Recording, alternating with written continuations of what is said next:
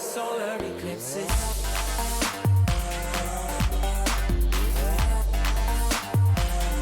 Solar eclipses.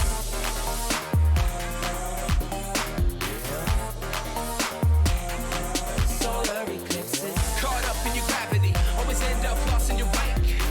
Intoxicated, maybe we can start again. Caught up in your gravity, always end up lost in your wake. Intoxicated, maybe we can start it. Reasons why we went separate ways, feeling all alone in your company, keeping you captive with your chains.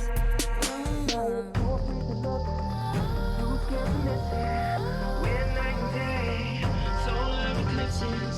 Too afraid to look, too scared to miss it. We're night and day, solar eclipses.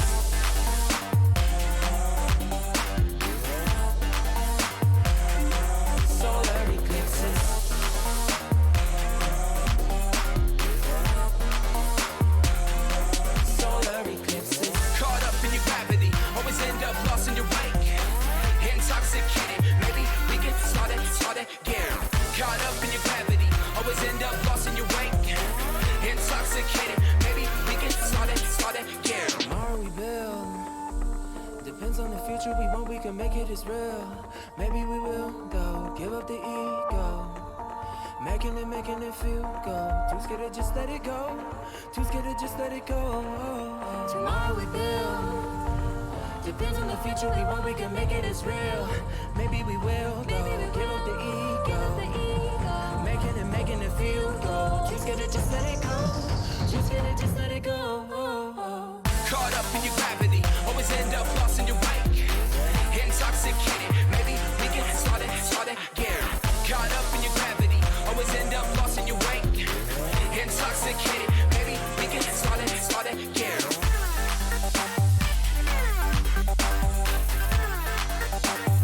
We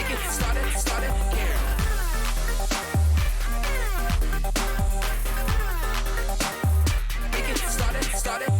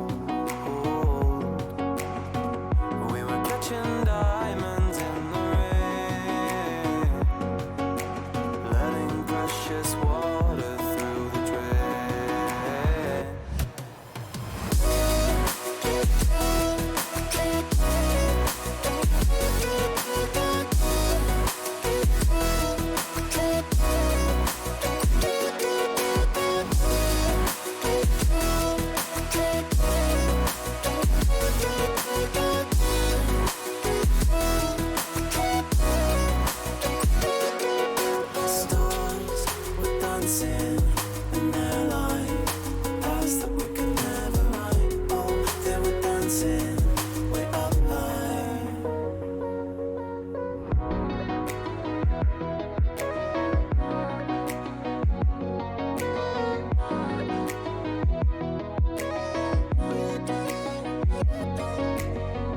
We built these walls so we could find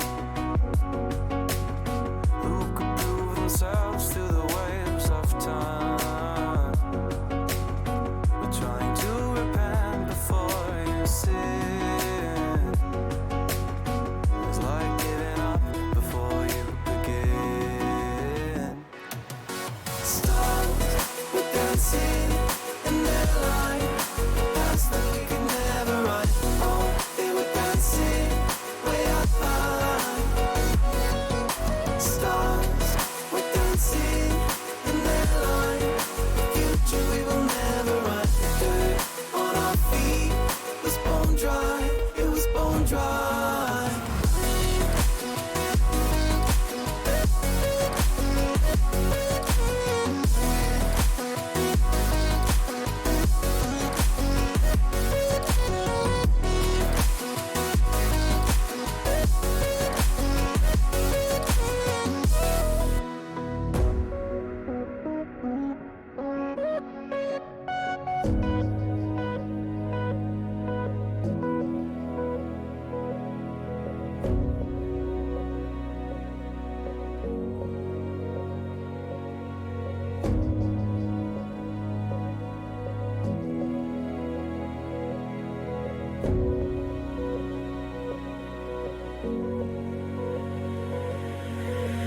Thought another goal is all we needed. Taking second chances till we bleed. And when all love had been depleted, we had but no choice to concede. As the stars were dancing in their light, past that we could never run. Oh, they were dancing way up high. Stars were dancing in their light, future we will never run. Dirt on our feet was bone dry, it was bone dry.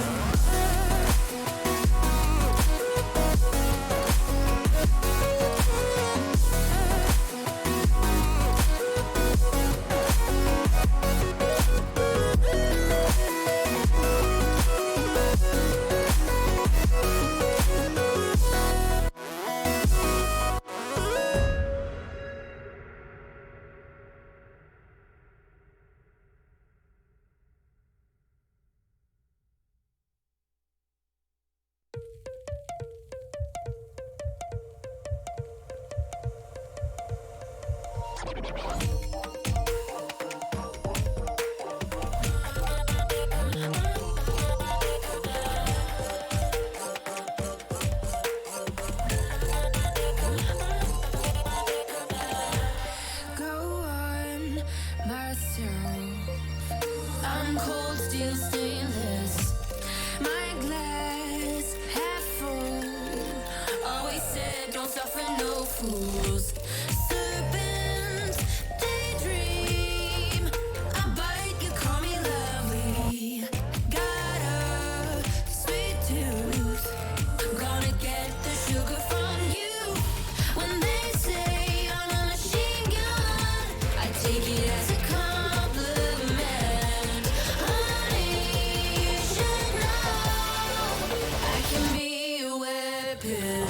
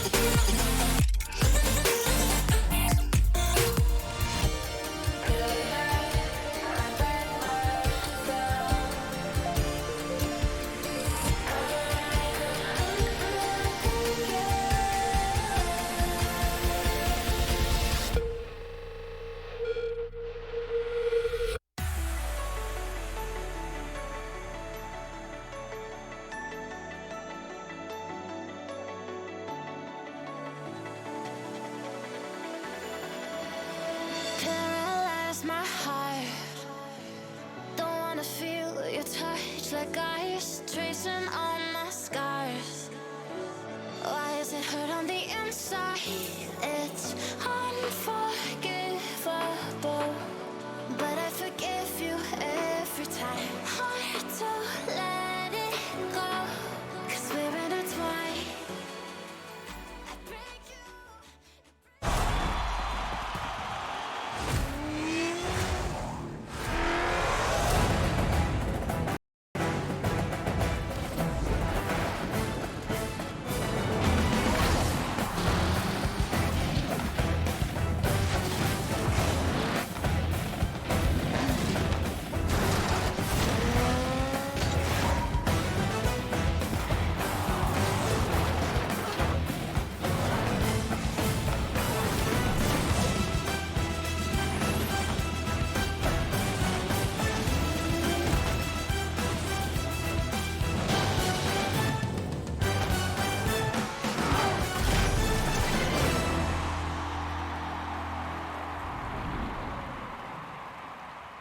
Hello, what's good, Rocket League Nation, and welcome to the end of Season 9. It's the North American Promotion Tournament where we get to see who winds up in the RLCS next season. My name is Tom F. Baddinger. I'm the host of the Rival Series, and I'm going to be the host all weekend, both today for North America and Europe. I've got a slew of experts alongside me. We'll say hello to them in just a minute, but for now, let's say hello to the teams that are playing. This is the bracket that we're going to see here today. As I said, we're going to see the teams from the RLCS that have struggled a little bit play against, well, the best of the Rival Series squads. We've got EUnited going up against Charlotte Phoenix later on, and Rogue versus Stromboli will be the first match that we see happen right here today. As I said, I've got some friends alongside me. I'm going to have our very own Stacks, and Shogun is going to be joining us. It's a pleasure to have you guys here. Shogun, wonderful to meet you. How you doing? I'm doing good, man. Good to meet you as well. I wish, it was sort of getting to meet you in a bit more casual setting, because this weekend is one of the most intense ones that we have in Rocket League. Emotion's going to be high for a lot of the players. Emotion's going to be high for a lot of us talent. I'm sure emotion's going to be high for a lot of you at home. So it should be, I'm not going to say fun, but it should be entertaining. Yeah, I think a lot of people have been sitting on their seats for a while, so it's nice to get towards the edge of that seat here. Stacks, how you doing, buddy? Fantastic. And of course, as Shogun mentioned, this is the weekend where it doesn't get much more exciting than this outside of LAN. You've got players fighting to keep, in some cases, their careers intact, while other players are kind of experiencing the culmination of what has been a months or even years-long climb up to the RLCS. Well, you're talking about it, so let's jump into how this is going to work out. As I said, this weekend is all about finding the players that are going to be up in the RLCS. Basically, what happens is the two lower-seeded teams from the RLCS have to defend their spot against two incoming members from the Rival Series teams. Now, the number 1 team and the number 10 team from the Rival Series and the RLCS have already figured their stuff out. So we take the 2 and 3 from the Rival Series to go head-to-head against the 8 and 9 from the Championship Series. So an interesting look here, and we are well aware of how these squads have worked out. Rogue and EUnited have not had things go their way at the RLCS, but of course that's a completely different level of play. The teams that we see here representing the Rival Series have certainly looked really strong, but again, the RLCS is a completely different level of play, so this is where we test their mettle. Match number 1 is going to be Stromboli versus Rogue. Now, Rogue was your number 8 team from the RLCS. Stromboli, very, very strong in the Rival Series. In fact, they only started to stumble towards the middle and the end of the season. Rogue, represented by Wonder, Frenobi, and First Killer. Stromboli across the way is going to be Andy, J-Pow, and Alres. Shogun, I will give you the floor first here. Talk to me. Just, I won't even direct you. Where is your heart at? How Okay. North America, especially in the promotion tournament, has always favored the Rival Series teams. Coming into this today, we are at 3 teams from the RLCS have managed to promote from this position. 7 teams from the Rival Series managed to promote from here. And unfortunately for the RLCS teams, 2 of those were last season from G2 and Cloud9. So for Rogue, this is definitely going to be an uphill battle.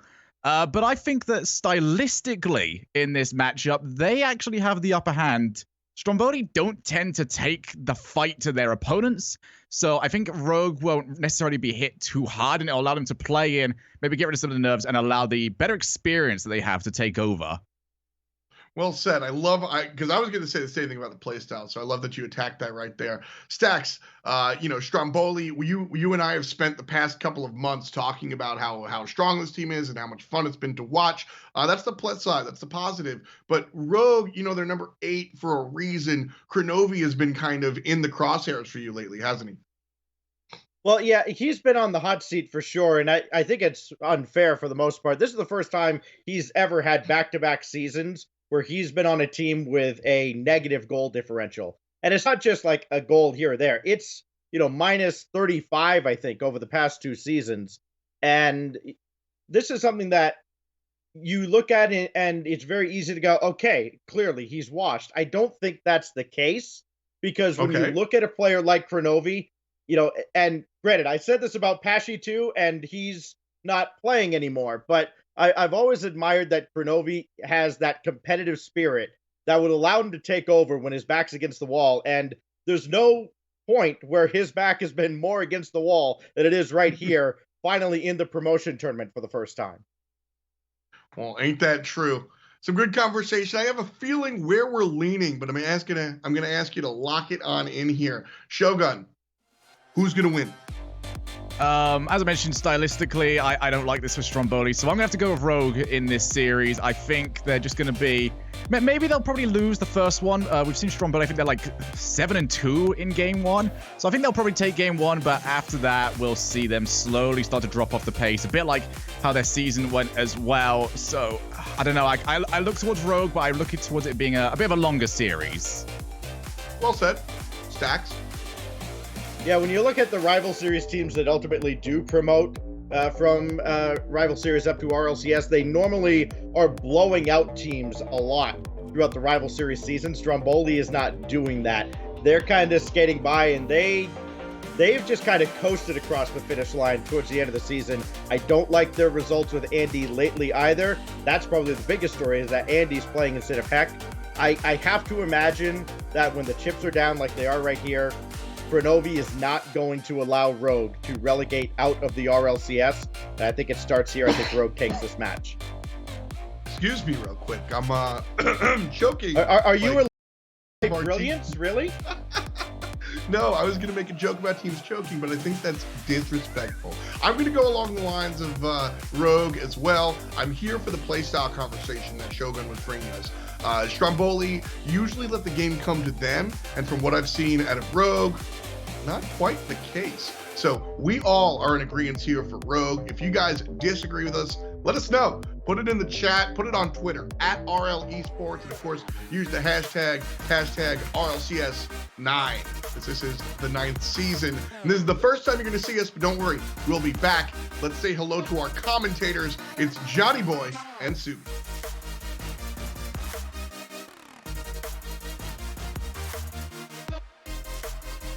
Stromboli started the season a perfect record, 5-0 undefeated after week 3. Then, with 4 weeks remaining in regulation, they were only able to find 1 win on the pitch. Now we move over to Rogue, who will be looking to take advantage of said field and put the same pressure on that they had at the end of the season here against Stromboli. But it's do or die time for either side, and unfortunately, Subi, we've moved to the point where you have 2 shots on the field. Will we be seeing Rogue in the normal rival series tournament, or will they make their way back to the RLCS? This is the promotion tournament after all, and you have 2 chances at the end. Subi, it's so great seeing you, so great with you being with me. We've come to an interesting place at the end of the season. Talk to me a little bit about Rogue, a little bit about Stromboli. What are you looking forward to in this match?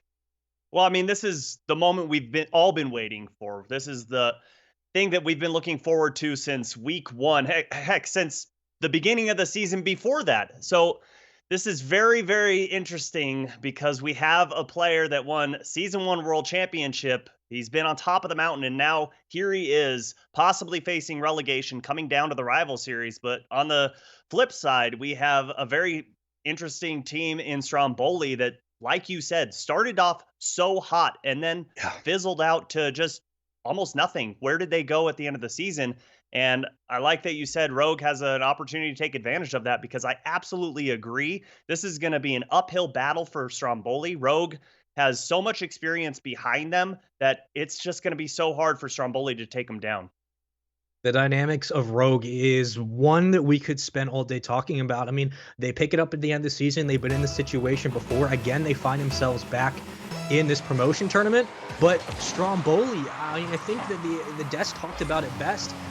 We're a phenomenal team to watch all season, but all of a sudden, again, we have a substitute coming in for Heck, and now we're looking at this team sitting in the promotion tournament, wondering how is it that they found themselves here. They weren't able to win anything except a single series in the final 4 weeks, and it's going to be a bloodbath of a series, I can tell you that. But off the start, the aggression from Stromboli is certainly keeping Rogue back on their heels for now. But the one thing we want to look at, Subi, to start things off is what are we going to see from Rogue? Which Rogue is going to come to play this weekend? Will Wonder show up? And if he doesn't, does that mean that First Killer is going to have to overexert himself? And of course, the MVP, the one and only Kronovi, he is not going to let them lose. We'll see how Stromboli is able to do it. Well, one thing that I've noticed watching Rogue all season long, and fantastic job from all the crew over at the RLCS, it was such an entertaining season.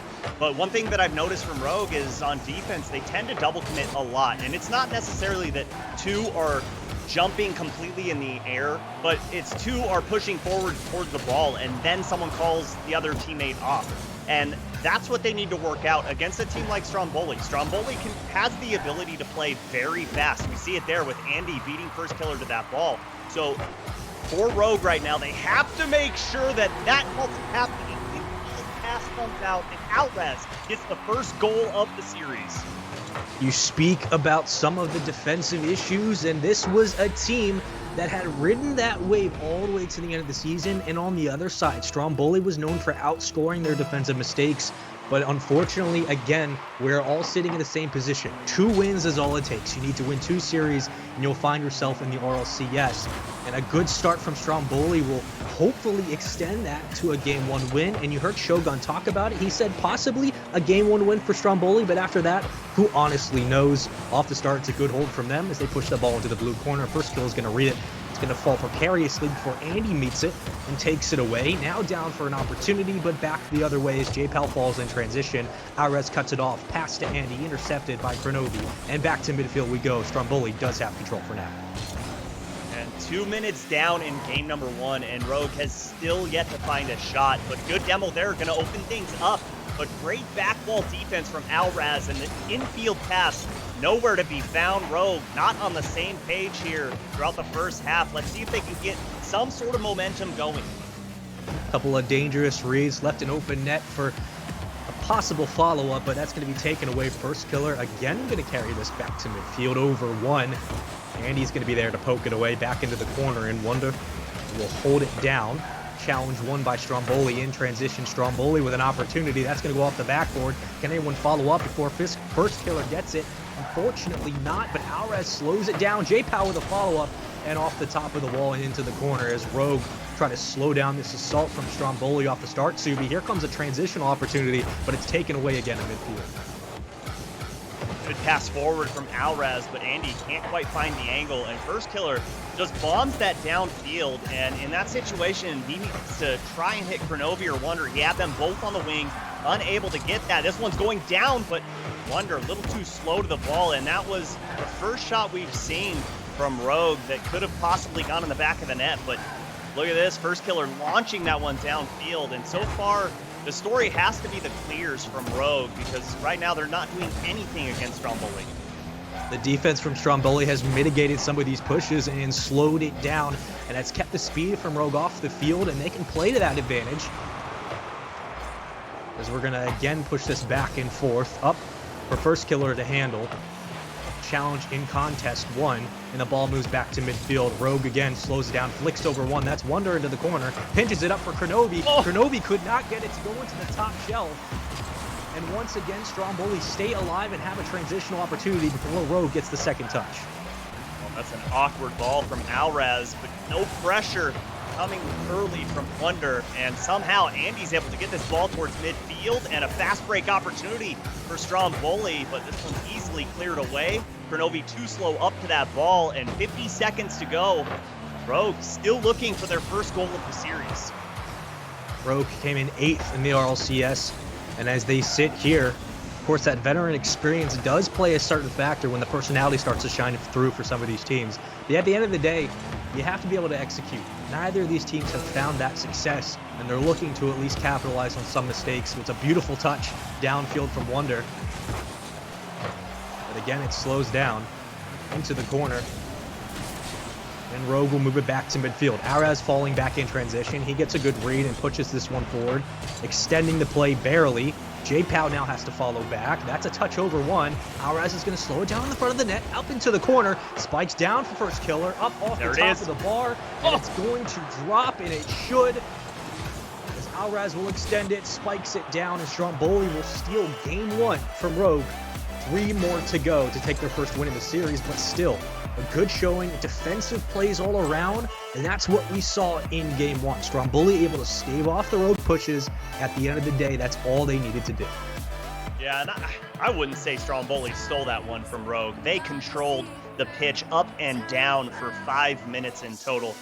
Rogue just could get nothing going offensively, defensively, midfield. They just didn't seem like they were all on the same page. And the spacing to me was the most awkward thing. They were giving Stromboli so much space to work with, almost like they aren't respecting the fact that Stromboli is in this tournament alongside with them. They feel like, hey, this is a rival series team. Maybe we can just manhandle them, but not the case here in game number 1.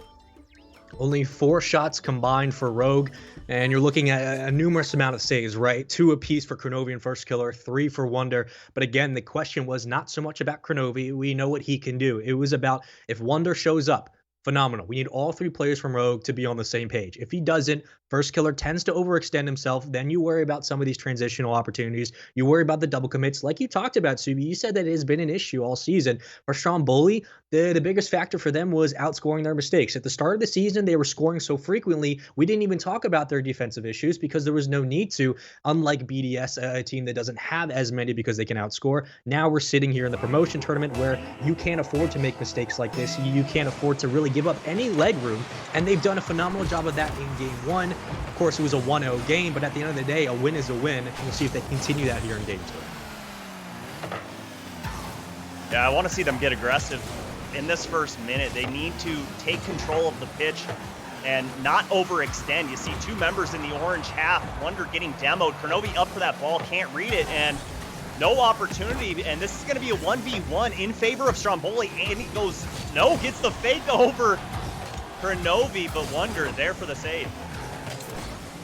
Well, a follow-up attempt from Stromboli does not lead to a goal. Andy reads it at midfield, could not get it under Wonder. And J-Pow will handle it.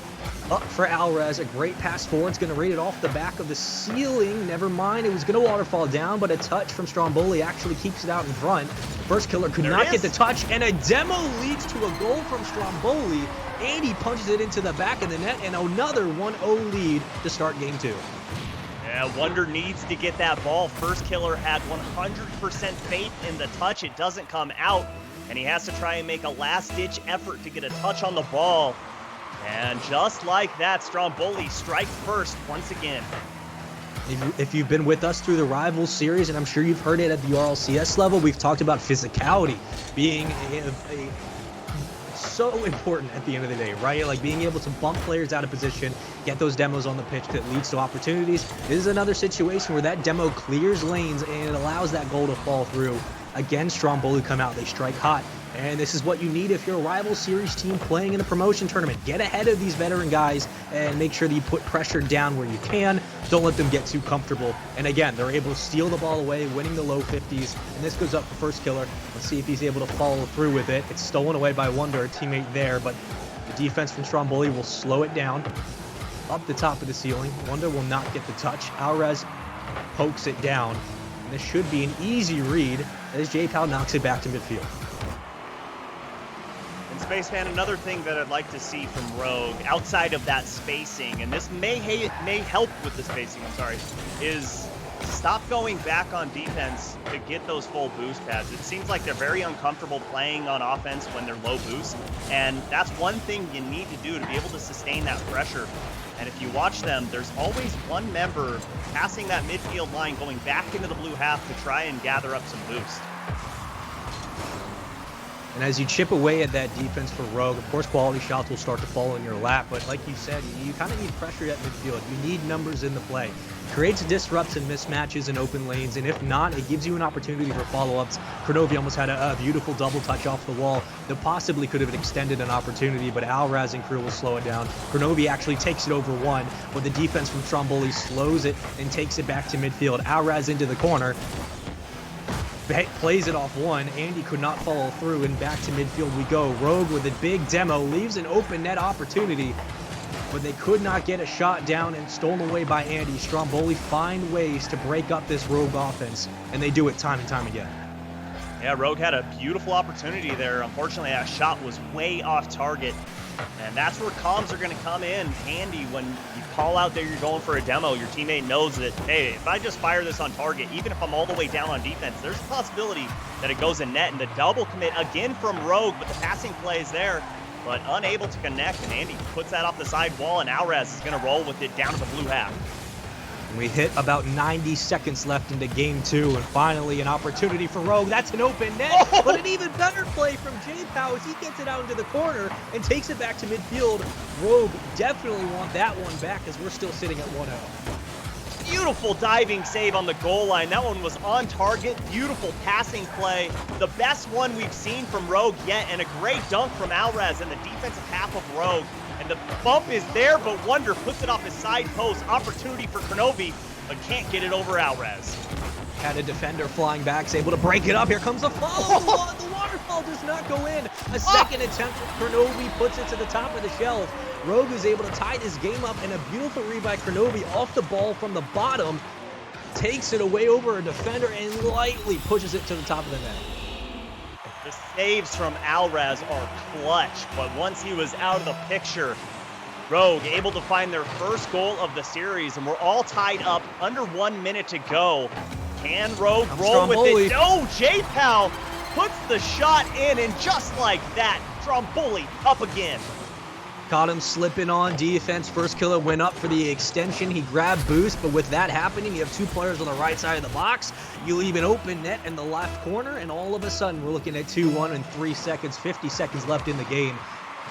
And Rogue took so much time to find their first goal of the series and is slipped away. Now the lead in favor of Stromboli in game two, but first killer wants none of it. Over one, not over the second, as J-Pow pushes it towards the top of the post, pinches it out, and back to midfield as we burn time. 30 seconds, Subi. Anybody's game is now up in the air. 3 insane saves from Stromboli so far. Absolutely clutch, and 20 seconds to go. Rogue's going to have 2 opportunities at this, but J-Pow takes away one of them. Can Wonder bomb this downfield? He does. It's all the way down. The pass is there, but a little too high. And another one too high. Can Wonder get it? He does. It just like that. Tie ball game.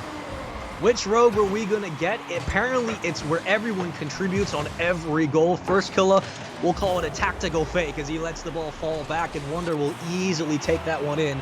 8 seconds, we could be looking at overtime, but another testament to these players, right? We're looking at an RLCS team that can keep the ball alive in 0 seconds. How will Stromboli handle it? Under one. Wonder does win the challenge in the front of the net, and unfortunately, the traffic will not ensue, and we're going to head to overtime. Tons of shots from Rogue here in game number 2. Good pass from Wonder, but Alraz reads that beautifully. First killer going to have to slow this one down. And I'm so impressed with Rogue's ability to change their gameplay from games. But the demo going to open things up, and hesitant on the goal line. Rogue got to be aware of that. Another challenge won in midfield by Stromboli. That's going to go off the back wall. Spikes down. A follow-up shot, but an even better save from first killer as he takes it away. But again, Kronovi has to sit back on defense, and they are waiting to get man numbers at field. Or at midfield, I should say, as Andy now clears it out. And again, the midfield challenge won by Stromboli. Back on defense, Rogue will sit for now. Grabs boost. Ball into the corner. Alraz will follow it up the wall. Never mind.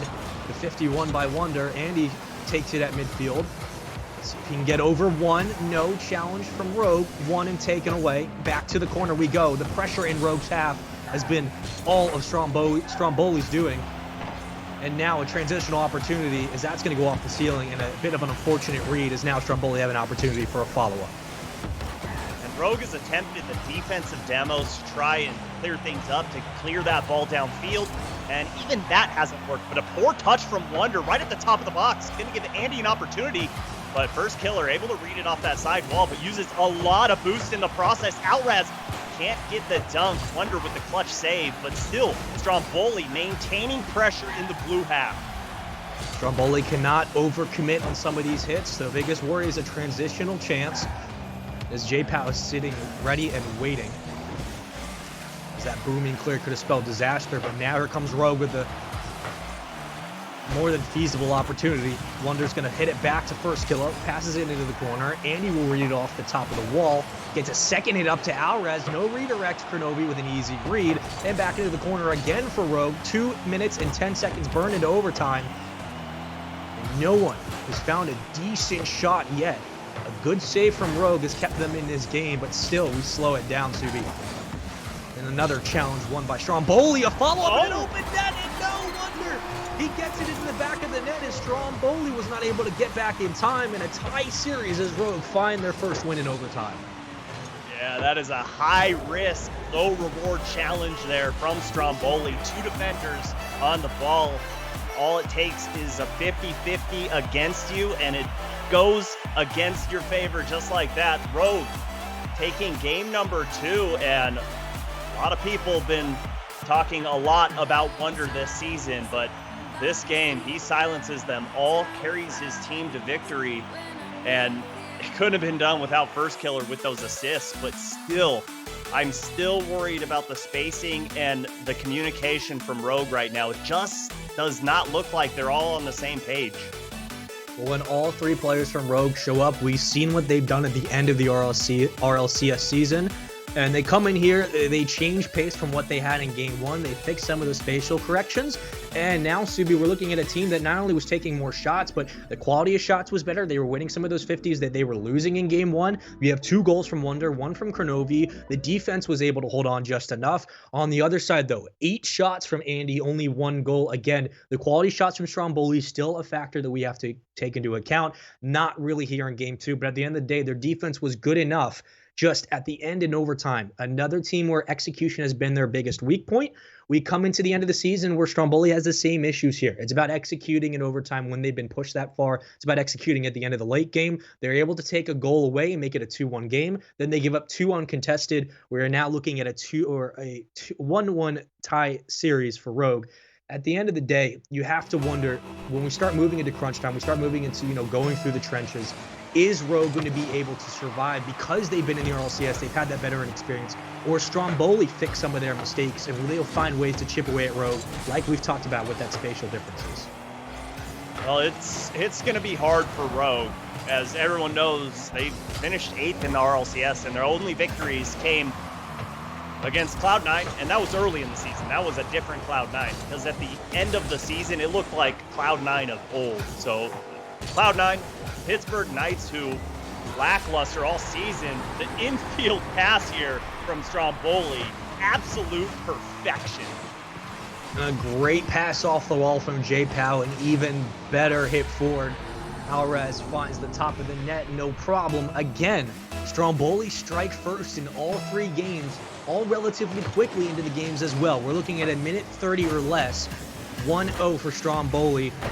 But at midfield, Rogue has had the advantage. Let's see if they can continue that into game 3. Remember, a tie series. First, or best of 7, I should say. First of 4, sitting at 1-1. As Wonder's going to read that off the backbone. Slowed down for Andy. Could not win the individual challenge, but J-Pow is there, and Alrez is fighting for boost in the back. Well, that's all happening. J-Pow said, I'll take it from here, Subi, no problem. Good challenge there from Andy, and look at the patience from J-Pow. Once he saw the defender in the air, first killer went up, J-Pow knew all he had to do was shoot it nice and hard right over his hood. He's not going to be able to regain composure after that. And a quick 2-0 lead for Stromboli. It was a good cushion goal from Stromboli to give him a little bit of an edge, a little bit of room for error. The margins are a little bit wider now. as Rogue look to stop the bleeding. It's been about minute 15, and still Rogue have not been able to find themselves out of their defensive half. Now they move past the blue mark and in to Stromboli's territory. That's going to go up towards the ceiling. First Killer slow it down in the air. Could not get over one as J-Pal knocks it into the corner. The challenge won by Rogue. Back for Wonder to grab. No boost for Kenobi. No problem. Wonder will push it to the side of the board, and First Killer reads it from a pass. And into the corner again as Wonder comes over the top. Kenobi set in position, but J-Pal is set in the air to take it away. And once again, Rogue continues to slow it down in midfield, but the challenge from Stromboli possibly could lead to another opportunity. Yeah, and still Rogue unable to gain anything on offense. Only one shot in 2 minutes. Very reminiscent of game number 1. Andy gonna have to go up and slow that ball down, but Wonder not gonna be able to find much. The pass actually went through, but Alrez is gonna get it clear. One going towards the top of the box, and that was the best offensive push we've seen thus far from Rogue, and it amounted to absolutely nothing. Taken away in the front of the box by First Killer. As you could see, Kenobi was ready and waiting for a missed redirect to read it off the side of the wall and bring it forward. Kenobi now in the air, no boost. Could not follow up, and Alrez punches it out. Andy's going to go ahead and challenge that every day. And Wonder gets a great demo from First Killer as that ball's going to bounce on in with no one in front of it. Andy couldn't win the challenge, and Rogue have a great play to get themselves on the board. Yeah, great demo from First Killer, but honestly, I think even without that, that ball's going in. Defender so awkward on that side post. And Rogue bring it back within 1 right at halftime.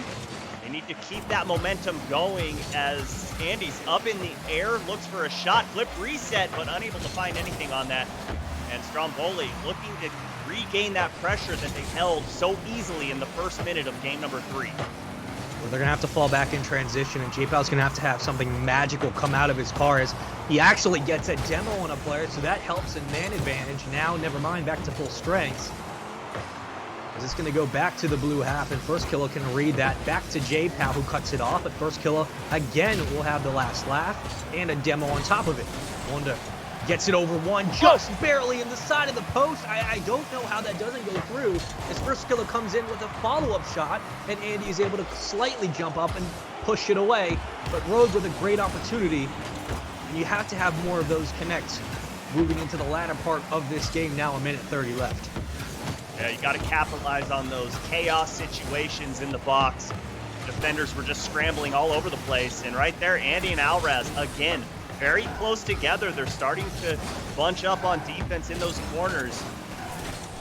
Rogue do anything here? No. This ball is put to the side, and again, they keep trying to go to these corners, and the one thing that has worked for Rogue are the infield passes. And a great pass off the side of the wall. First Killer was ready and waiting like a center in the paint. Kenobi sets it up and serves it over a defender, and First Killer puts it where the defense can't grab it. 2-2, tied game 3. A minute left. And once again, Stromboli have let a lead slip, and now we're looking at a tie game. Yeah, just falling apart in the crunch time. And that was a ball that needed to be hit off that back wall. And a team like Rogue, even though they're here in this promotion tournament facing relegation, they're in the RLCS for a reason, and they are absolutely going to punish you for those simple mistakes in your defensive half. And they've been able to paint some of the corners in the post that we haven't seen Stromboli really capitalize. Maybe try to pinch it out and get a good play, quick transition downfield. But at the end of the day, Stromboli's had to sit back on defense and weather the storm of Rogue. And a challenge from First Killer leaves it up for Wonder. And a follow-up hit from Kenobi slows it down into the corner. J-Pal tries to get over one. Wonder wins the challenge. And First Killer could not get the second touch. You could see the play unfolding. A carry from Andy gets it over Kenobi. Andy by himself, but no one's there to follow up Subi. And now, with 5 seconds, what does Rogue have in their pocket? All them the infield there, but too shallow on the pass. And again, we go into overtime. Can Rogue find this one, or will it be Stromboli again squeaking away with the last second goal? Challenge won by First Killer. Miraculously, as he pushes J-Pal to the ceiling. Stromboli have a chance, but that's a demo from Rogue that leaves the window open. And we should be back at full strength just now. His first kill is going to come off the ceiling. A follow-up was not there. Wonder. A bicycle kick to the defender. And Stromboli are trying their best to get this ball out of the orange half. And another follow-up from first killer. A double commit in the post. Leaves the ball open. And again, they're stacking the box just over one. And a great pass forward for Andy, who has boost, but doesn't have the height advantage. Here comes Kronovi. Decides to let that ball go. Good decision. The pass is there. The shot, little too high. Alrez able to get that save. And Kronovi maintains possession and pressure. But Stromboli, so far in this overtime, haven't found much as far as offense goes. And defense, they're really starting to scare me. They're starting to send two very close together in those corners. That was a dangerous pass from Andy, but not going to be punished as minute 20 go by here in overtime. Both teams still fighting to maintain midfield dominance. Oh my goodness, Kronovi almost had one of the most majestic reads. But like you said, Subi, I mean, Stromboli has had trouble just getting out of their own half. They have not been able to get past midfield. They've had maybe 2 or 3 booming hits. Other than that, it's been a relentless assault from Rogue.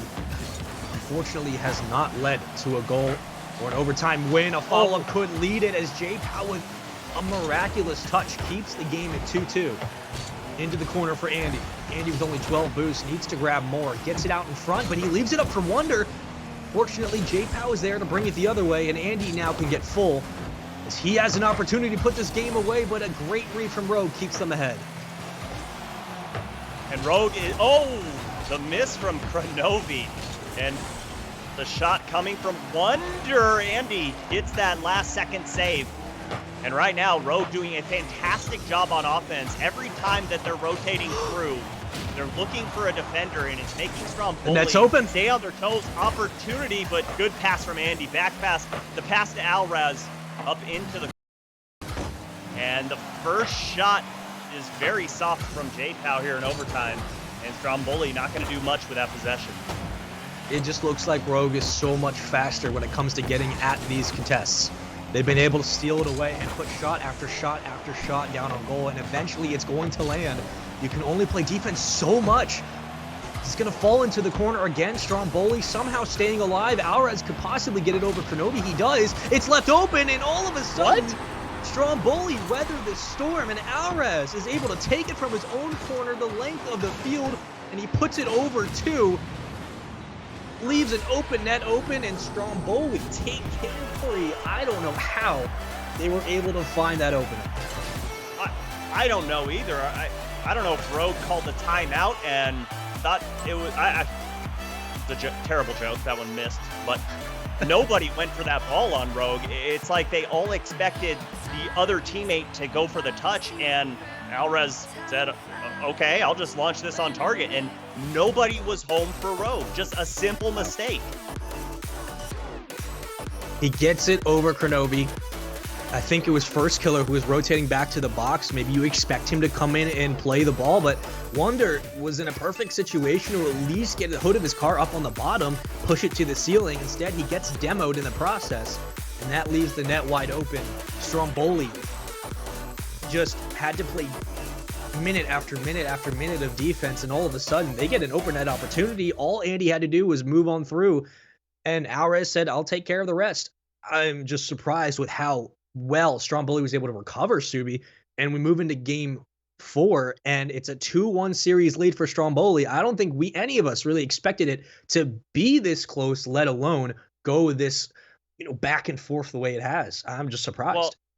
Well, look, Stromboli needs to step it up on defense. You cannot allow an RLCS team to get 22 shots on you, because honestly, you got lucky there and you squeaked away with a win. Don't expect that to happen every single match, because Rogue dominated that game, and a simple mistake was all it took for Rogue to lose it. But if you allow Rogue to do that again to you, I would bet my savings account on it that they are going to win every single time.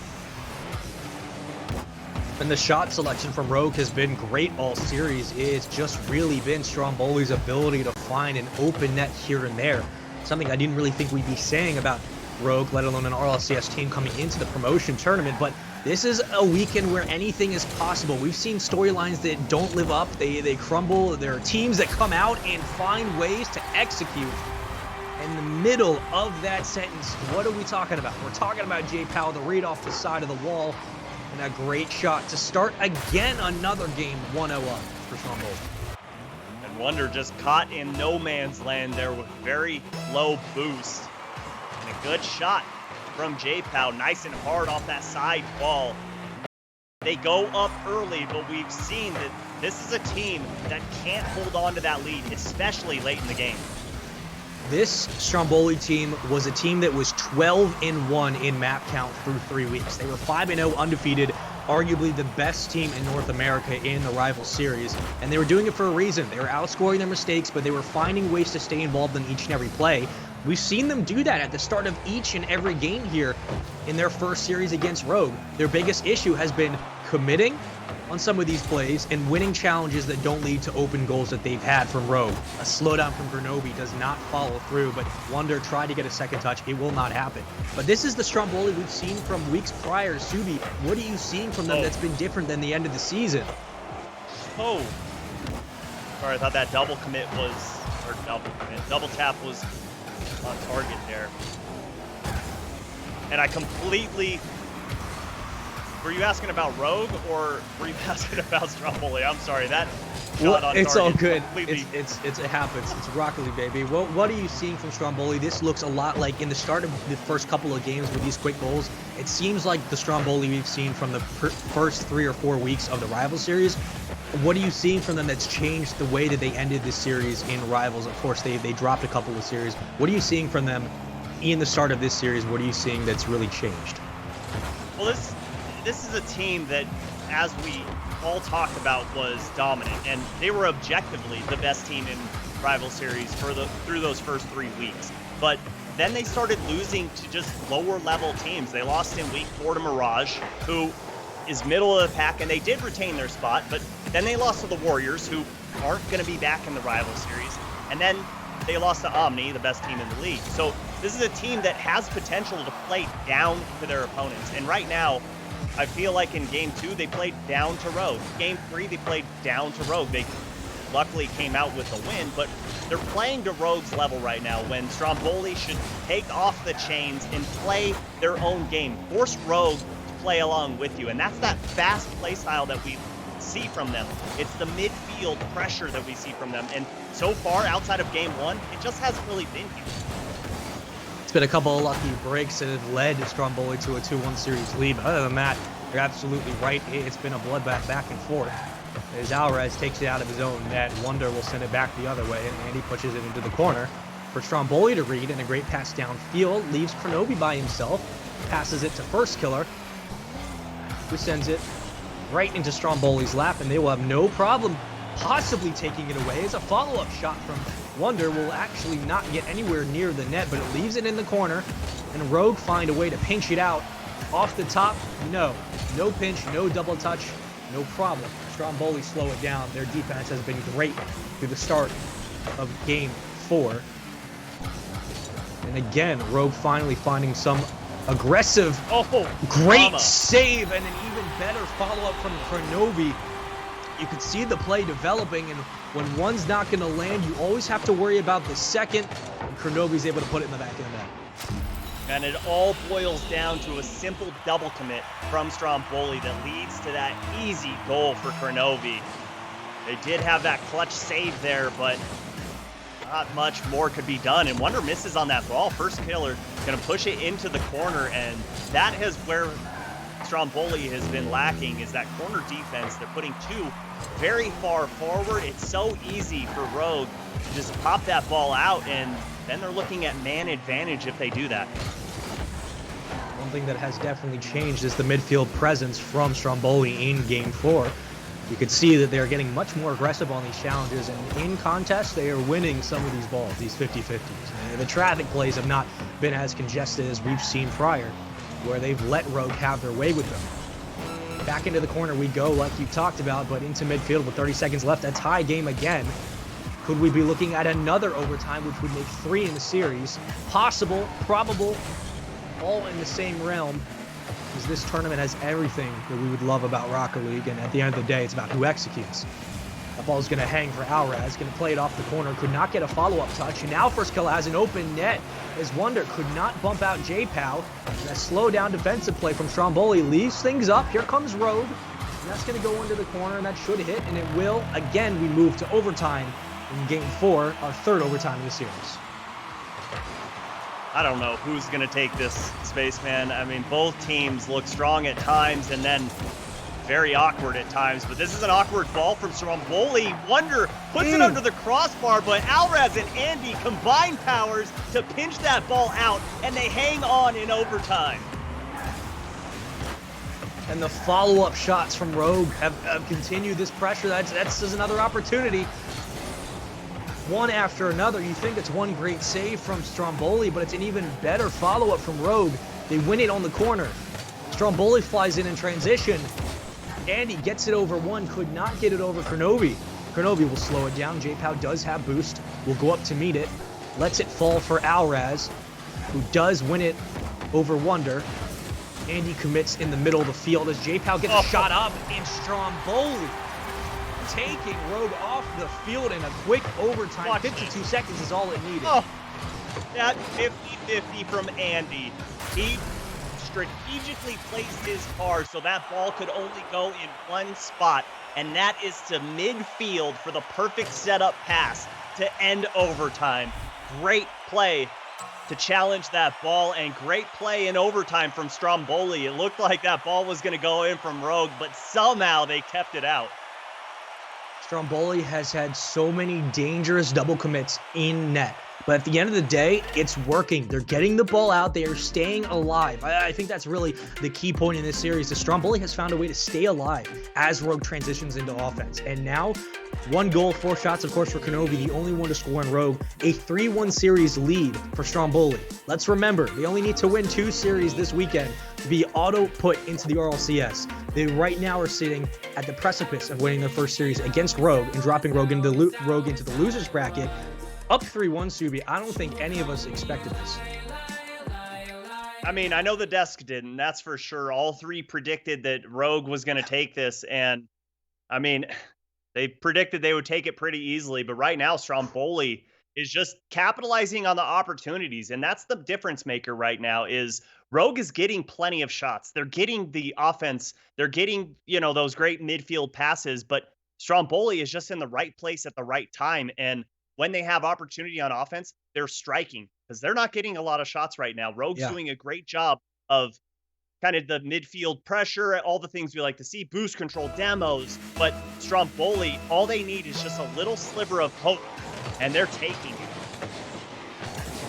Who would have thought we'd be sitting at 3-1 Rogue entering Game 5 in a best-of-7 series? Surely very little. So at the end of the day, we would love to know what you guys are thinking. Remember to use hashtag RLCS9, tweet at Rocket League Esports, or let us know in the chat what you guys are thinking. But we certainly expected this one to possibly go Rogue's way. A pleasant surprise as Stromboli have found life, where we thought there might be very little at the end of the season, as Alraz gets it over one, could not get out in front of the second defender. And that ball is going to hang precariously for Rogue to win in contest. And a great pass forward leads open to a demo from J-Pow. And Stromboli, with a good defensive hold, bring it back to midfield. Good push there from Alraz, and a whiff coming out from Wonder. Gonna leave this ball towards midfield, and J-Pow elects to go back on defense, gonna grab that boost pad and set himself up in net. I love the defense we've seen from Stromboli so far in this match. They haven't allowed too many shots on target, actually no shots on target. And here comes one, but First Killer gonna push that one away from Alraz. And again, we sit in the blue half as Rogue have not had too many instances where they've been stuck on defense, right? Like, they've been able to get the ball out and clear it away.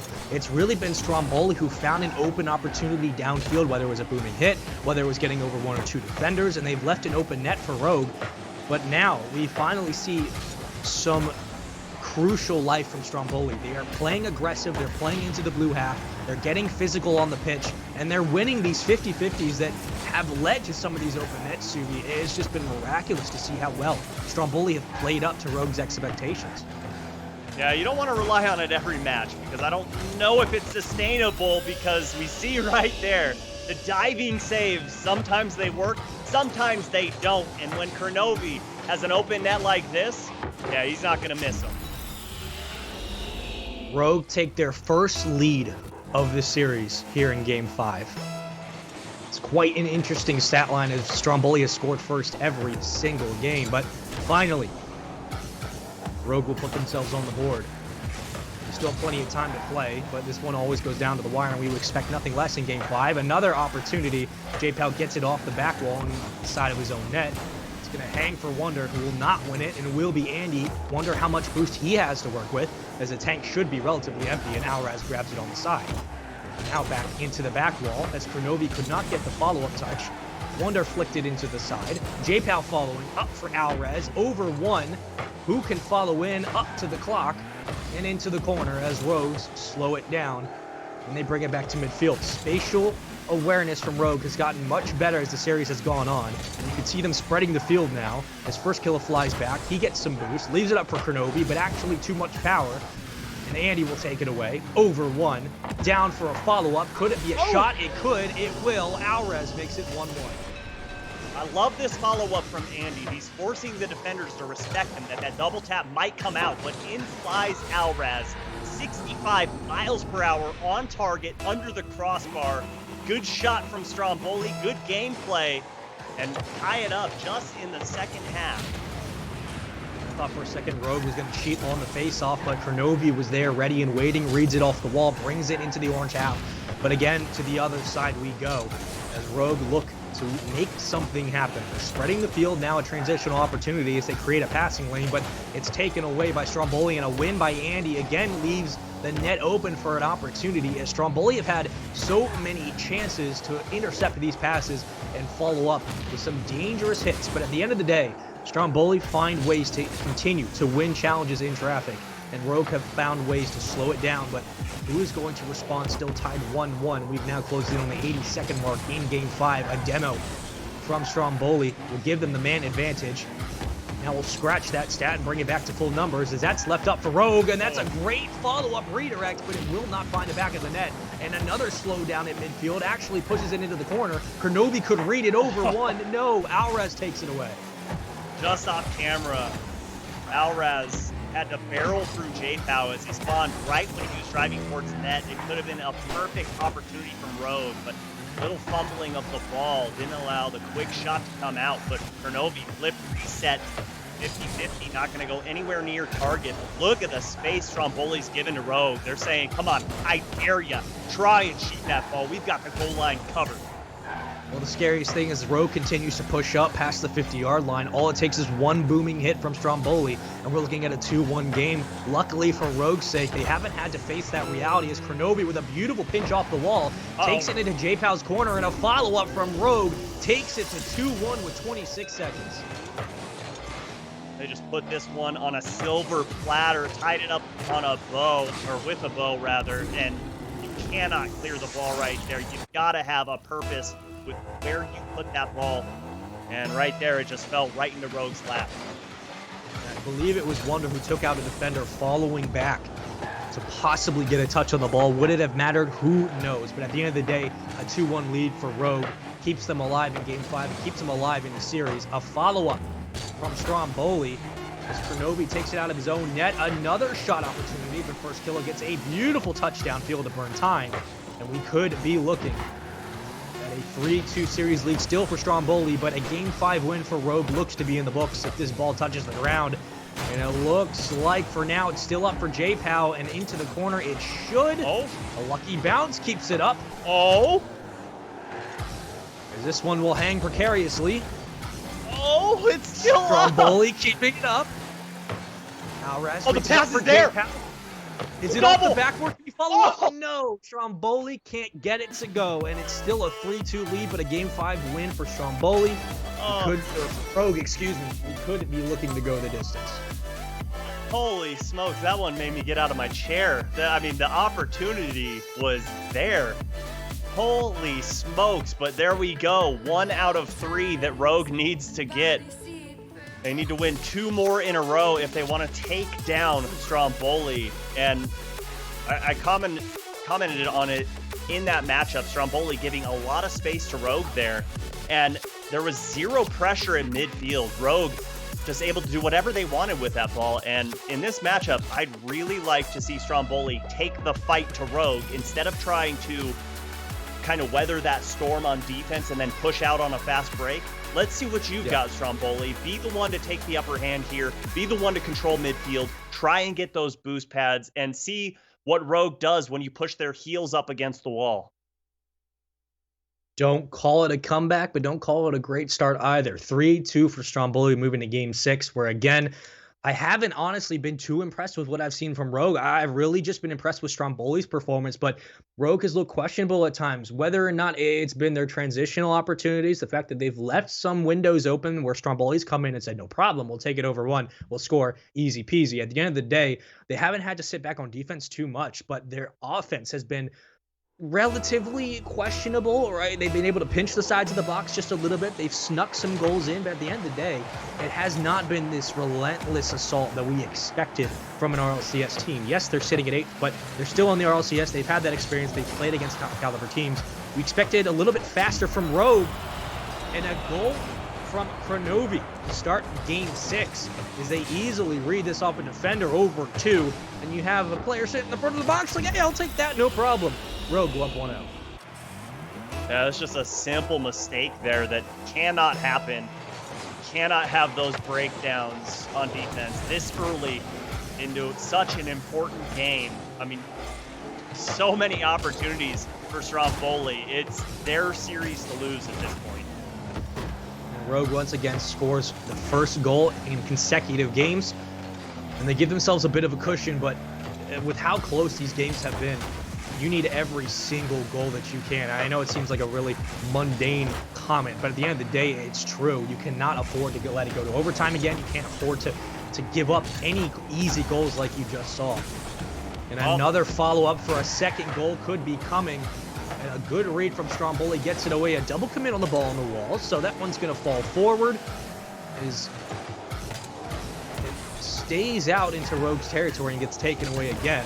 And here comes Rogue into the corner. They love playing on the side of the board, and Kronovi could not read it and has to fly back in transition. J-Pow was going for the bump on Wonder there, and Alraz just bombs that up towards the backboard. Kronovi easily clears it away. So far, we have not seen much of anything as far as offense goes from Stromboli here in Game 6. Awkward pinch, first killer, hard shot. Good placement there, and way to capitalize on this opportunity. And one of the comments we made last game was about Rogue's continuing pressure past midfield, the triple commits on the side of the walls. Now Stromboli committed a little too far forward. They leave an open, booming shot. 2-0 to Rogue at the start of Game 6. We could be looking at a 3-3 series lead moving into Game 7, which would be an absolute heartbreaker for whoever unfortunately bites the bullet on that one. But still, I'm impressed with Rogue's resilience coming into Game 6 here, Subi. They look like a very different team to start this game. A big demo from first kill and a bump from Kronovi actually moved 2 defenders out of the box. And they leave a precarious goal and an awkwardly hanging ball, but J-Pow gets enough of a touch, and the pass from Alvarez does enough, and they finally make this game, the lead, I should say, cut. Yeah, I love the fact that J-Pow leads this car back to just cover the entire verticality of that ball. Good 50-50 in the box there, but still, I'm not impressed with Stromboli's offensive performance here. That was their second shot so far, and what an angle from Kronovi out of the side corner. All 3 committed to the ball on the wall in the blue half. It was a booming hit into the corner, and Kronovi, the veteran, will take it each and every time. A bad situation for Stromboli to be in, an unfortunate play, and Asubi, you gotta wonder, was it necessary to commit all 3 players for that hit? At the end of the day, no. You give up a goal, now down 3-1. Well, it's like they've used all their luck in this series. They've had some incredible saves, but when it comes down to it, you should never be sending 3 members going for the same ball, going for a save.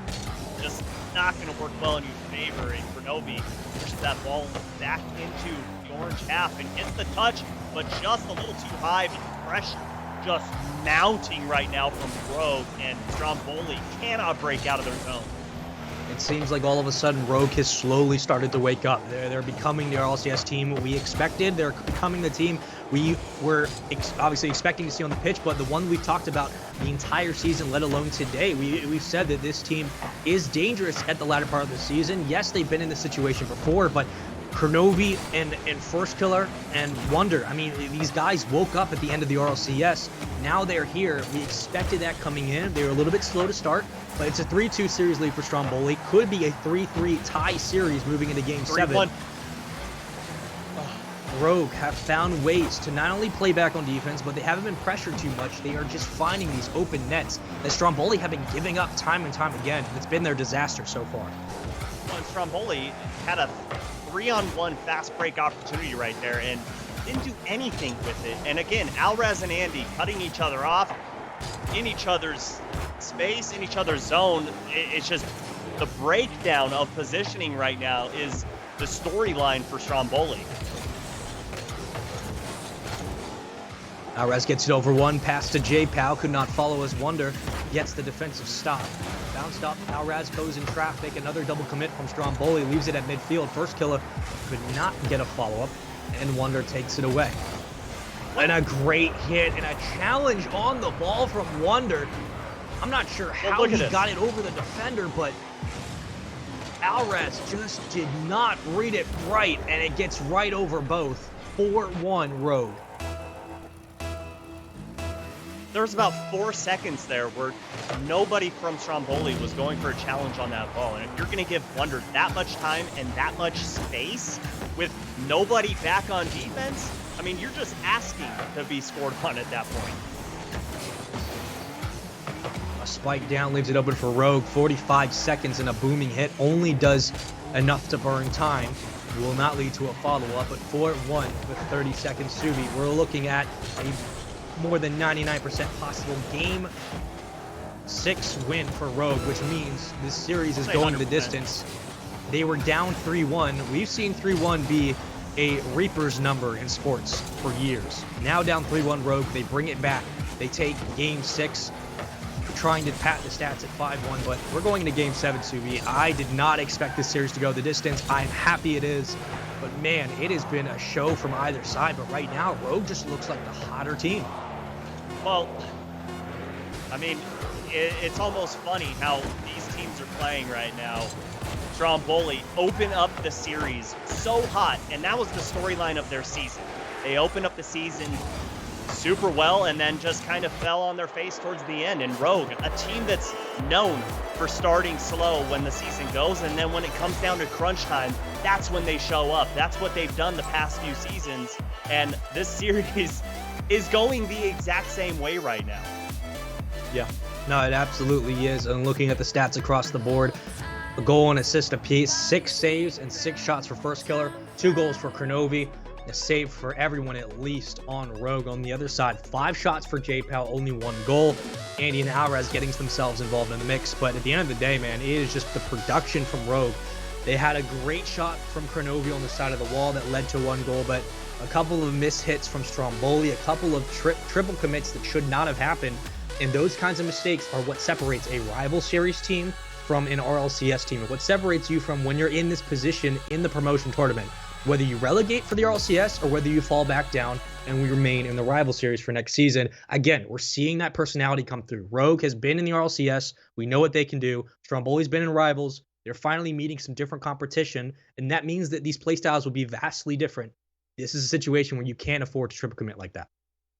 No, I hope they use that minute in between games very well to talk about things and just say, hey, guys, this is do or die time. I mean, they still have 1 life left, either team that gets dropped down to that loser's bracket, but you don't want to go down there, at least not this early in the day. And I'm going to be looking at Stromboli this entire matchup because, in my opinion, Rogue has the upper hand right now. Rogue has all the momentum on their side.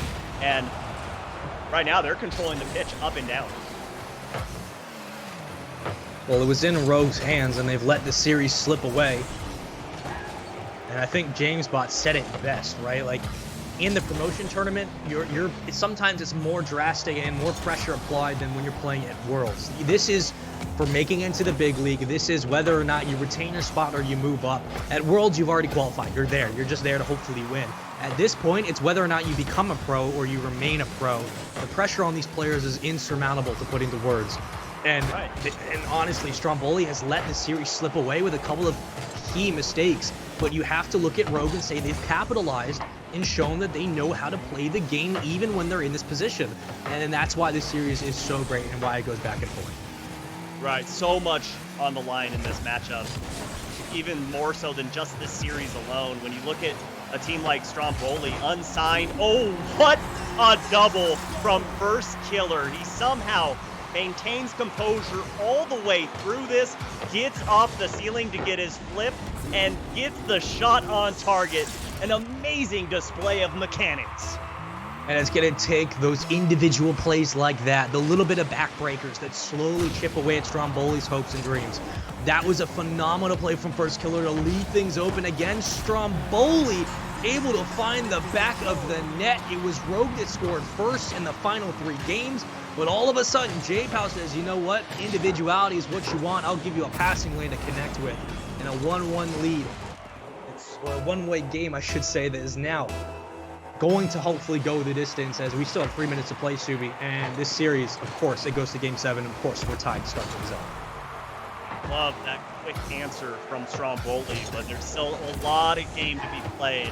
Renovi, plenty of time to work with, gets that one pass, and First Killer opportunity here, but good cut there from Alres, put pressure on that ball, and disrupt the possible one. Oh my God.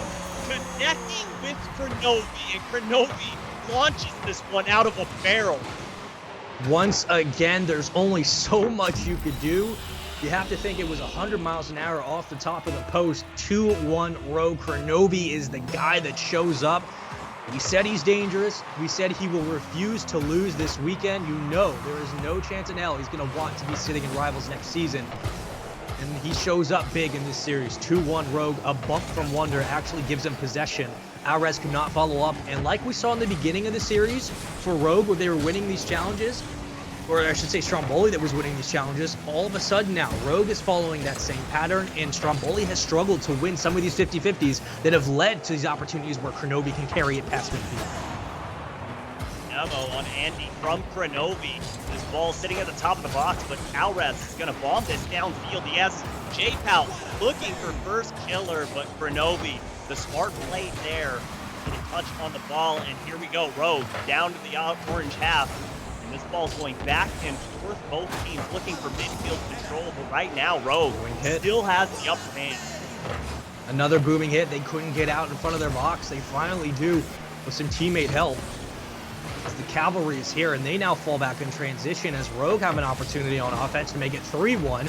J-Pow with a great touch keeps it away. A challenge won by Stromboli. Up for J-Pow. That could be a shot. It could be a goal. It is. Tie game 2-2. Just keep bringing the fight right back to Rogue. Good pressure there from Alres to squeeze that ball up in the air. And J-Pow narrowly makes that one, rings it right under the crossbar. Game 7, these teams are giving everything they got. They want to go 1-0. They want to go ahead 1-0 in series count to start the weekend. It makes the pressure alleviate just a bit, mentally, physically, emotionally, whatever you want to call it. I mean, these guys are fighting for everything.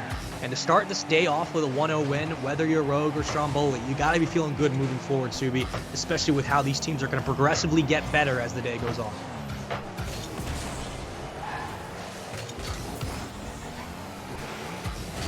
Andy will take it out the front of the box. That's a demo from Rogue, and J-Pow could follow in too high. Krenovi will read it into the corner from Andy. First Killer takes it out of blue. Never mind. Back to midfield. A little bit physical from Andy and J-Pow as they hit each other. It could have slowed things down, but the momentum's still in Stromboli's favor as they finally get it past midfield. J-Pow burning a bit of boost, now has none, could not get a bump, but First Killer gets moved to the side of the box. He will take it away as Andy pushes it again towards the corner. Rogue should have no problem taking it. It looks like he's trying to pass it up for Alvarez, who could extend the play again. And they move it forward. Save from Rogue. Now burning time with a minute left, still a tie game. Game 7, an open net. Never mind, Alvarez comes in on transition. First killer will again sit in the back of the box. He's had numerous amounts of saves in this series. Up for J Powell, a shot forward, but no one will connect. Wonder saving the day there. Kronovi in an awkward position and net just sitting right in the center of it. And good bump there from Andy to throw first killer off. Less than a minute to go. Next goal could very well do it. It is game 7. Whoever wins this is going to be staying in it, and the loser going down to the loser bracket to possibly face relegation to the rival series. Whoever wins this will play the winner of EUnited and Charlotte Phoenix. I know they don't want to face that competition, but that's what you have to do to get a shot down. That's a great one, but first killer is there to stay away. And a demo from Rogue keeps them with a man advantage in their half. 10 seconds. Here comes a shot from Rogue, and that's gonna be the dagger with 10 seconds. Rogue make it 3-2. Could that spell disaster for Stromboli? That redirect from first killer is just nasty. Not only is it right down the center of the gut, but 70 miles per hour, the power put on this kickoff so important for Stromboli. Less than 10 seconds to go. They need to go the full length of the pitch. And this ball out of their hands. Kronovi's just going to hit it down. But that one off the side wall. The net's open. Andy with a shot. Under with the save. And Rogue holding on. They need to get this ball down to the ground. It's left open. And again, Stromboli still up in the air. J-Pow keeping it alive. And Andy again keeping it off the floor. Stromboli doing everything they can to stay out of that lower bracket, and J-Pow hits it to the ground, and Rogue stay alive. The closest series you could possibly have, if not for an overtime, and Rogue take it 3-2 in Game 7. They complete the semi-reverse sweep of 3-1. The brooms are out in some fashion, and they take Game 7. Of course, they will win the series 4-3. And they will move on to the winner's bracket, where they would play the winner of EUnited versus Charlotte Phoenix, which honestly is one of the toughest matchups we have here this weekend. A phenomenal showing from Rogue, a great showing from Stromboli. Was not enough, Subi, but they look good. They had some mistakes clearly they need to fix. I believe they can do it moving into the lower bracket. Of course, they will play the loser of Charlotte and EUnited, but I'm impressed with how Stromboli was able to play. I'm impressed with the poise and cadence of Rogue to continue to stay in the series.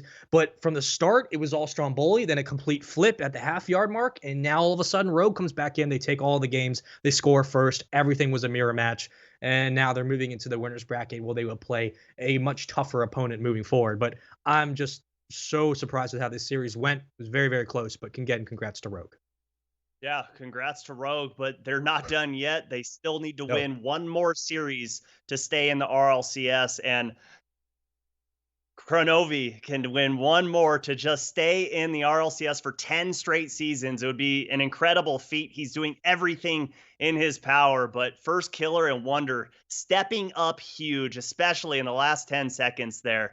But up next, can Charlotte Phoenix end the drought of trying to punch their ticket into the RLCS, or is EUnited going to hang on and stay in there? We'll find up next. Don't go anywhere.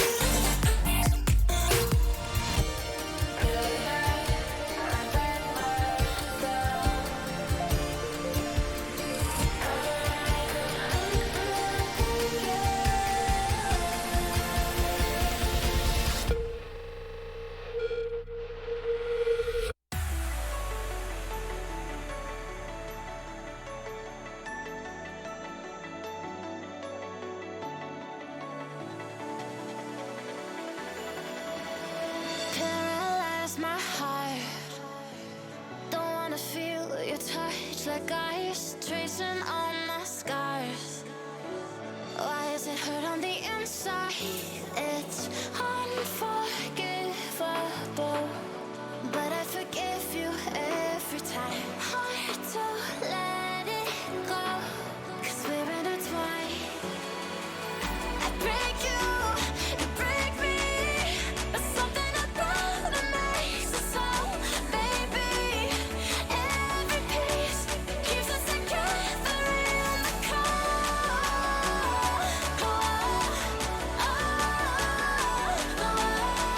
I break you break me, holding our love in chains of gold.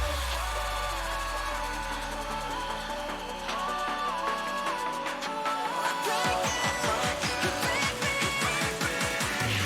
holding our love in chains of gold.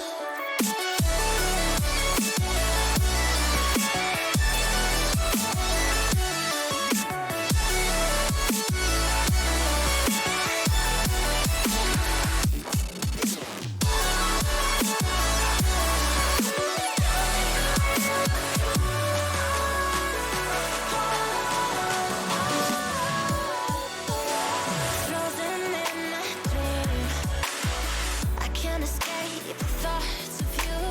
If I try to leave, when I'm with you I can't move. It's unforgivable, but I forgive you every time.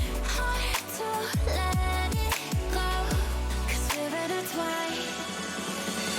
I break you, you break me, but something about it makes us whole, baby.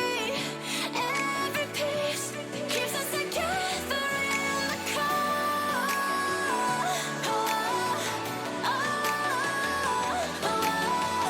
I break you break me, holding our love in chains of gold.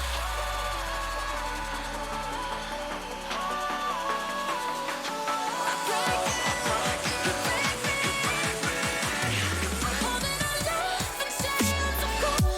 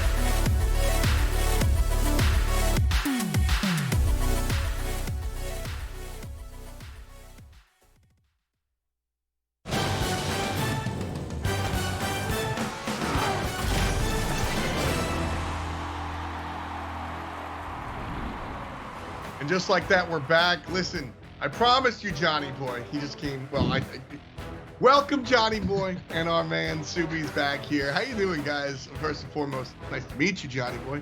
How you doing, buddy? And yourself as well. Yeah, thank you. You had me panicking earlier on when you did intro me as the caster for that first game. I was checking to see if I'd got mixed up there, but thankfully it was just a slight mishap. But that was pretty funny. So yeah, this time I am supposed to be here. So yeah, it's good to be here as well. Yeah, that one's on me. I've had that heart attack, so I'm sorry about that one. I know how that feels. Subi, never mind. Anyway, okay, now how you doing? Great cast. How you doing, bud? I'm doing pretty good, you know. It's always a bummer when the rival series teams drop down to the lower bracket, but hey, that's what this weekend's all about.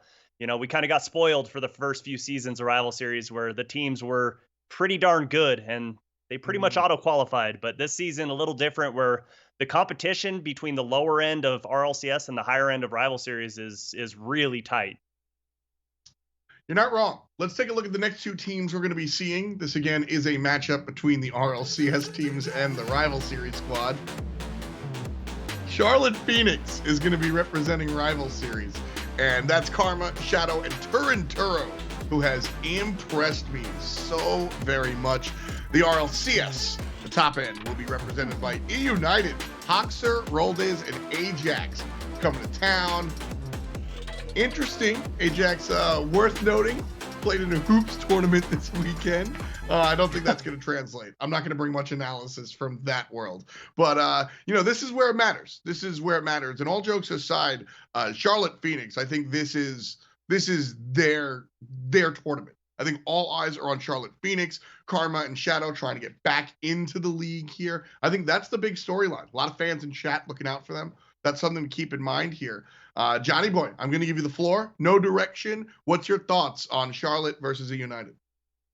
Well, I'm really looking forward to seeing Shadow play. He's had a fantastic season in the rival series. Now, it's a bit heartbreaking for Charlotte as a whole that they are in this game in the first place, just one overtime goal away from qualifying directly to RLCS. But they've got to go the hard route now. And it's like we talked about earlier, not going to be easy with the tough bottom RLCS teams these days. Last season, of course, both RLCS teams in the promo tournament went straight back up, G2 and Cloud9. And I wouldn't be surprised to see the same thing here because EUnited and Rogue, if they're playing well, these are really, really difficult teams to beat. Well said. Subi, you got anything to tack onto that? We've been watching the rival series teams all season. Yeah, we've been watching Charlotte Phoenix do pretty well all season long. And if you watched last season, you saw them go into the promotion tournament and suffer some heartbreak. And they were so close to getting in. And this season, again, so close to coming in first place. But the last game of the season, they fall apart against Chaos and miss their ticket to automatically go in. So, yeah, this is just another season where Charlotte Phoenix need to step up to the plate. And prediction-wise, I got to go EUnited because Charlotte Phoenix just have been unable to perform under the pressure. Yeah, John Boy and Subi are going to go EUnited, and I am going to go against the grain here, folks. Listen, Charlotte Phoenix just barely missed the auto qualification. We know that. But outside of that, I mean, they haven't lost for over a month. Karma, I think they're... What's the old adage? Sports is 90% mental. And this is, I mean, you got to want it. You got to feel it. This is the moment for her. And then to go to the more tangible, Turinturo and Shadow have impressed the heck out of me all season. I'm with you, Johnny Boy. I think EUnited are strong and they're tough to play against, but I think Charlotte Phoenix might just have this one. Let us know if I'm right or wrong. Tweet at us at RL Esports. Use the hashtag RLCS9. Let's see how this one goes. Charlotte Phoenix might just have it. If I'm right, I'm kind of rooting for him. We'll toss it over to the casters, and I'll get him right this time. It's going to be Supersonic and Stacks.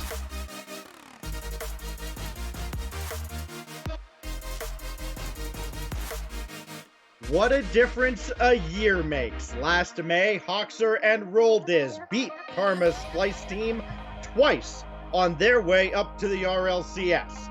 11 months later, now Karma's got a new squad, looking to return to the big show. Supersonic over there, I'm Stacks. Super going back to last May. Karma's played in 4 different matches where a win puts her team into the RLCS. hasn't come out on top. Will it be different this time around as she looks for revenge against this EUnited squad? I believe so. I think that they're going to do well. They're one of my favorites to make it through this whole thing. Their stat lines for the season look great. Shadow's an absolute unit on the field, monster of a player. And looking at the stats, I think that they stack up pretty well against EUnited here. I know that the desk was kind of going EUnited and really kind of leaning on that conversation that you were just having, that Karma has been in these situations and they haven't made it. It's something in my gut. I can't really give you what it is, but I feel like they're going to do well here today. I think they're going to piece it together. They're going to put a lot of pressure out, take a lot of shots. You get Shadow hot, get him going, get some infield passes going, and this team's going to be unstoppable.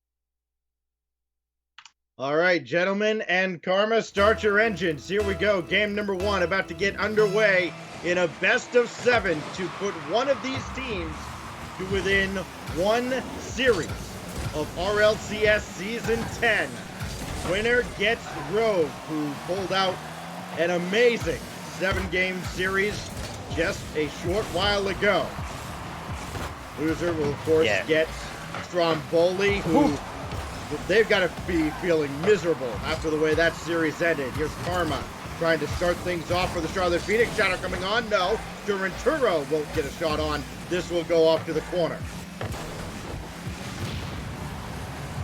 Demo there will take Duranturo out of the play. So it will be Hoxer downfield over Turo, but off the crossbar on the effort from Roldiz. Ajax is there to clean up, and EUnited get off to a great start. Yeah, Hoxer getting a bit of a touch there, put Turnturo in an awkward situation, tries to half flip back. Not able to get there, though. Not able to recover well enough to be able to get up in front of that ball. First goal going to go the way of EUnited. Ajax burns all his boost, but it's Hoxer who takes the shot. Now Roldiz left all by his lonesome, but he's up in time to make the stop at midfield. So now Karma will have this from her own corner, but nothing doing as Shadow has to stay back, and Turo will rotate in behind him for this clear. Looking for Karma or Shadow, finding neither. Roldiz doesn't get a pass off to anybody in particular, but EUnited will keep possession as the Charlotte Phoenix, they are a team that can light up the scoreboard. They're the only team in this tournament that averaged more than 2 goals per game in their respective league, but they have not been able to get out of their own zone in the first minute and a half. I think that the interesting thing here with them is that they're one of the faster teams in Rivals, but as we just saw in the previous match, you're only going to stack up against some of these bottom teams out of the RLCS. So the speed situation typically works in their favor. They don't allow a lot of shots on goal because they win so many of the challenges in the midfield. And it's going to be interesting to see if they can do just that here. If they can't win those midfield battles, their typical play style isn't going to work. Seemed to be haunted by a ghost earlier on in the week, dropping another series to Chaos, much the same way that they dropped their regular season finale in the Rival Series that knocked them out of the top spot in the league. They could have been in the RLCS already, if not for the Herculean efforts, in particular, of Mekdos and Corrupted G. Karma will have this along her own back wall, but that's going to be intercepted by Roldiz. Ajax rotating out, but Hoxer can come up and dump it right back in. And again, more possession for EUnited. Charlotte trying to get downfield. Now they finally do. Ajax will deflect this away. Shadow looking for a teammate out there. It's Turanturo, but the shot's wide. No cleanup for Karma, and the shot whistles well wide from Shadow. Finally some offense, though, for the Charlotte Phoenix. They still have 2 minutes left. It's only a 1-goal deficit. Certainly no time to panic. Better late than never as Karma does not get a shot. Instead, Roldiz puts it in his own net.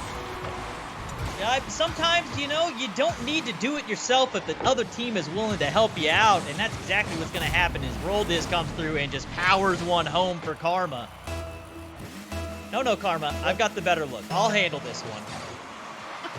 Officially a goal for Karma. Officially an assist for Turanturo as he puts one deep into the EUnited corner yet again. And now here comes Ajax, looking to get that goal right back for EUnited. Well defended by Shadow. And now he'll get up and challenge Roldiz as well. Shadow, a player who, we can talk all day about his offense. but he is so critical on the defensive end as well for the Charlotte Phoenix. If ever any player could make the case for being an MVP 2 seasons in a row in North America, you'd have to give that to Shadow. Absolutely. He's somebody that plays so well on both ends. Whether he's the attacker or on defense, he's really solid on his clears and getting those quick transitional goals, getting passes out to the sidewall. That's what we saw work so well for Charlotte Phoenix throughout the season. There's a lot of those passes out to the sidewall. Sometimes they do turn it into that pass back in field, but a lot of the times it's just that quick hit out off the sidewall and down the field to the net. Turo trying to dribble around Ajax. This will go up the wall for him. He will need a little bit of help as this will fall to Karma. Out of the corner for Shadow. He doesn't have enough to do it himself, and neither can Karma. This stays out of the corner, but Turo lets a shot loose off the corner and away. And Hoxer will send it further back into the Charlotte Phoenix end. They almost struck again in the final minute, and they've done that plenty this season. Of course, they've also very few losses that they've had. A lot of them have come in the closing minute, including this one perhaps, as Hoxer puts one in the net. Yeah, Hawks are going to be able to clean that one up. Puts it just underneath Karma. Not able to get that touch. And that one is going to set it to 2-1. 28 seconds left on the clock. It really feels like Charlotte Phoenix is trying to play up to the speed of EUnited. It feels like they're playing just slightly quicker. They are losing a lot of those midfield battles, some of these late challenges. They're creating these opportunities for EUnited. Another good defensive stand from EUnited, but they need one more. Turinturo coming on, and Hoxer makes the stop, denying him a double. Now Roldiz, downfield, trying to burn off these final few seconds. Karma, crossfield, for Turo, and it drops right down in front of Turinturo, and that is how Game 1 comes to a close. EUnited, they pull through at the end, but it wasn't pretty at times. Charlotte hung around in that game, but it was EUnited. I would have to say, what, 70-30 at least, the possession? Yeah, the possession was definitely going the side of EUnited for the majority of that match, and it really was some of those midfield battles, some late challenges in the corner out of Shadow, where typically Shadow is beating everybody on the field. We're watching in Rivals. They're really kind of getting there at the same time, or he's getting there just a touch late. So I don't know if they need to speed up or if they need to switch to one of those, allow them to take a shot into you and then try and go for a quick transitional goal. They're going to need to figure out how to get that under control, though. This, of course, not a series that directly sends a team to the RLCS, but it is worth noting similar atmosphere here for this opening round matchup. In all those series I mentioned before, there were 24 games in total when Karma's had a chance to put her team in the RLCS the following season. 15 goals from those games, but one common theme: in the games that she doesn't score, not many others do on her team. It does feel like these teams over the past few seasons, as she goes, so too do they. Yeah, it really feels like we need Karma to get involved, get a goal, get out there, start feeling good. But really, for me, they need to get Shadow going. Dish him the ball, get Shadow going on offense. Once he starts getting hot and he feels good, we've seen what happens once he turns on, and that's what you want to happen today. You want Shadow to go completely off. Nobody has scored more goals in the North American Rival Series over the past 2 seasons than the aforementioned Shadow. He has been quiet in this series. Neither a goal nor an assist. Remember, the only goal that the Charlotte Phoenix had was the own goal that Roldiz put into his own net. Ajax bringing another one around that's shoveled away by Karma. Turinturo waiting for a ball from Shadow instead. He's got to rotate back as Ajax will dump this to the corner. Goes all the way across in the general direction of Karma, but she had stayed back, and that lack of timing, lack of communication, whatever the problem may be, it cost the Charlotte Phoenix an offensive opportunity. Turinturo goes wide, opting for boost over ball, so the ball gets dropped right back into the Charlotte end. Now Turinturo will try again. This time using plenty of that boost, trying to link up with Shadow. This will go off to the corner yet again. Now Karma looking for Shadow. This time they don't connect, and Turo Left in a tough spot at midfield. It'll be rolled, is intercepted by Karma. Opportunity for Shadow to get involved in the offense, but beaten by Ajax.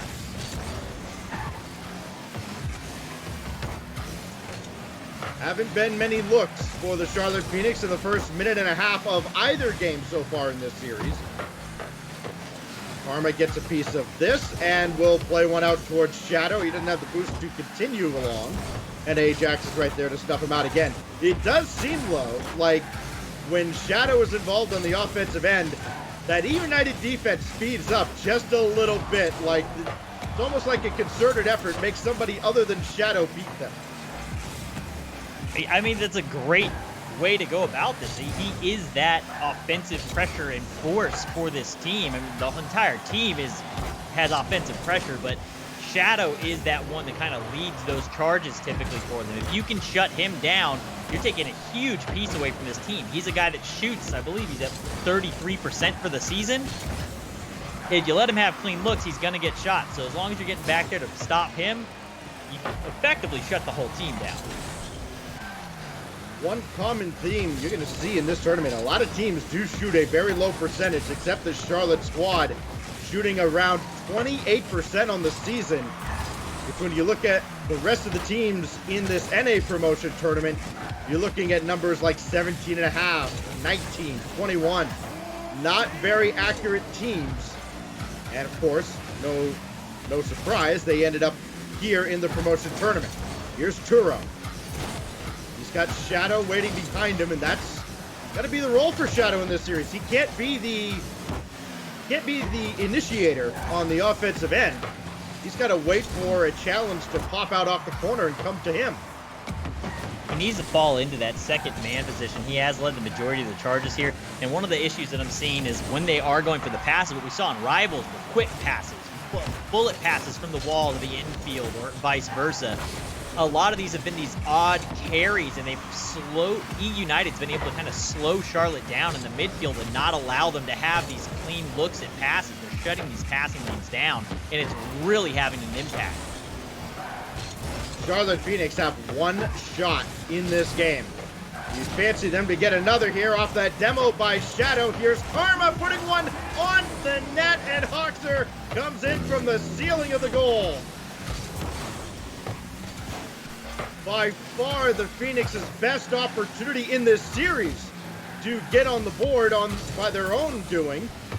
As Karma gets bumped away from the play again.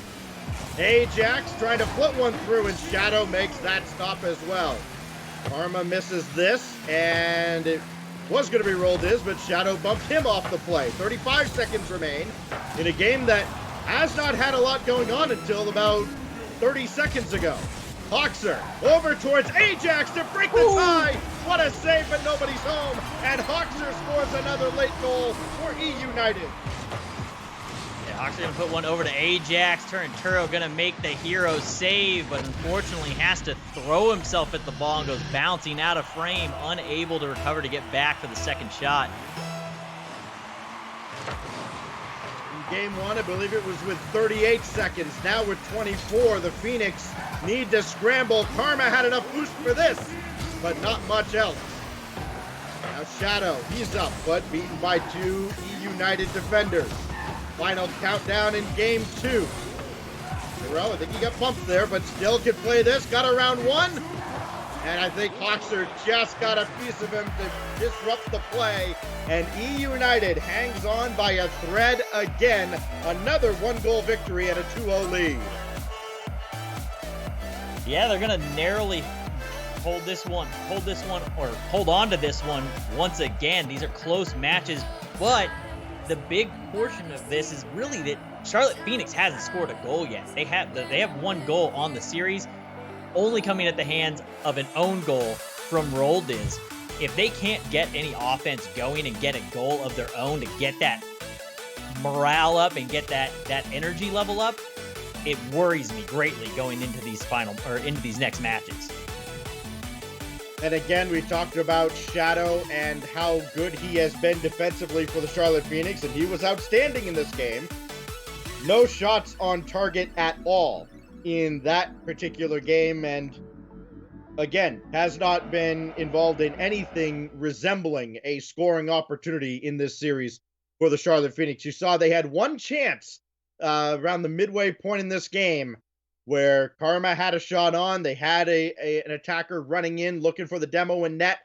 They were able to chase, I believe it was Hoxer, off his line, but he still just went back into the goal, came out through the ceiling, still made the save, and it seemed like the wind just went completely out of their sails at that point. To be honest with you, it feels like the wind's kind of out on both sides, though.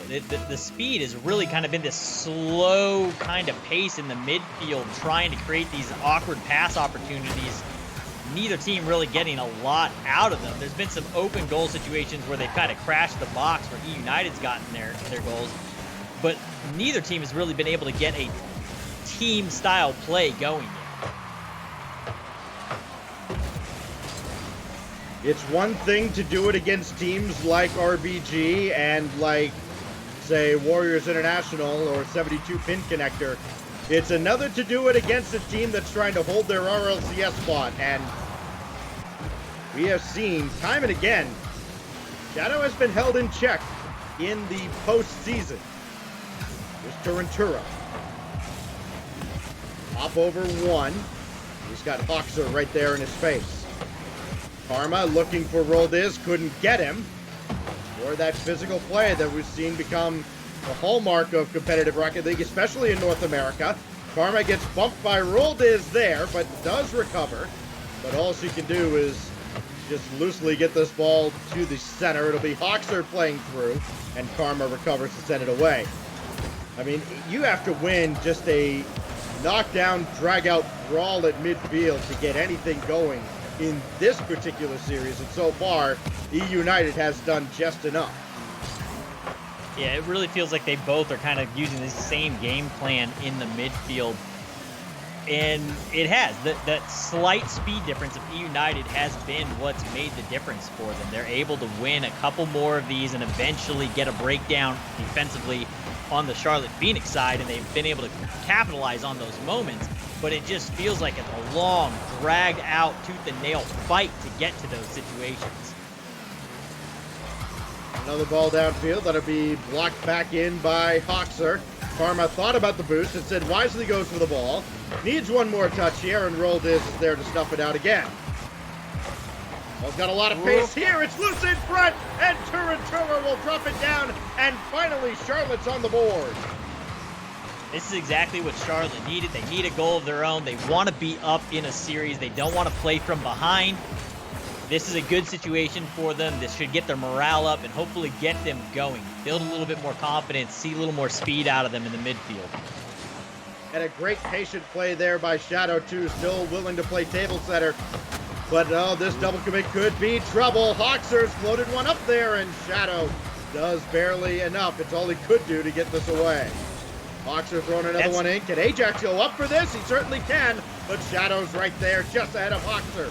Roldiz gets in on this ball as well, but Turinturo should find Karma. No, he missed her, but this ball still goes all the way downfield. A little awkward for EUnited. Now Shadow. Round one. Roldiz opting to go back, and a good thing he did as he recovers and plays this back downfield. 2 minutes left. Now Karma will look to battle Ajax. Ajax just lets her go. Turinturo shot stopped by Roldiz. He got the full boost on his way through, and the pass towards Ajax left a lot to be desired. A lot of congestion around midfield and a lot of confusion on both sides. Yeah, there's a triple commit situation right there from Charlotte. If anybody on the EUnited side could have reacted and tried to just throw one at the net, there was nobody home. All three players stopped and tried to take a look at that ball. A really scary situation. I don't like seeing that out of Charlotte. Karma up for the shot, just barely missed. And after some confusion in front of the net, it'll be Roldiz, who manages to avoid Turinturo. Now Turo going after Hoxer. Couldn't get him.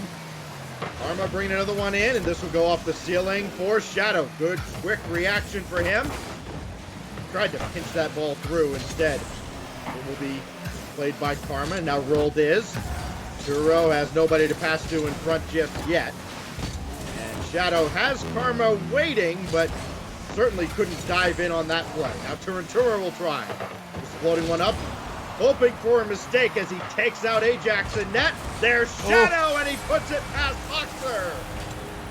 Those are the situations we're used to seeing out of Charlotte Phoenix. Get to these points where you get that 2v1 isolation, pass the ball infield, and let Shadow do what he does. His placement is excellent, puts it out of reach of the defender. They go up 2-0, 50 seconds left on the clock. Charlotte Phoenix are finally coming alive here in Game 3. After a pair of losses by just one goal, where they had a furious comeback charge at the end, Charlotte has their biggest lead of the series. Karma. Blocked by Roll Diz. This will find Ajax in the corner, but Turanturo's there first. Turanturo looking for the dagger in Game 3, trying to get Charlotte on the board, get them one step closer to securing a W here.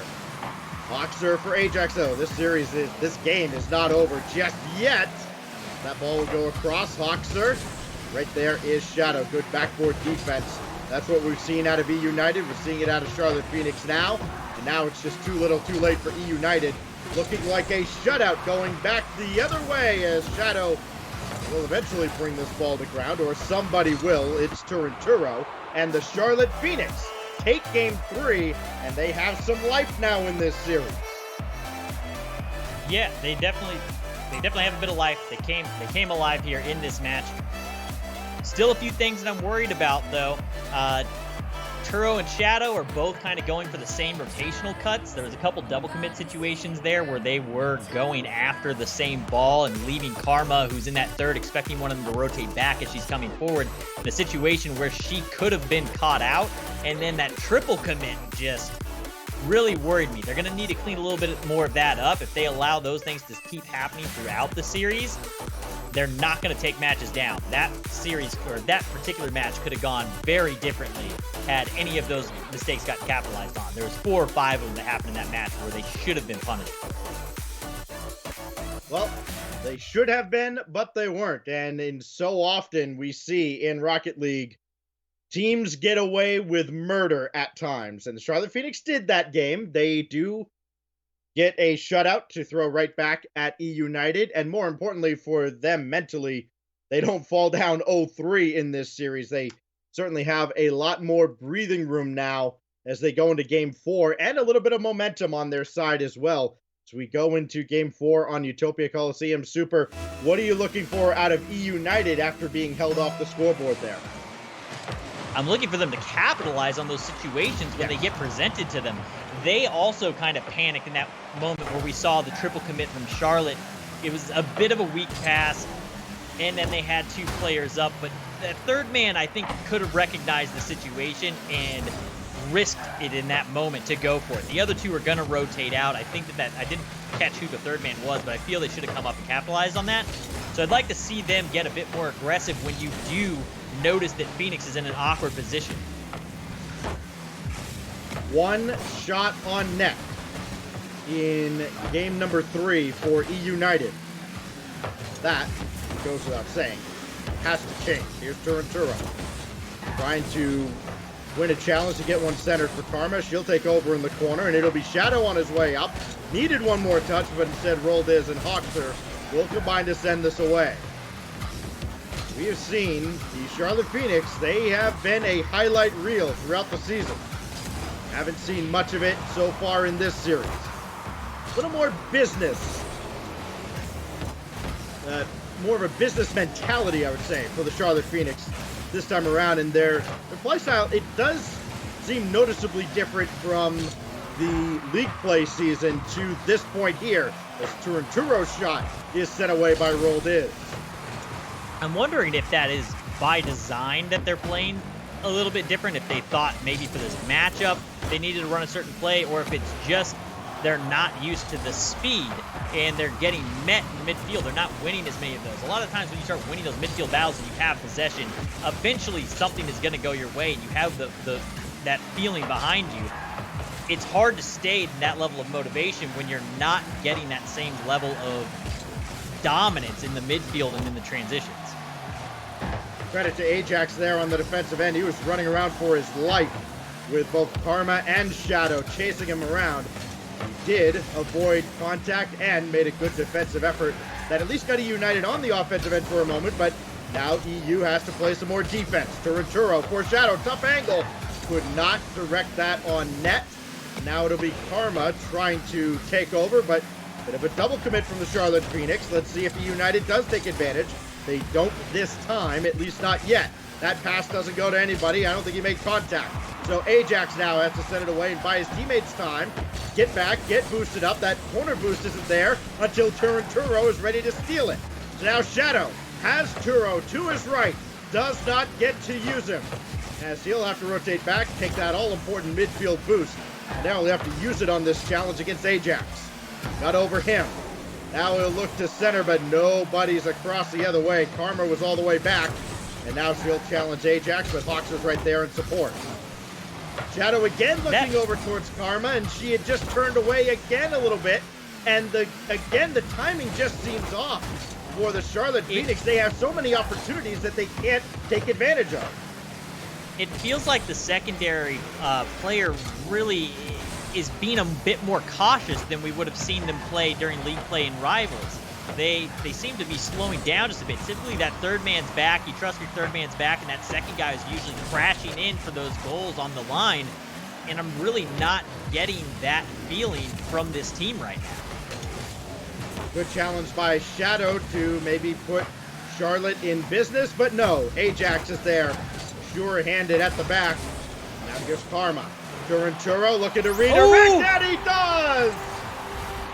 Turo up for that one, gets it at the last moment and just softly touches it down, gets that wheel touch. Beautiful shot from Turinturo off that pass. I mean, Hoxer had it all lined up, except Turinturo was there, and you can't defend that. 1-0 to Charlotte Phoenix. And very suddenly, some excitement here in Game 4. And not a moment too soon. They have a chance to tie up this series. They can hold on for the next 57 seconds and counting. Ajax, well, he went away from the corner boost, so Turo's able to steal it. And he stole the other back boost as well. So EUnited would be a little short-handed on their way downfield. Ajax did steal some there, though, and got a piece of Turo. Karma is up, and Roldiz could not take her out of the play. So Charlotte's able to breathe for just a little bit as Shadow clears another one away with 30 seconds to go. Karma very quickly up.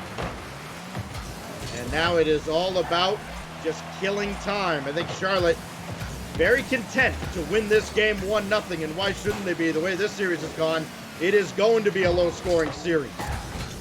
The way these two teams play by design. Roldiz didn't burn a lot of boost, so he can go downfield for this.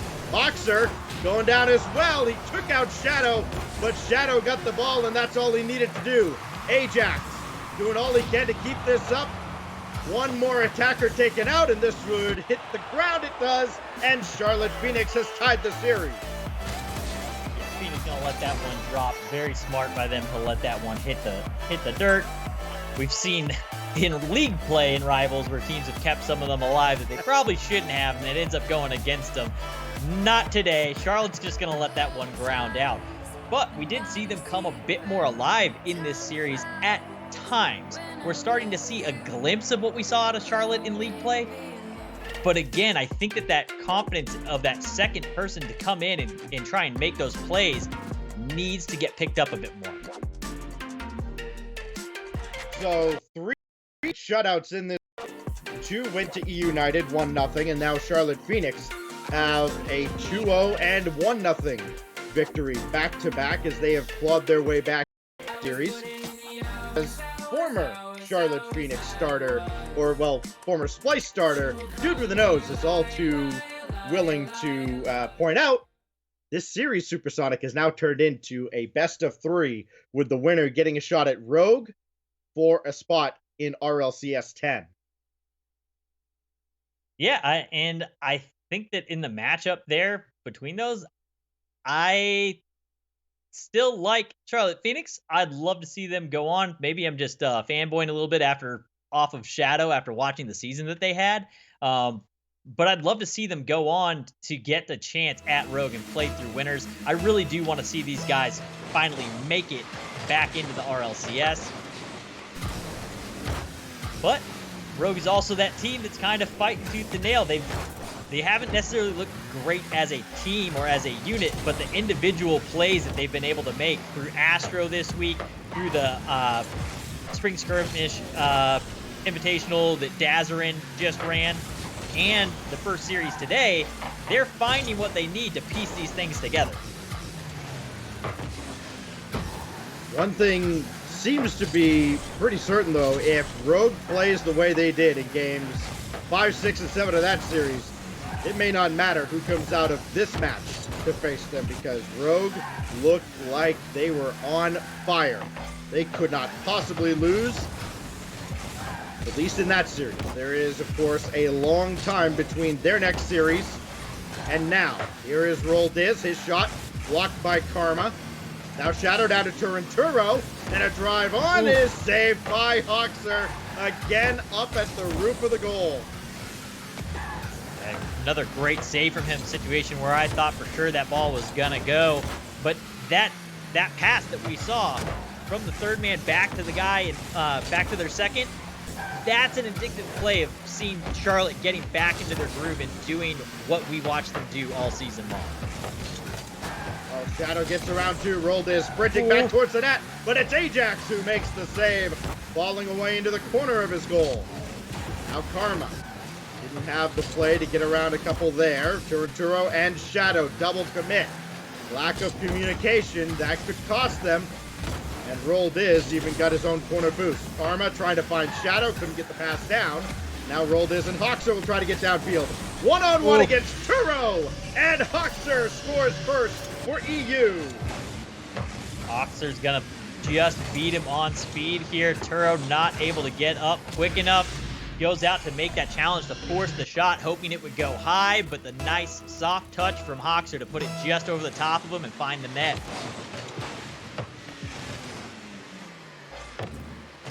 So now can EUnited hold on to this lead? It'll be Roll Diz playing one laterally for Ajax. Karma and Shadow combine to get this downfield. Turo still out there. And a token shot on, and that got a little closer than I thought it would. But Hoxer, good save, good control, and he does get around one, forcing Shadow to take over. Shadow around Roll Diz, trying to dunk on Ajax, and said he lost control. And Ajax will casually bring this down, a little dump and chase into the Charlotte corner. Now Karma quickly back the other way, and little indecisiveness there. Shadow got a little too close for a pass, and another Charlotte attack dies off. It is Karma getting around one again. Needs somebody to pass to. Instead, this goes out in front. And Hoxer still makes the save with Turinturo trying to dance around and get a piece of him. I mean, EUnited is leading the series, but the control of the ball and the control of the field has definitely still been the side of Charlotte Phoenix. There's still time left on the clock here for them to get this going. The saves, though, from EUnited, there's been a ton of great shots out of Charlotte. 7 saves so far. Hoxer, 4. Ajax with 3. And they've just been able to be an iron fortress on the line. A far cry from a couple of games ago where they only had one shot on net. Now they've got plenty of shots and plenty of saves. Here's Shadow. More importantly for EUnited, they have a goal, and they're trying to make that goal stand up. Roll Diz popping one to the backboard, and Shadow is right there again. Great backboard defense as he gets by another defender. And he will steal the corner boost. That means he can turn around and play this as well, but Ajax is right there. Almost gave possession away, but Hoxer was right there to collect. Final minute in a pivotal Game 5. Remember, best of 7 here in the promotion tournament. Turinturo bangs one out of the corner, and nobody was there for it. Karma turned away, but now Shadow over towards Karma, but that pass not on the mark. Karma a little far forward for that pass. I think that I'm going to say Karma was too far forward. All the way up into midfield is the third. Nobody was back. Opportunity here for Turinturo to take a shot.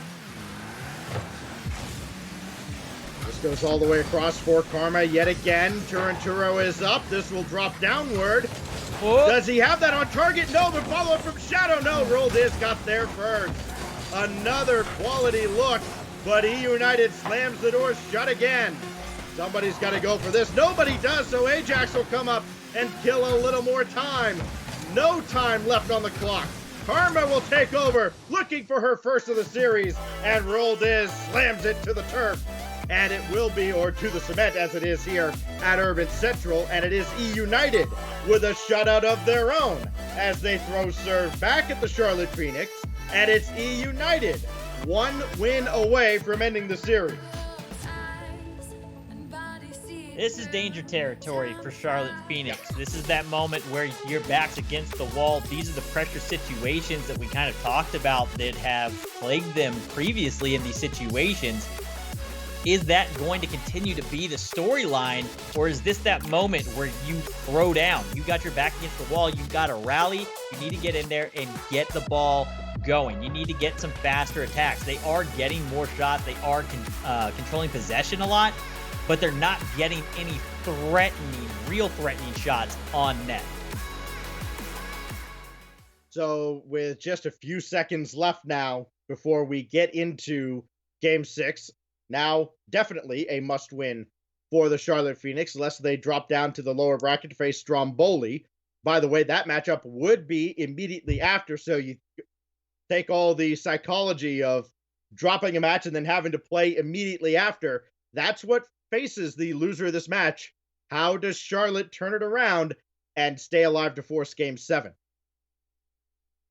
The speed, it feels like they're not confident enough. There's times where they are getting to balls late. They're not getting that midfield presence quick enough, and they need to speed that up just a touch, not much. They're just barely behind in that. They got to just crank it just a little. That dial set at like 8. You just got to take it up to 9 or 10.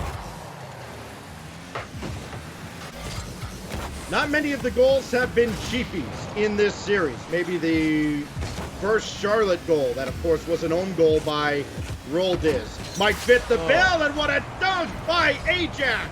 Oh, that was filthy. Yeah, Ajax gonna pop this one up, take it down field himself. Challenges Karma there, dunks it under. Nobody's able to react in that amount of time. Ball's gonna bounce over and in. Had the soul read on that challenge, but look out, Charlotte threatening to get a kickoff goal, but no contact. That's going to force Karma back. Karma avoiding Hoxer, trying to take this herself. Shadow is lurking, and this will go netward, but easily set back by Hoxer. He's got his flip available, but he's pushed that wide. And Shadow is met by Roldiz. It was not exactly this EUnited roster, of course, that beat Karma twice in the promotion tournament a couple of seasons ago, about 10 months and 2 weeks, basically, from now. Roldiz shot on, and it looked like it was Hoxer getting a piece of Shadow in the net, and EUnited is cruising early. EUnited up 2-0, 4 minutes left on the clock. Hoxer getting really aggressive in the box there, taking the defender into the back corner and pinning him, just giving a wide open net. This is worrying me a bit. For me, on paper, I felt that Charlotte Phoenix had the best matchup of the day versus EUnited. I felt that this was going to be, of all the ones, it looked like they would work best against this squad. If they can't beat EUnited here, it worries me about them going into these later rounds, giving up a third goal here in the first minute and a half. Hoxer going to find another look at an open net. Boy, if I had $1 for every time in that little sequence of about 20 seconds where a Charlotte defender had to give up boost to go chase down the ball, I'd be pretty rich even in that segment alone. It was not pretty defensively for the Charlotte Phoenix. Now they fall down 3-0 in a must-win Game 6. Roldiz playing keep away from Shadow. Now Hoxer will throw another one towards the net, and this one just accidentally finds its way in. They're finding no luck on defense. On the offensive side, it does feel like Karma's going in and trying to make these flip resets every time she goes in. If you're using that same play over and over again, the defense is going to see it coming, and they're aware. There's been moments where she had an opportunity earlier in the match to throw one Turanturo's side out on the left side of the goal, but decided to try to make that solo play still. Need to see team plays. Passing needs to happen. With that goal, by the way, Hawkster's 5th of the series. This one going to go in too? No. That one's saved away. Roldiz's effort denied. Hawkster now has more goals in this series than the Charlotte Phoenix. Here is Karma out of her own corner. Again, could not get her own boost, and Roldiz will just swoop in and take it away. EUnited boost management, it has been a point of emphasis. It has worked against the Charlotte Phoenix. They have been denied a ton of it. Turanturo trying to throw one in the general direction of Shadow. And that may just have to be the strategy at this point. Find out where Shadow is and just throw the ball that way and hope he can run under it and catch it. Because this is not looking good for Charlotte. Down in towards the 2-minute mark. Shadow, he will take over by himself, and he lost control. So again, Hawkster will throw this downfield, and that's all EUnited needs to do. Even chasing Karma off the ball a little bit there. I think the other option for United too is that when they are clearing the ball down the field, if they need to just do a hard hit downfield, hit it at Shadow. Make him be the first one to touch that ball. If he's the one and he's not coming in as that number 2 off the passes, he's much less threatening. That almost found its way in on the fly from the opposite end of the pitch, and nobody would have been able to catch up to it. Instead, it does hit the post, and, well, that's a small consolation for the Charlotte Phoenix that it remains only 4-0. Down to 90 seconds left. EUnited closing in on victory, but Karma will put one in, and this is her first goal of the series if you discount the own goal that Roldiz put in earlier. First goal of the series for Karma, and you said it earlier, when Karma's not scoring, the team's not scoring. Karma's typically going to be somebody that kind of gets that offense going.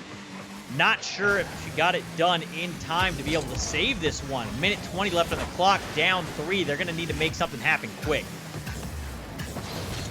For the Charlotte Phoenix, it looks like it is turning into a 3-match losing streak as that save is made by Ajax. That would have given a little bit of life to the Phoenix there if they could cut the deficit to 2, but just not meant to be. They dropped both series in a row to both Cloud9 and G2, which is, I know, hard to believe if this is the first season you followed Rocket League Esports. Yes, those two teams were in the promotion tournament last season, and Charlotte lost to them both. Didn't even get a chance at a winning in. Here's Shadow, who will put one in. Only his second goal of the series. There is a chance at least, but with only 39 seconds left, I mean, we're getting into miracle territory. Yeah, we're in a situation here where they're going to need another one in the next like 10-15 seconds here, and then an immediate follow-up. Going to go with a fake kickoff, try and create a situation here off the start. Unfortunately, the pass not going to be able to transition into a shot quick enough. Open net, Shadows up. Roldiz there to greet him. Oh, Turanturo had to score that, and he couldn't. It waterfalled down. The defense was all out of sorts, and Turo could not put that in. And that may spell the end for the Charlotte Phoenix. If that did, this did. Ajax delivers the dagger. That's going to be the nail in the coffin. That's the final one. Roldiz out to Ajax and just booms one in. 5-2, 14 on the clock. Looks like we'll be seeing Rogue versus EUnited on winners. Just imagine had Turanturo or anybody from Charlotte, I mean, all three of them had a look at it. If any of them could have put that ball in while it was coming down in front of the EUnited net. 25 seconds, 3 unanswered goals to get within 1. You give yourself at least a chance. Instead, those 4 goals when EUnited were just running away with the game in the first half, that proved to be too much for the Charlotte Phoenix to overcome.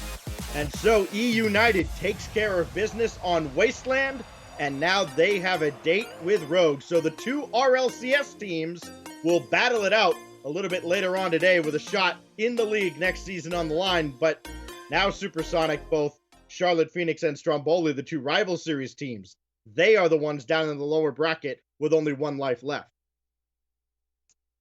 Yeah, they're going to go to lowers, and this is now a thing for Charlotte Phoenix to worry about is when they played Stromboli, that's one of their only losses of the season, and I believe it was a 3-0 sweep. I'll have to confirm that real quick, which I'm going to pull up. And it was. They went down 0-3 to Stromboli. So that's something to worry about. And the other side of this is we've talked about it. They've had these issues before in these promotion tournaments. Is that doubt creeping in now, especially going into losers off the bat? That worries me a bit. Is where is the headspace of Charlotte Phoenix going into lowers? Well, we've talked so much about the opportunities that the Charlotte Phoenix have had, even going back to last season, to get into the RLCS. That opportunity is fading. Up next, their lives are on the line against Stromboli. The two rival series teams are coming up next.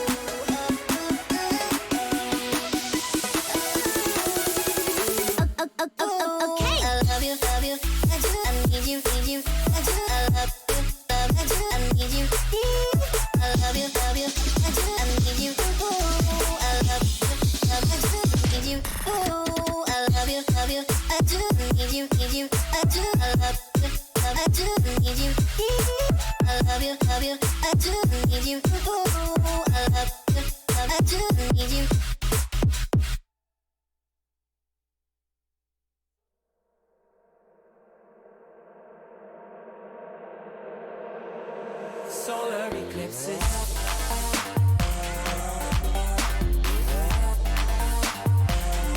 Solar eclipses.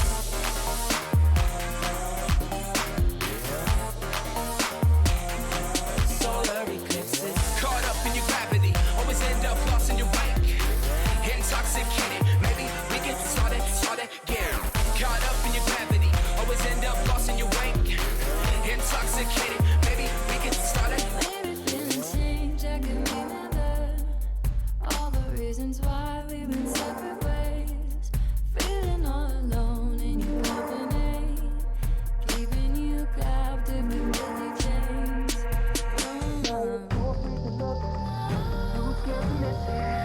We're night and day. Solar eclipses. Too afraid to look, too scared to miss it. We're night and day. Solar eclipses.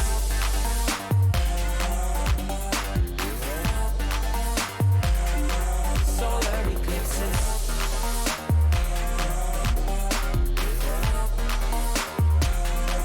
Solar eclipses. Caught up in your gravity, always end up lost in your wake.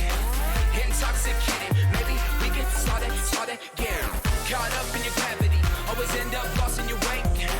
Intoxicated, maybe we can start again. Tomorrow we build. Depends on the future we want, we can make it as real. Maybe we will go, give up the ego. Making it feel good. Too scared to just let it go. Too scared to just let it go.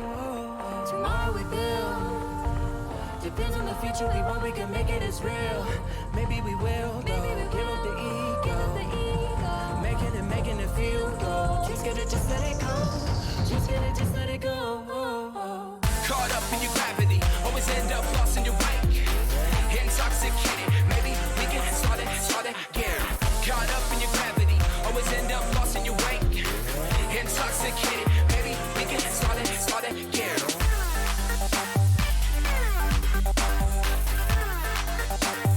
We can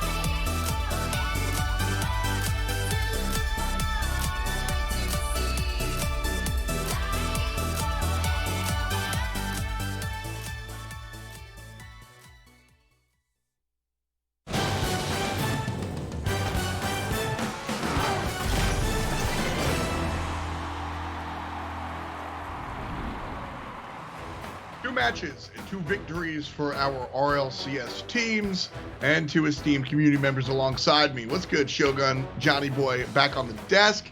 Shogun, how you feeling? I was feeling pretty good going into that series, but I don't know, my mood got brought down just a little bit by some of the scrappy play, shall we put it. That was not pretty from either side. I got to agree there. Johnny Boy, how you feeling? I mean, I enjoy a good scrap, so I'm not feeling as bad as Shogun is at all. Hey, yeah, in let's fact, I'm having spot the quite a good Scot here, time. shall we? I'm having a great time. It's exciting for us, the viewers, when we're just watching these teams fight for their lives, fight for their RLCS spots. But it's definitely not going to be as fun for them. We've got 2 RLRS teams, rival series in the lower bracket now. They have to win all their games from here on, or they are going to be sent right back to where they started this season. Yeah, I was feeling good, and then the EUnited Twitter account roasted me on Twitter for getting my prediction wrong because I had the audacity to go with Charlotte, which, to be fair, I mean, Turn 2 will play his face off, but obviously EUnited go ahead and take it. We've been talking, obviously, we have the player of the day coming on a little bit later, and I was thinking Turinturo might be in that conversation, but the team just couldn't get the win. So Shogun, I mean, I'm looking at here, and Charlotte Phoenix, like you said, it was a little scrappy. Charlotte coulda, shoulda, woulda. What did Charlotte drop? Why did they come short? Why couldn't they get the win? Charlotte Phoenix's playstyle, it's very good, but it's also very one-dimensional. Once you've got it figured out, you can almost paint by numbers the way that they're going to try and go for a play. If they've got the ball on their own side of the field with no pressure, they're going to air dribble. There's no spontaneity to the way they try and play, and that means that when you actually get the lock on them, they're very easy to start squeezing out of a series. I think they need to, if they're going to progress to the rest of this tournament, starting some extra layers, maybe start thinking outside of that box. Well, let's go from the downside to the upside. Let's take a look at some of the players in contention for that player of the day big conversation. We started off the day, and I think the number one guy that you've got to look at for match number 1 was First Killer. First Killer was the one to score the goal to win that game 7. It was a barn burner of a match, but at the end of the day, somebody's got to put the hand down, and First Killer was the slaps. And for Hoxer, saves the day, man. He had all the saves, all the shots, all the goals. Obviously not all of them, I'm exaggerating, but not really by much because Hoxer kind of ran that last match. Johnny Boy, you want to touch on either of these players? Oh, absolutely. I think they're both, they definitely deserve those nominations for player of the day, but they have got more games coming. Both of them are going to be coming up not immediately after this segment, but in the penultimate series of the day. And that's probably where we'll see, who's going to really be the player of the day out of those 2, unless someone else can step up. Maybe someone on Charlotte or Stromboli can make a run through this loser bracket and really make a case for themselves. J-Pow for Stromboli, he was definitely looking impressive. So I'm looking at him. If they're going to make a run, then he's got to keep up that level that he was showing earlier. This is the spot that they could make a run for sure. We're going to see Stromboli and Charlotte Phoenix go head-to-head. Our 2 rival series teams now on the lower side of the bracket. We need to see somebody win and go on, and they will face the loser of the RLCS teams just in a bit. Karma Shadow and Turinturo, Andy, J-Pow, and Alraz. So we just got a chance to see Charlotte Phoenix. Karma was kind of sleepy. We only saw like maybe 1 goal at the end. Sure, she gets the own goal, whatever. Like I was talking up Turinturo and Shadow. That's been the story of the rival series. But when we talk about role players, Karma's excelled there. She's let the other 2 players step up and filled a role. This time, she kind of didn't. Across the way, we look at Stromboli. Shogun, what are you feeling with respect to Stromboli? How high are you on them individually in this matchup? Overall, I'm a little bit higher on them than I am sort of a Charlotte Phoenix, purely because of the sort of the scheduling that Charlotte have been hit by. You always get the feeling that if they were going to take a loss and then be able to play at their best in this game, they needed to play the first series today, but they didn't quite get a hold of that. And this is a team that hasn't necessarily proven to be all that good at bouncing back when they do get hit. So I'm not sure here. They're gonna have to do something that they've never done before and bounce back. It'll be tough. Johnny Boy, I want your insights into this one as well. Where do you think the key of the game is? Is it going to be offense, defense, or a blend of both? No, it's got to be a blend of both. I definitely have more hope for Charlotte than Shogun does here. I think, from what I saw, they were the more consistent of the two teams. Stromboli were, kind of just winning games early in their series against Rogue because Rogue were losing them more so than Stromboli were winning them. But Charlotte, they, went they were pretty even with EUnited until the very end there. So I think, for me, they're the favorites here. And then, of course, they'll have momentum if they do win going into losers final. So they're not in a terrible spot yet. I've definitely got a lot of hope for them still. All right, well, I'm going to ask you two to put your money where your mouth is and lock on in for our predictions. I will wait until the smart guys talk a little bit before I lock in. Callum, Shogun, you're up first. Okay, that is the first time I've been called Callum on one of these broadcasts. That should never happen. That was weird. I think we're not going to help you out too much here, to be honest, from the way we've been speaking. I'm going to be going with Stromboli in this series. I think they've had more time to cool off. I think if you were to put them in a series just out of nowhere, maybe to start the day, I'd have Charlotte Phoenix. Given the situation that we're now in, I've got to start leaning over to Stromboli. Ooh, the little change of the matches there. How are you feeling, Johnny boy? I've got to go with Charlotte. I mean, after talking them up this much, it wouldn't make sense to go against them. So I'm gonna give them the prediction here. I think that they are the slight favorites. It's going to be a close one though, or I expect it to be a close one. But remember, whoever wins this is going to go into the losers finals with a lot of momentum. So this is huge for the rival series teams. I'm here with Johnny Boy. I locked in there in Charlotte Phoenix as well. It's interesting. I think Stromboli had the better series versus Rogue, but Shogun, you put it perfect. One of you guys put it perfectly, where it was more Rogue losing the games than Boli actually winning them. I actually think that was you, Johnny. And when I looked at Charlotte here, the games were back and forth, seeing them come through. So I got to lock in with the Charlotte Phoenix here for sure. We'll see if that's the case, though. Once again, let us know your feelings online. Twitter is RL Esports, and use the hashtag RLCS9 so we can group all those up and take a look at them.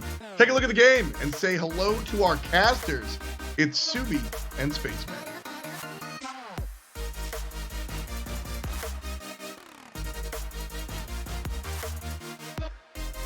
There is a scientific law that says with every action there is an equal and opposite reaction. And now we sit at the precipice of rivals or continuation. The door is closing. How hard can you hold your hand out and keep it there?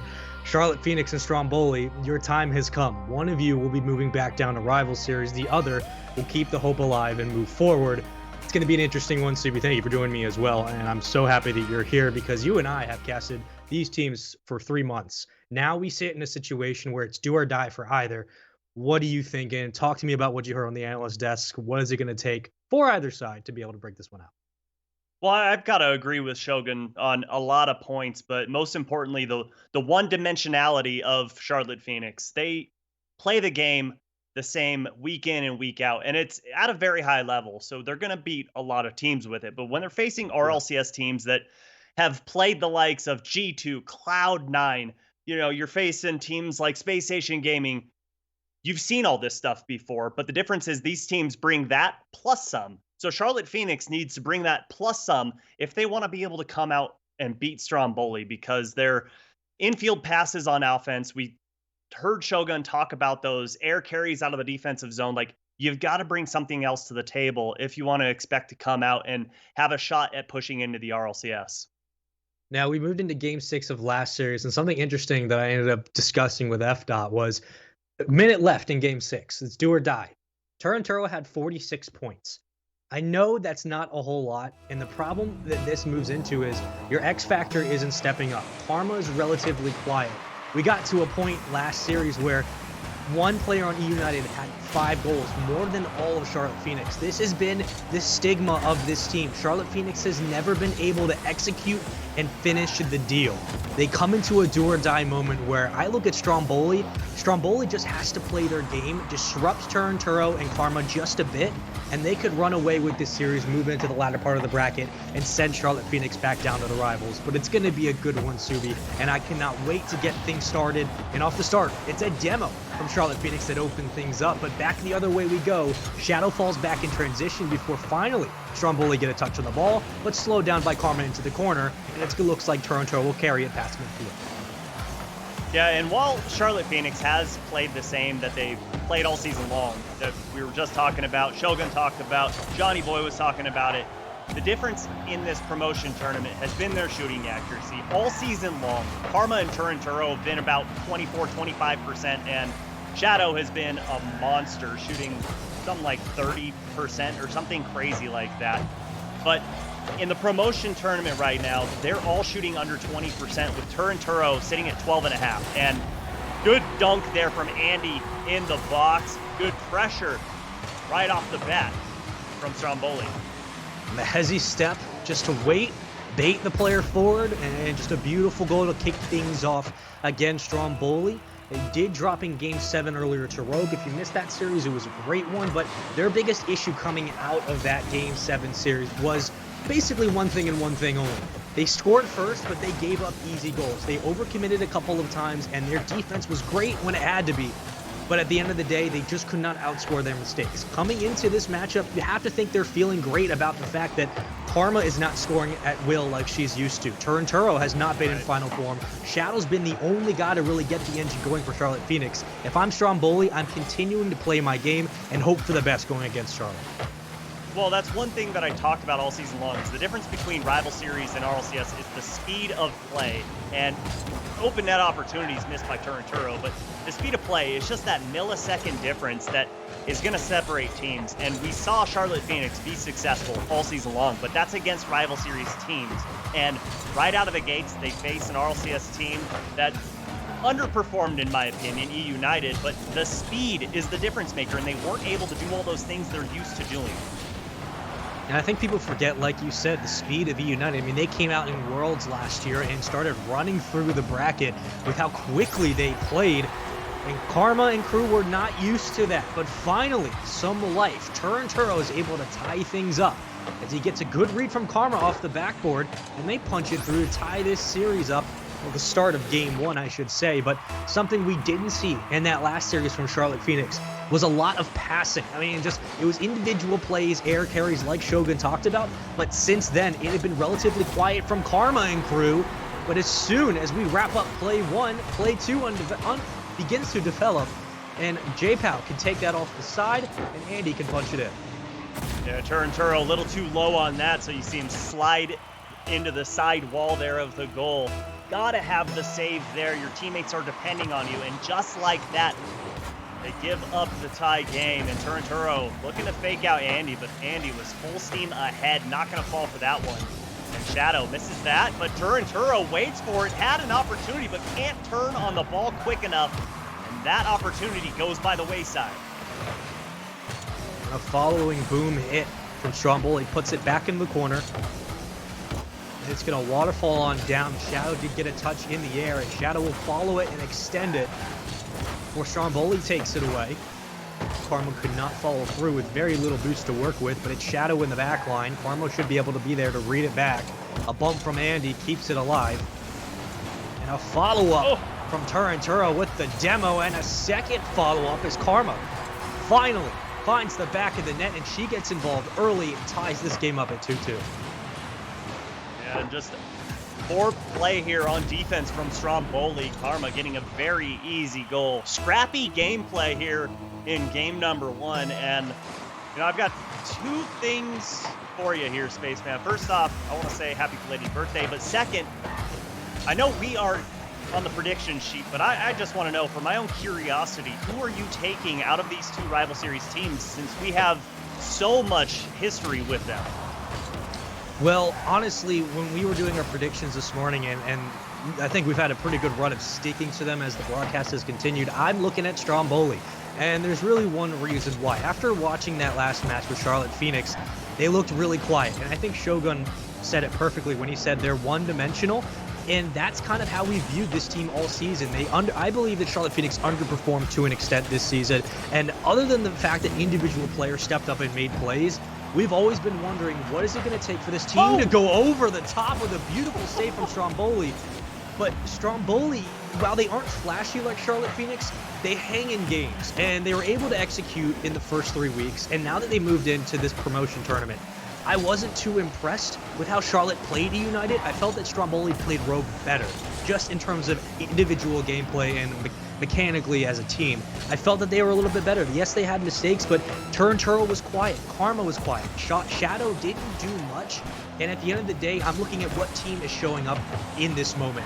At this point in time, Stromboli has been the better team all around today. It's just about can individually Turnturo and Karma break out of this cycle and find a way to find this success. Yeah, I'm going to have to agree with you. I definitely think Stromboli has the upper hand in this matchup. We heard Supersonic mention that early in the season, week 3, Charlotte Phoenix fell to Stromboli, and that was a sweep in favor of Stromboli. But again, the gameplay that we've seen today, I've got to tip my hat, and the Tides have to go over to Stromboli. But game 1 goes to overtime. These two rival series teams, number 2 and 3 for the season, so close, and it shows with the gameplay that we're seeing on the field. It's been quite a quiet game 1. Nothing too flashy, of course, back and forth, still tied.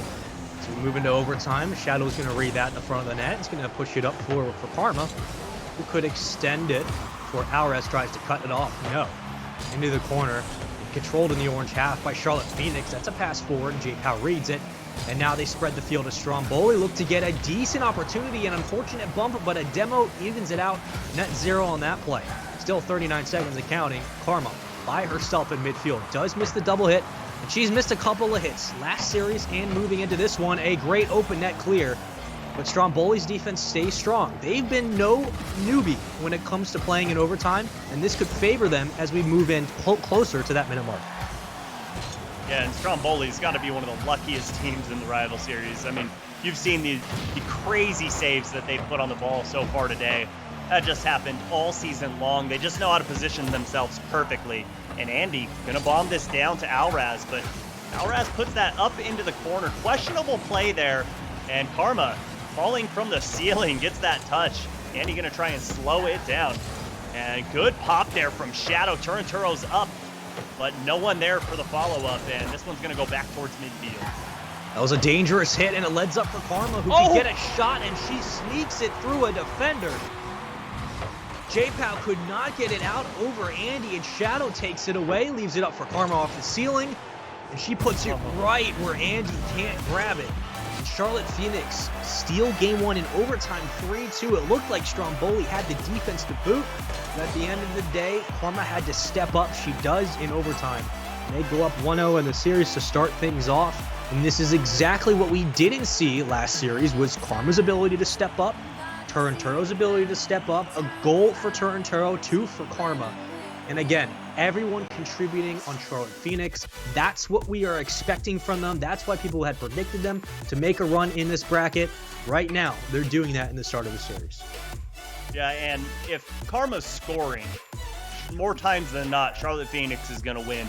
As far as total goals are concerned, she was the lowest on the team throughout the entire season at 19. But where she lacked in goals, she picked it up with the assists, and she was feeding Shadow and Turanturo all season long. And you see all 3 members here in this match, all 3 got an assist, all 3 getting involved on offense, and more importantly, all 3 getting involved on defense. 9 saves from Charlotte Phoenix, turning away all but 1 shot from Stromboli.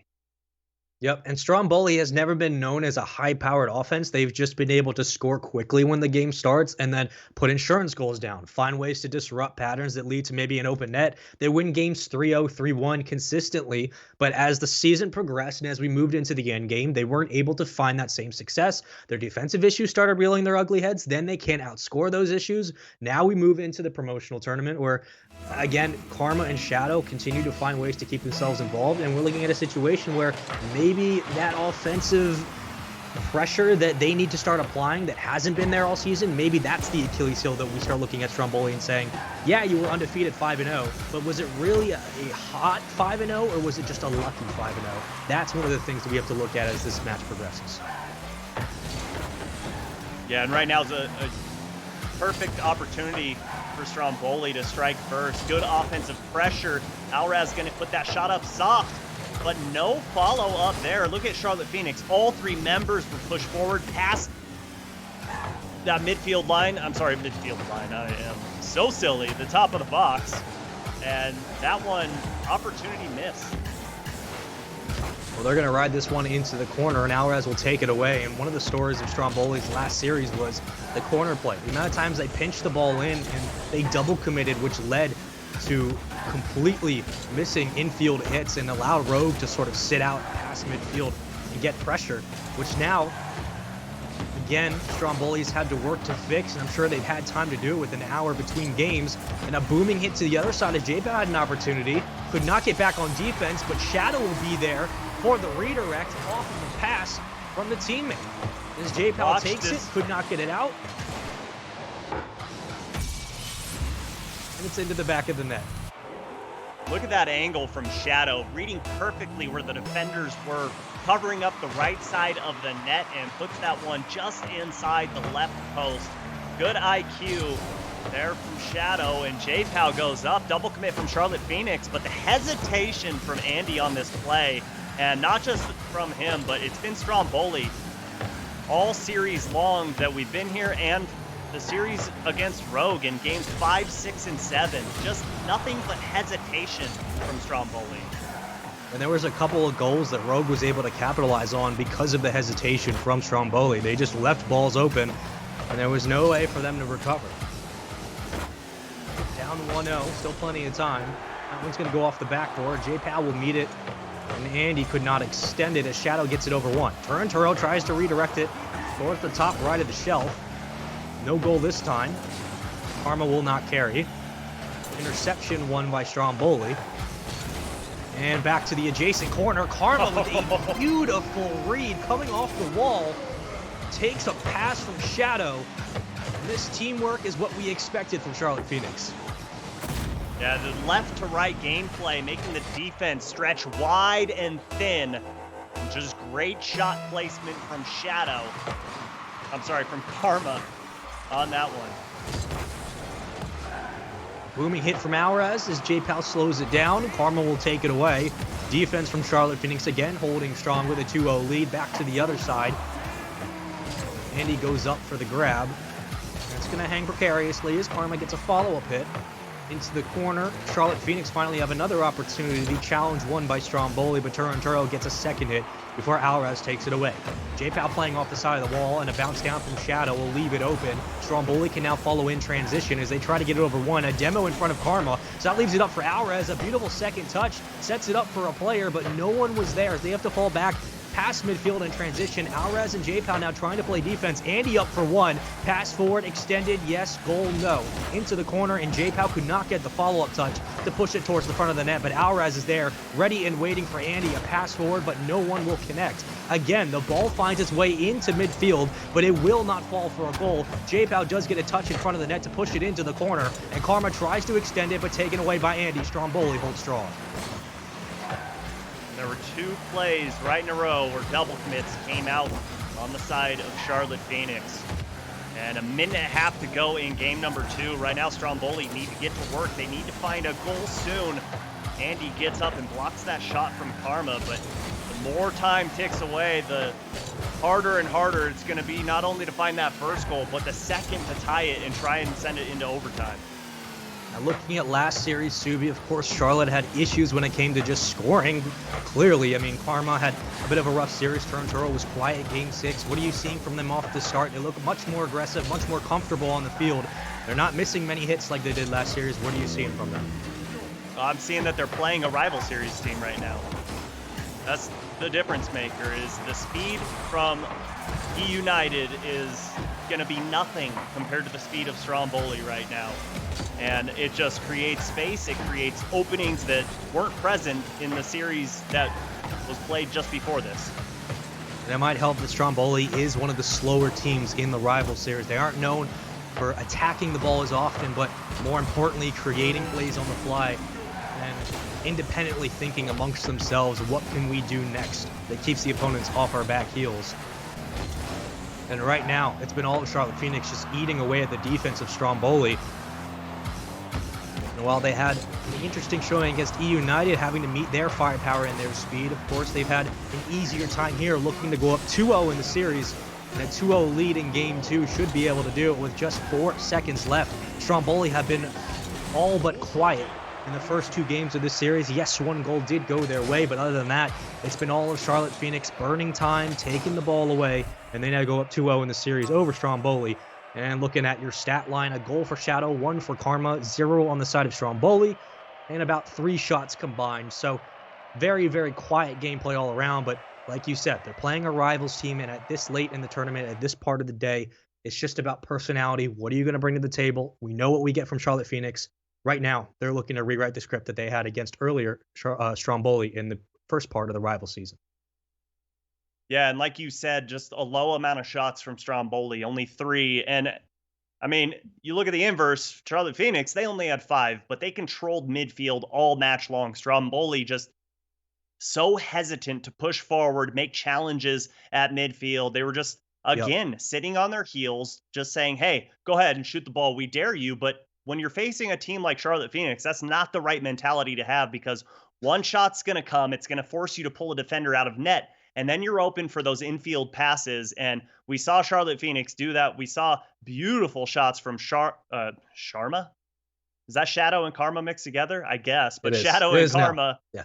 Yeah, that's what we're going to call them when they connect on passing plays. But, you know, Stromboli has to take the fight to Charlotte Phoenix. It's the same storyline that we saw coming up against Rogue. They're just way too complacent with their gameplay right now, and hoping that windows are going to open. They need to go open them for themselves. Well, we're hit game 3 time. We're about halfway through the series, if this one were to go to the distance. But right now, it looks like we might be done relatively quickly with how fast Charlotte Phoenix are taking it to Stromboli. Has been no answer yet for the orange team, but that ball's going to fall to the corner, and another quick attack from Charlotte Phoenix will open game 3. J-Pow tries to slow it down. Unfortunately, no one's at midfield now. It's a 3-2 in the box, and it's going to be towards the top of the net. Karma punishes Stromboli for overcommitting at midfield, and you can see Andy's the only one there in a reasonable position, and she's not going to miss that one very often. Finally, Karma again getting back involved in those plays, up 1-0 to start game 3. Yeah, and we saw Stromboli hitting the ball without a purpose there, just hitting the ball just to hit it to try and get it out of their zone, instead of trying to hit it to a teammate to clear forward or go for a booming clear. Beautiful passing play, but J-Pow there able to get that save on the ball.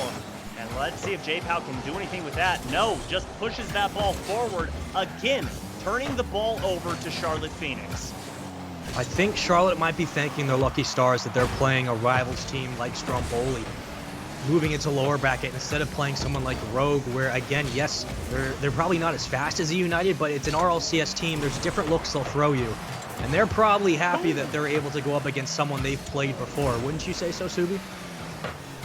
Oh, absolutely. You know how a team plays, you know what works and what doesn't. And, you know, I've said it a bunch, and I'm going to continue to say it. When you have a fantastic coach behind you like Jimmer, that Charlotte Phoenix does, he's going to create a game plan against all these teams. And Andy forcing this one through. Great dunk in the box.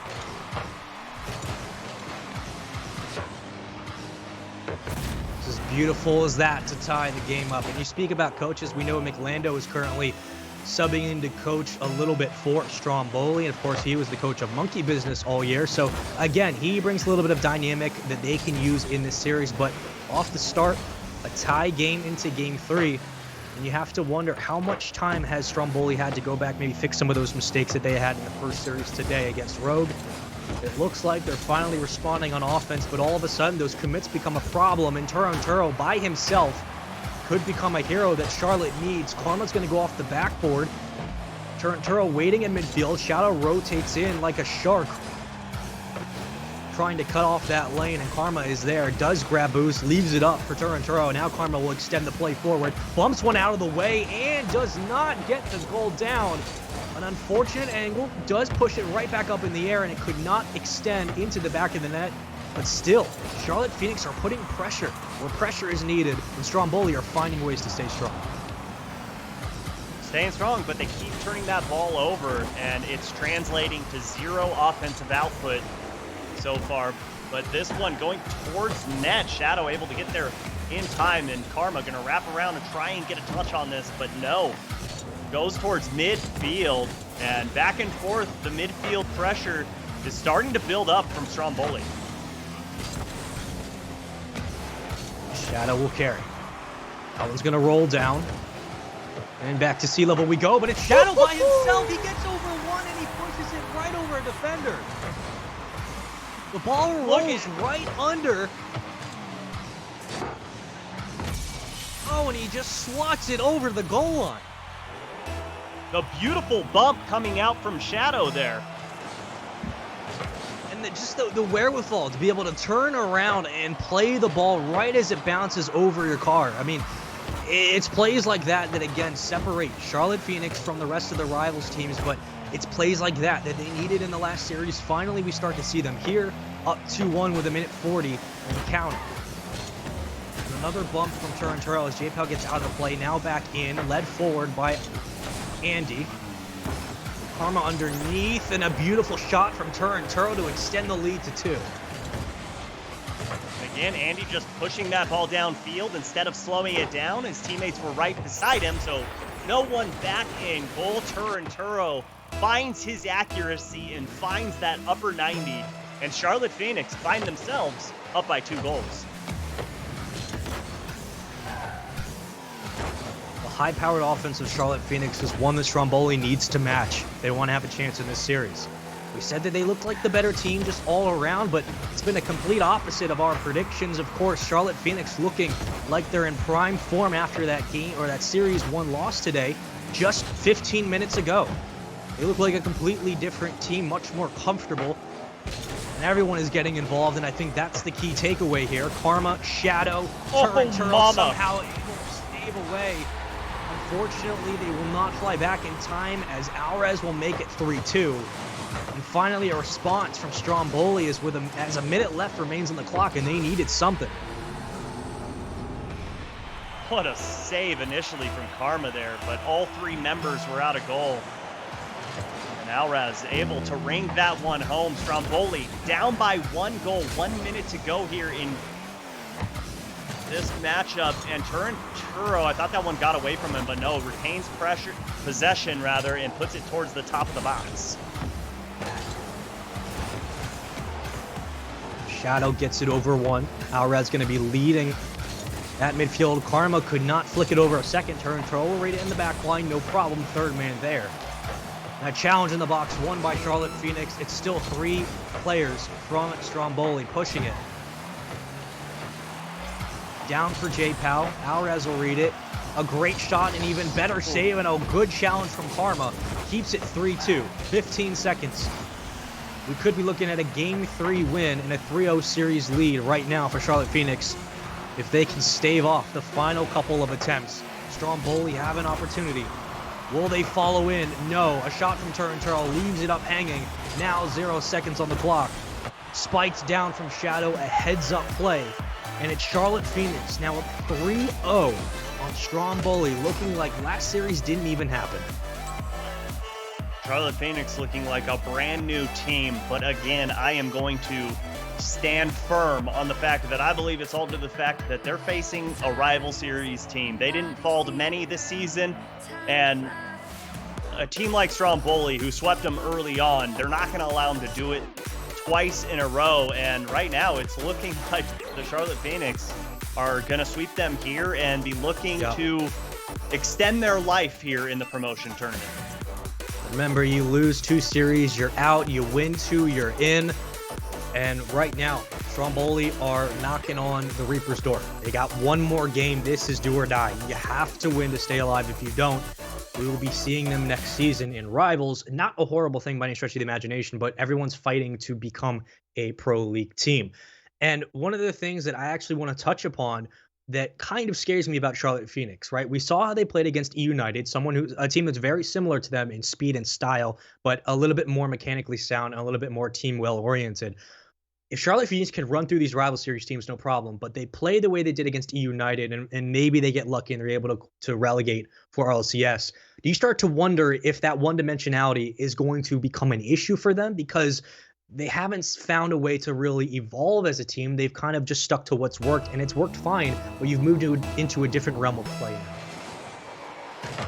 now. Yeah, and one thing that if they don't promote this season, I think they're going to have a hard time holding on to Shadow. I think he's RLCS caliber right now. I think he has been this entire season. The kid plays out of his mind, and if there's a team out there that's looking for a sharpshooter, I mean, they're going to have a hard time holding on to him. We can only hope the best for everyone involved, but that demo will not hope good for anyone. Sure, that was English somewhere. That ball will not find the back of the net. Alrez now goes in for the challenge. Karma wins it in traffic and sends it back the other way.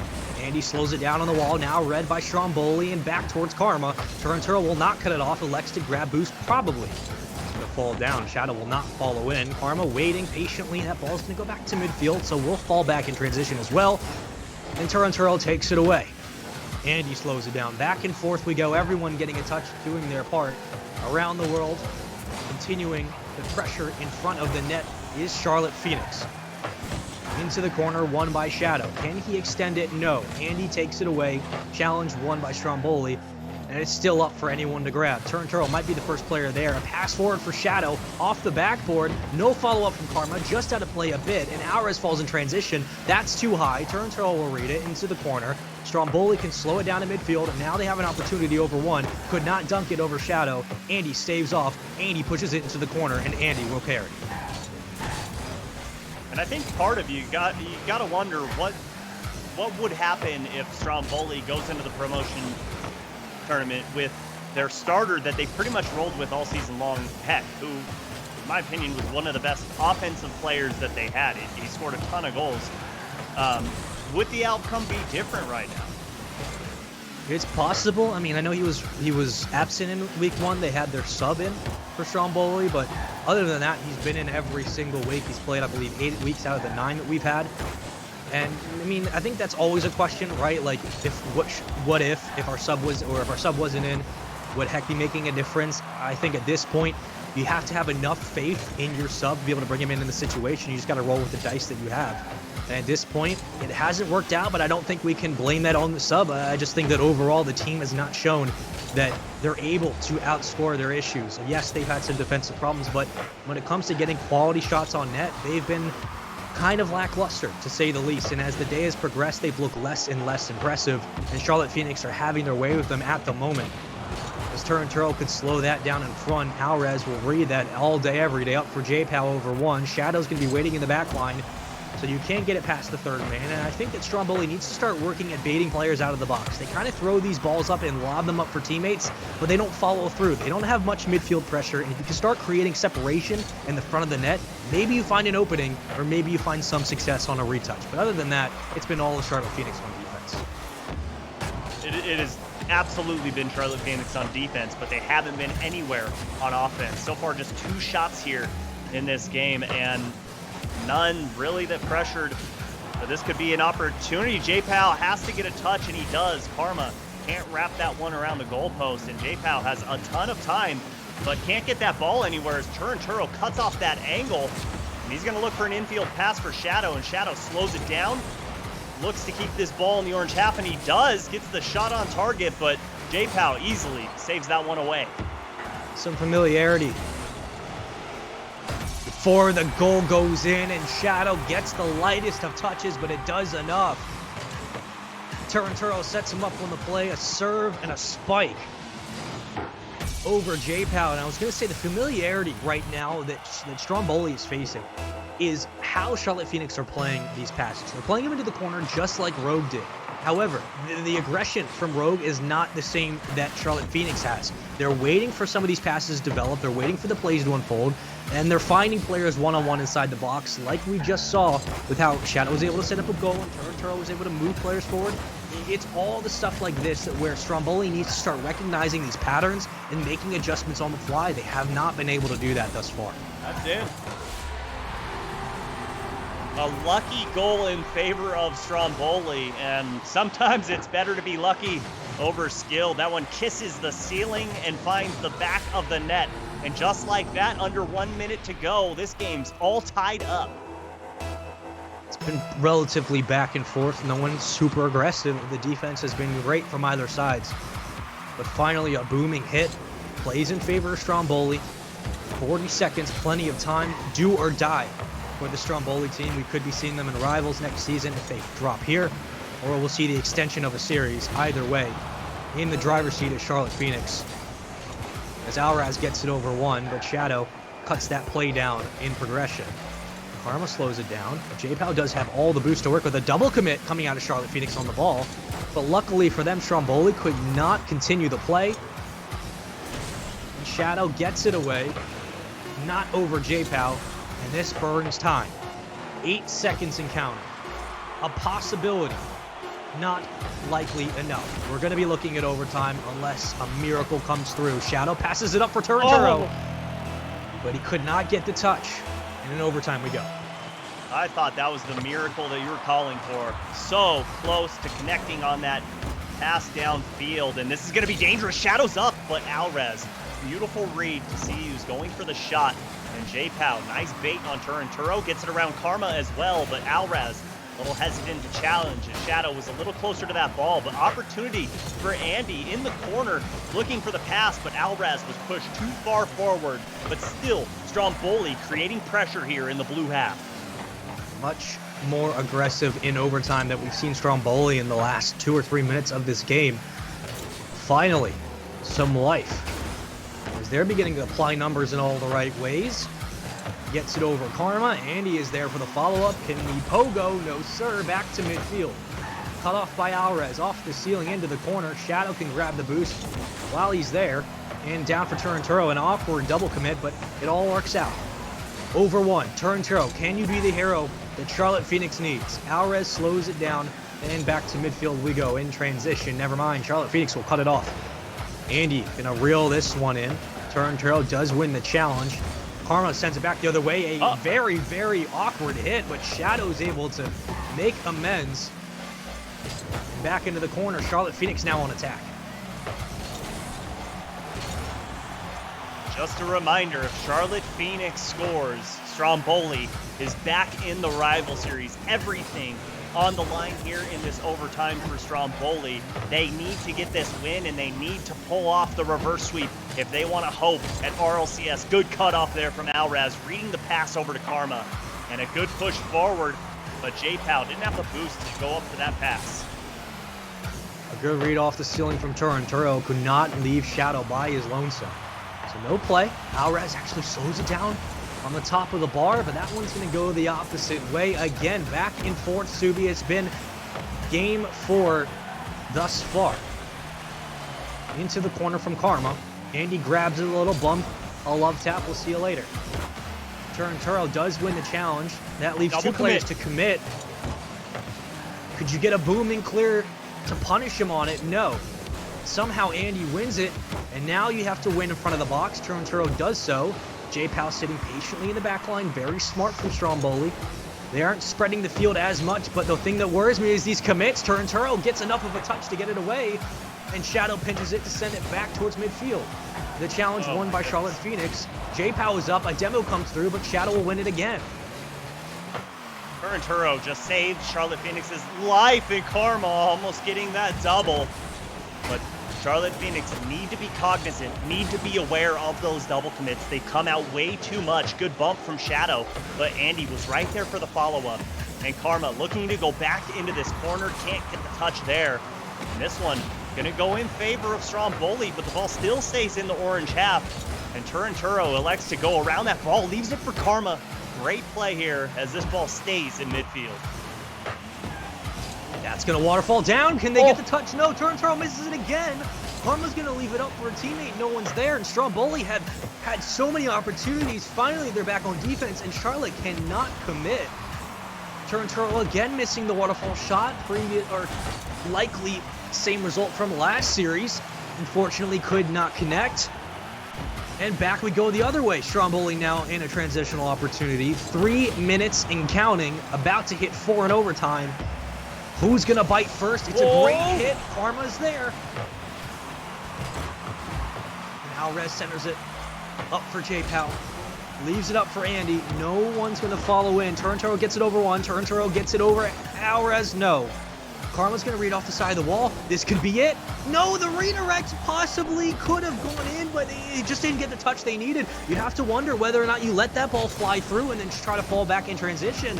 An awkward hit from Turinturo, I believe. And Good they poke just can't there from execute. Shadow.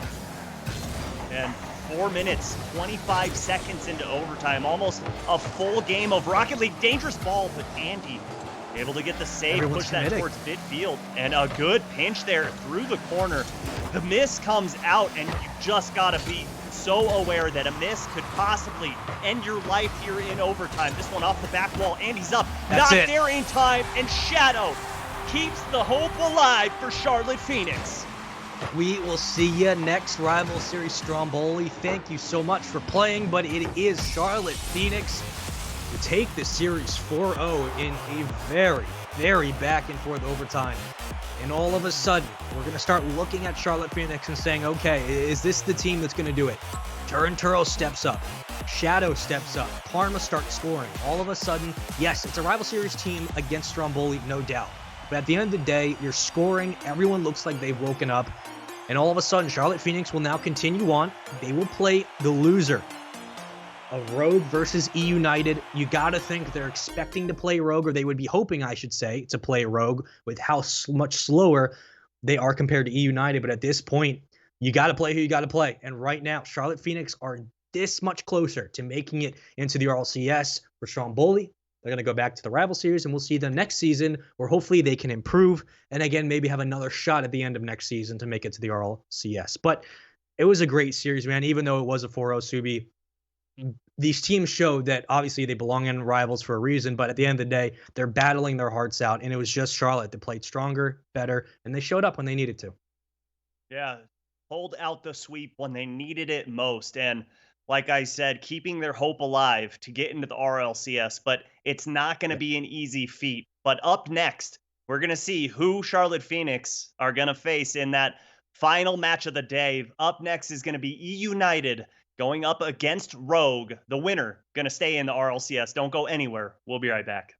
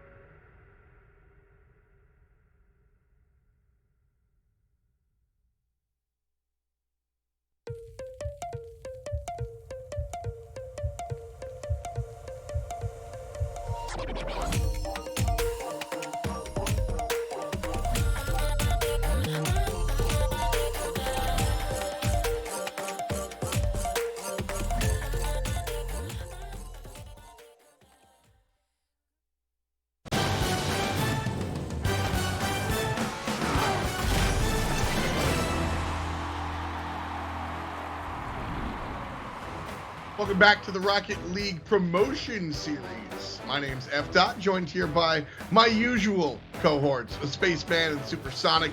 Spaceman, how you doing, buddy? Doing great, man. I love everything about this promotion tournament. It's been great so far. How you doing? How you doing, Tom? I wanted to ask you that. I'm chilling. I was chilling. I'm still chilling. I will always be chilling. Supersonics, how you doing, bud? Doing all right, man. Had some good games so far. We've kind of had them on polar opposite ends. We kind of had one match that was this weird, no team cohesion kind of individual slugfest, and we've gotten to see some team play as well. So we're kind of getting a mix of everything. I've enjoyed it so far. We're here at the sort of the halfway point, right? We've got the next match, which is going to be RLCS teams. Then we've got one more. Let's take a look at the bracket and see how today has gone. Because again, this is important. This is how you make it to the big show. Some teams are defending their spot, and some teams are fighting to be in there. Rogue and EUnited are the teams from up top, and they're up top on the bracket as well. Charlotte, Phoenix, and Stromboli are vying for that spot, or at least were. Stromboli no longer in the running, but Charlotte Phoenix just takes them down. Charlotte Phoenix will be awaiting the loser of Rogue and EUnited.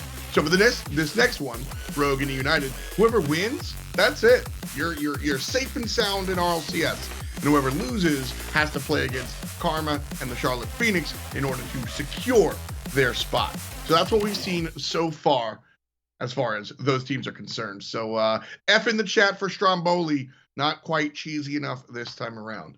Looking forward into our RLCS game. I mean, hey, look at us. Our RLCS casters all of a sudden, man. You know, upgraded just like that. All right. So we've got EUnited and Rogue going head to head. We've spent a lot of time watching these guys play against the rival series teams today. Rogue, Wonder, Cronovi, and First Killer, and then EUnited, Roldiz, Hoxer, and Ajax. These guys have looked pretty strong. I've loved Hoxer on the side of EUnited today.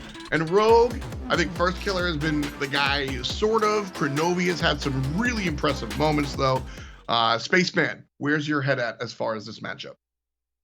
I'm really looking at EUnited. The big question coming into today was about Rogue. Like, are we going to get all three stepping up? Would First Killer have to overexert himself? Because the question was, if Wonder doesn't show up, First Killer usually has to do more. And if he overextends, Cronovi can't get comfortable, and all of a sudden, Rogue completely decimates themselves. But EUnited, looking at how they played Charlotte Phoenix, it was a wipe. I mean, they were scoring at will. I believe there was a couple of players who had hat tricks. There was one that had 5 goals in the end of the series, had more than Charlotte Phoenix. I mean, we're looking at a situation where EUnited is much faster.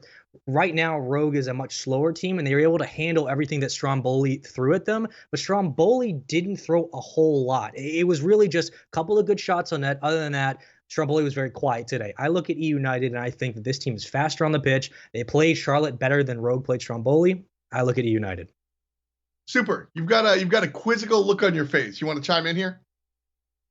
I think they may have had a couple more coordinated plays. I wouldn't say they're faster, and I don't think that they will be here. I feel like Cronovi, as Stax has said, there's no way Cronovi is going to let this team relegate.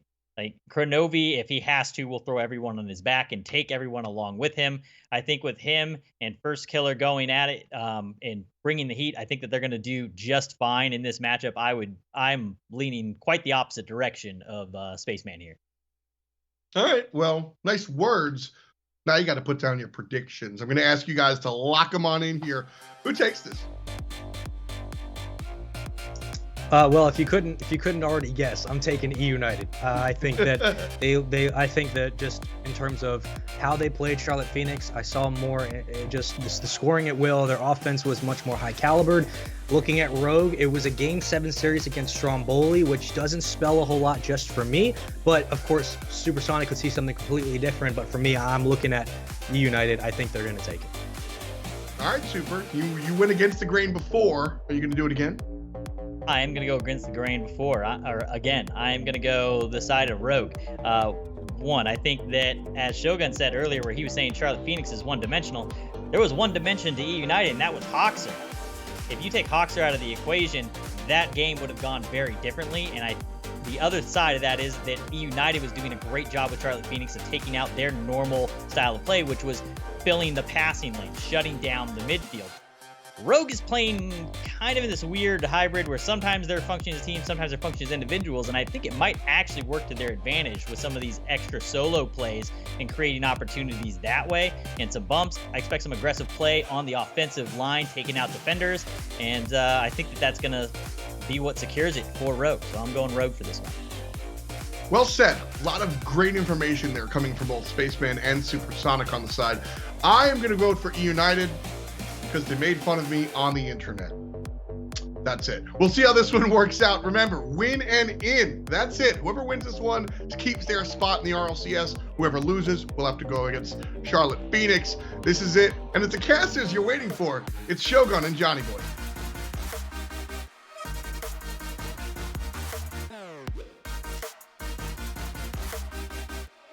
With an RLCS spot on the line, these teams played earlier on this season, and Rogue only managed to get 3 goals in a series that they were swept in against EUnited. They're going to have to try and turn it around this time, Johnny, and they've got it all to do in this best-of-7 series. Yeah, I'm definitely leaning more to the side of EUnited on this one. They looked impressive versus Charlotte Phoenix, who just destroyed a Stromboli team that Rogue struggled with. So Rogue have got to step it up. They're going to need to play at their best. We know that they can look very good when they do play at their best, but the question is, will they when it matters most? And I think that's sort of a problem that we've had with Rogue for a lot of this season, is that it's not necessarily that they don't get space. It's been a lot of times where they've taken on, very defensive teams and they still don't move forward at all. It seems like they are very happy to control a little bit towards their own side of the field and just see if plays will just come up for them. In this sort of matchup against EUnited, who are probably going to try and take this and be as fast as possible, is that going to be a detriment, or do you think they can potentially catch EUnited out? Well, it really just depends on what kind of Rogue shows up today. If they do play, or rather, I'll say if both teams play at their peak potential, I think Rogue probably win this because at times during this last RLCS season, they have looked very, very good as a team. Now, EUnited are more consistent in the middle, but the problem that Rogue have to worry about, as well as the consistency of their opponents, is their own inconsistency. They have really struggled, and even today they've struggled to show up when it matters.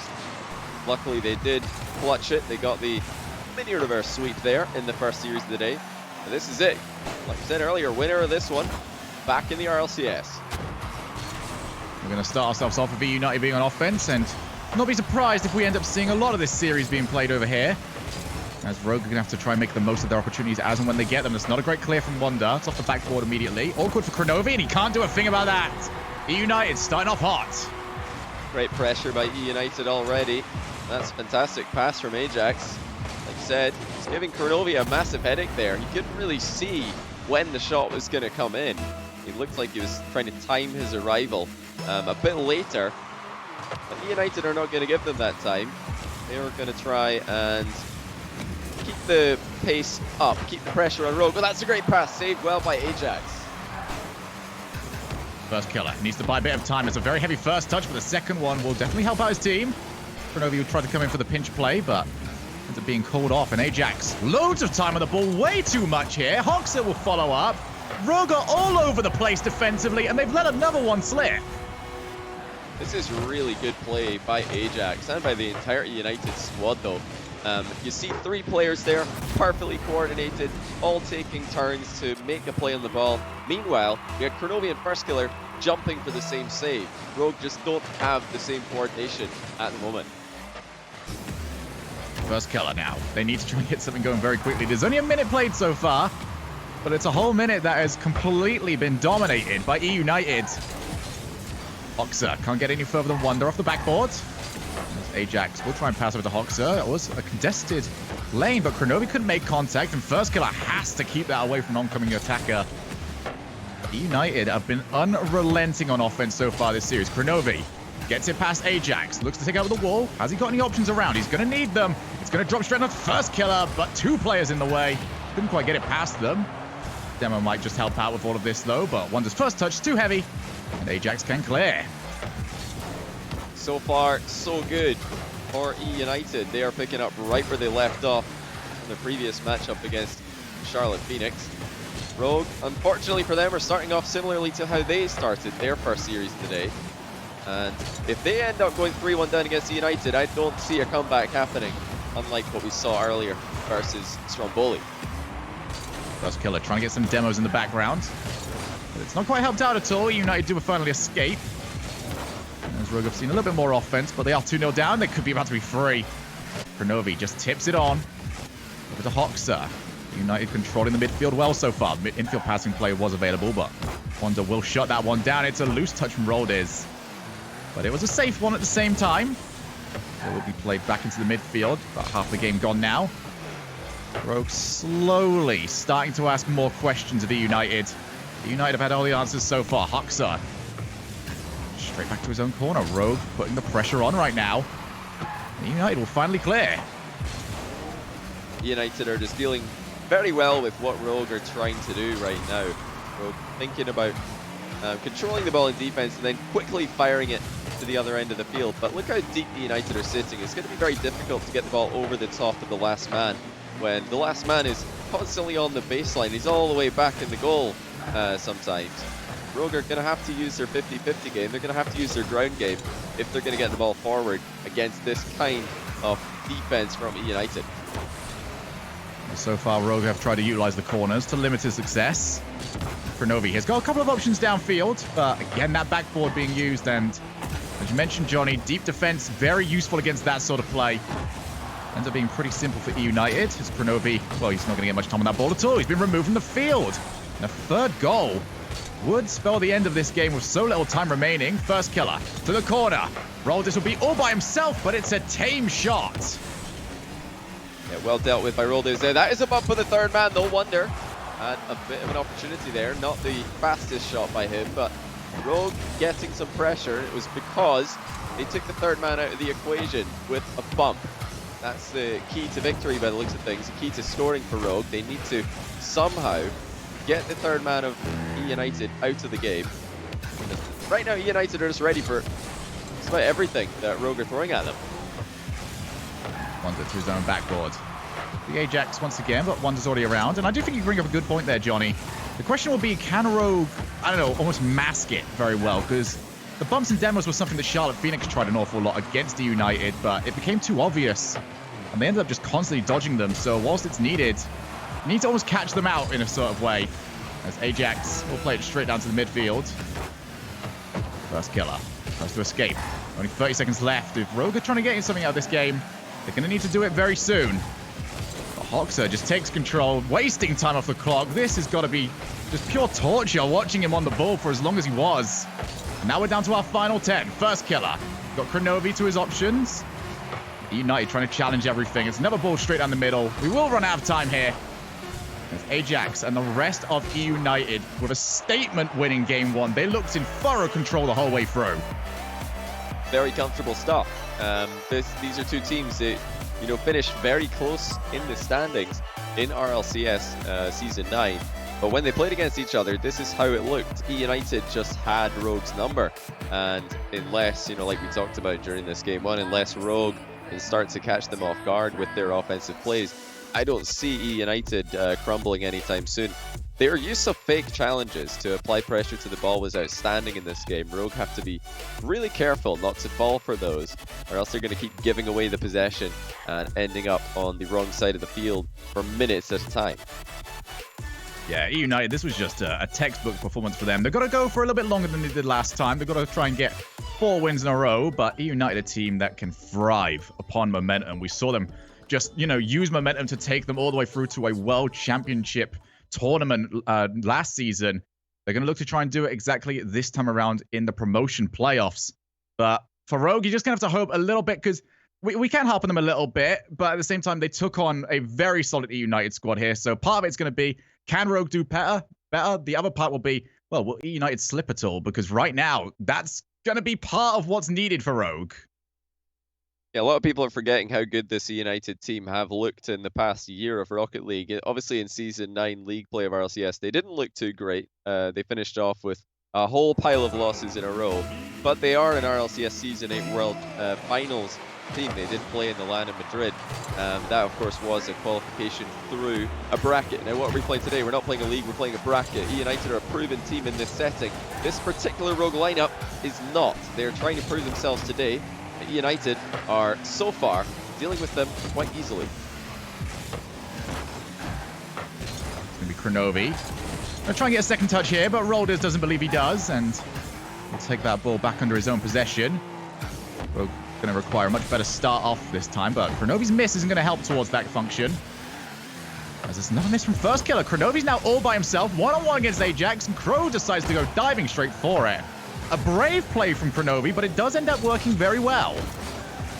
It's a good play by Crow overall. He was left alone at the back there. First Killer's whiff not helping him out. Now chance for Rogue, but Kronovi's hit the bar, and he wasn't able to follow through with a rebound. It looks like Rogue will get more chances on net here. Kronovi off the post, or rather Wonder. Kronovi following up, but for all that pressure, for all those chances on net, Rogue still didn't get a shot on target.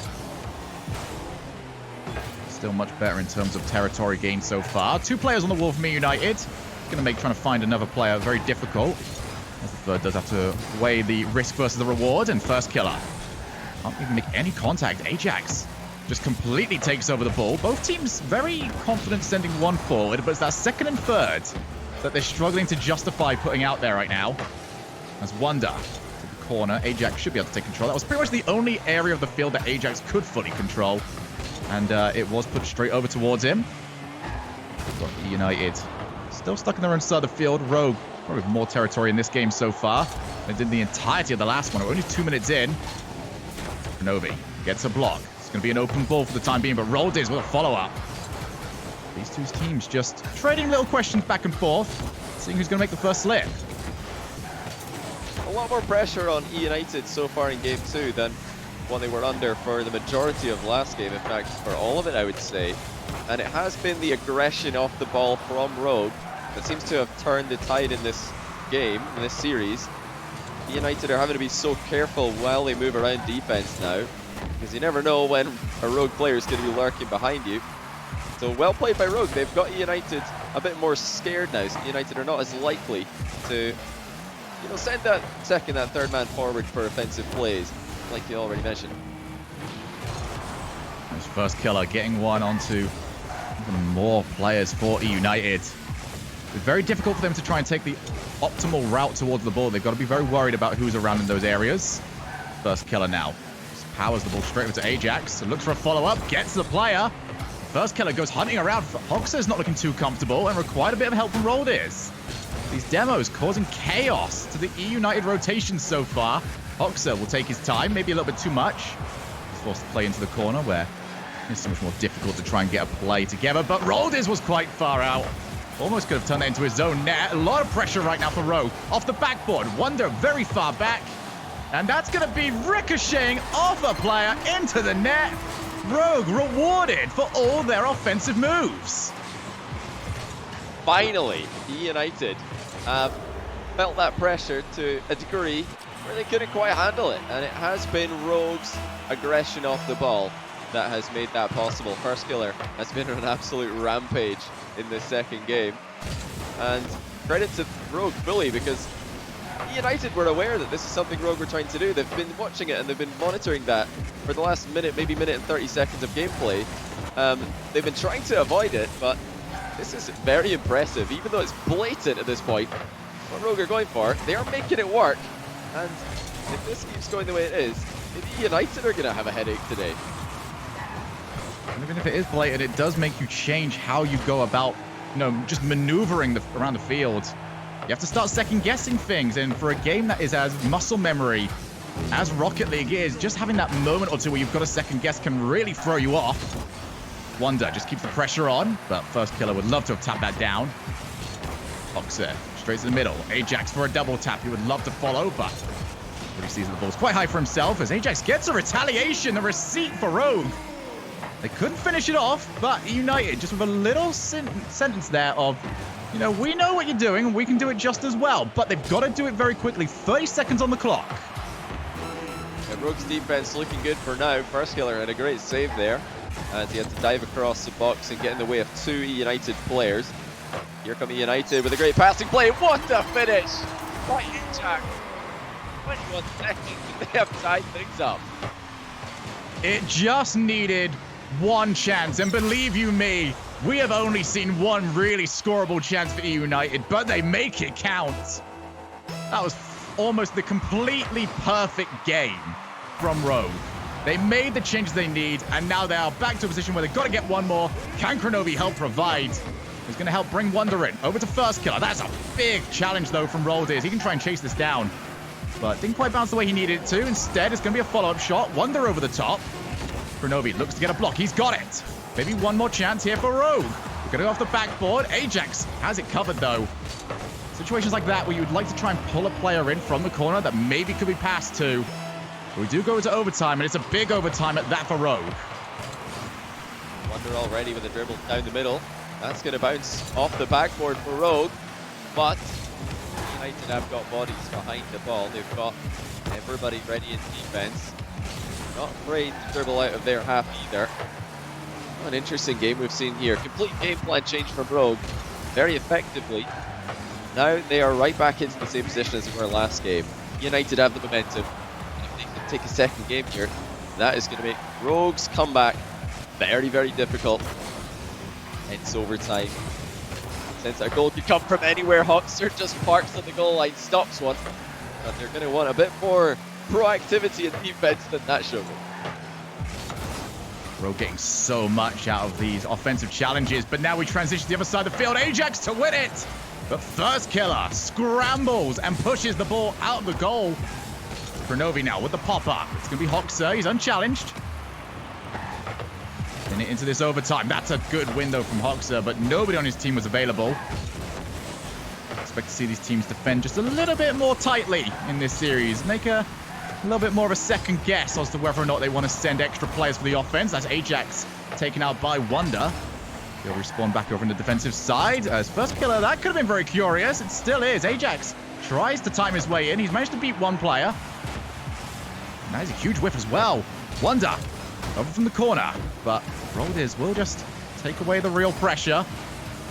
Both teams have good chances right now, but neither of them really getting anything to stick. An aerial challenge just in the nick of time there for Rogue. Hoxer was landing the flip reset, and the flick was going to follow. Rogue are playing a fast game. They're at least going to go out on their shield if they do lose this one. They've given it a good go. It's absolutely still all to play for. 2 minutes into overtime now. We're settled down a little bit. I think both teams are ready for the long haul. You see that with all of these deep rotations. The second man committing early on plays is a long distant memory at this point. But who has a trick up their sleeve? Steal game 2. You know, if it's EUnited, that's going to put them 2-0 ahead. The devastating position for Rogue to be in against a team with EUnited's experience. Even then, you can't write Rogue off. They were 2 down in the first series of the day. They won that one. Here they are, playing for their RLCS spot next season. Oh, triple commit, but triple the power! Wonder puts it off the post! Best opportunity we've seen so far. And Rogue almost got the ultimate reward for the ultimate triple commit. Well, I guess that settles it. Triple commit, not in fact triple the chance for success. Rogue hitting the post, and that has been a problem this game. They're not going to score if they don't even test the goalkeepers from EUnited. And you know, you have to give them a break on that at times. It is better to miss the target just so as not to pass the ball to a goalkeeper, but maybe that was one of the opportunities where putting it onto the goal would have made more sense.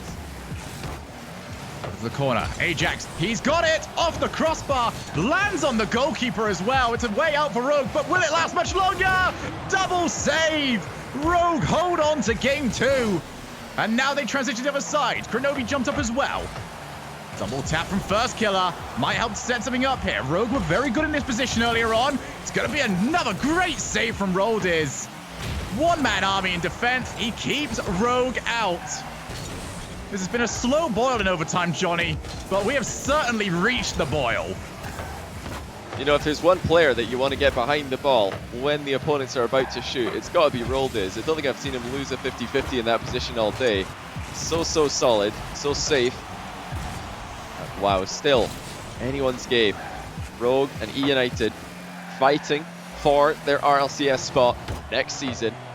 Of course, the loser will not be eliminated from contention. If they can play like this, I think they'd go into the losers finals as the favorites. But you never want to go down into the lower bracket. You never want to go in with your opponents coming up through the bracket with momentum on their side and yourselves going in there right off the back of a loss, a tough loss. That's why this series is so important for both teams. Kronovi moving further as Ajax just came from the ceiling. Hoxer can make some contact. United now starting to leave 1 or 2 players downfield as well. They're not trying to rotate back just as quickly, but Kronovi will miss this. I think he was actually called off, so the whiff alert button will be unpressed. As we do see now, United starting to put some slow, steady pressure on. First killer gets the boost turn up as soon as he needed it. Any further than that, he'd have to play this with 0 boost, but he'll be thankful for the 100. Over to Wonder! And Rogue take game number 2. And we have a series. What a pass by First Killer. Notice the delay on his flip there. He had the defense wondering what he was going to do, and then he had Wonder scoring to send Rogue into a tie series. We've just turned the best of 7 into a best of 5. And Rogue, it didn't take too long to figure out a game plan that can work against this EUnited squad. No, that was sort of showing some of the brains behind the Rogue organization. And it's very interesting to see as well when we do get that sort of game, Johnny, because Rocket League is mechanically focused. I think there's not a soul on the planet that would try and argue otherwise. So when we get to see the tactical side come out to this game, it becomes very fascinating to watch. So how Rogue managed to adapt this series was very entertaining to see. Now, my question to you is, EUnited, stick or change? I think EUnited just have to keep playing their game. I mean, this is what they do. They just try to stay consistent throughout a whole series and let their opponents do the changes. Let their opponents be the inconsistent team. But yeah, this is looking promising for Rogue because a lot of their mistakes in this game were mechanical, and it's very easy to identify those problems. It's very easy to know what the solution is, such as, oh, you missed an open net, maybe score it next time. It's not that difficult to figure that one out. Whereas the more deep strategical stuff, that's much harder. And I'm impressed with Rogue's overall strategy here. They noticed they were just giving the ball away in game 1, and they weren't putting enough pressure on EUnited while they were clearing the ball towards them. So game 2, they came out with the demos, and they came out with the physical play. Yes, they were still clearing the ball long, but while they were doing it, they were making these sweeping runs across the baseline, across the goal line off their opponents, taking out multiple members, and it got EUnited in a panic, and it got them worried for their own safety. I think that's oh wait, we're going to see Roldiz automatically put offense on. With EUnited trying to go back to their game 1 roots, but I think that's a very good difference that we're seeing. I brought up earlier on how Charlotte Phoenix tried to go for a lot of bumping plays that didn't work quite as well against EUnited, and I think it's just the way, the pathing that it's being done. You mentioned that they're going from, left side to right side. I can catch people out, you can get them on the ball cam where they just don't even see you coming. Charlotte Phoenix were doing it right down the middle, and that means that you can see that one happening. It's very easy to react to. So just the little differences between the two teams that have meant that the same strategy has worked that bit better. First killer. We'll tape it up. Roldiz just waiting for his opportunity. He's going to get it now. Hoxer just waiting to see what happens. He's going to try and follow up. There's EUnited taking to the air quite a bit here. They want to try and waste the boost out from Rogue. Have anyone got anything left? And it was a shot that needed to go on target. Instead, looked more akin to an infield pass, but EUnited still have pressure on. Yeah, that was a really fantastic pass by Hoxer. It deserved a better shot out of Ajax. Needed to at least hit the target. But just like Rogue at the start of game 2, not the most accurate shooting by EUnited so far. They are getting chances. So First Killer's getting one as well, but that's saved by Hoxer. Are Rogue going to keep up the surprising plays off the ball? Are they going to try and keep sneaking in to positions where they can get those bumps and demos? Because from what I've seen, EUnited are not playing a careless game. They're trying to analyze what Rogue are doing. They're keeping an eye on them at all times, and it really shows how well Rogue have played with their approaches to these demo plays. They're catching a team like EUnited off guard.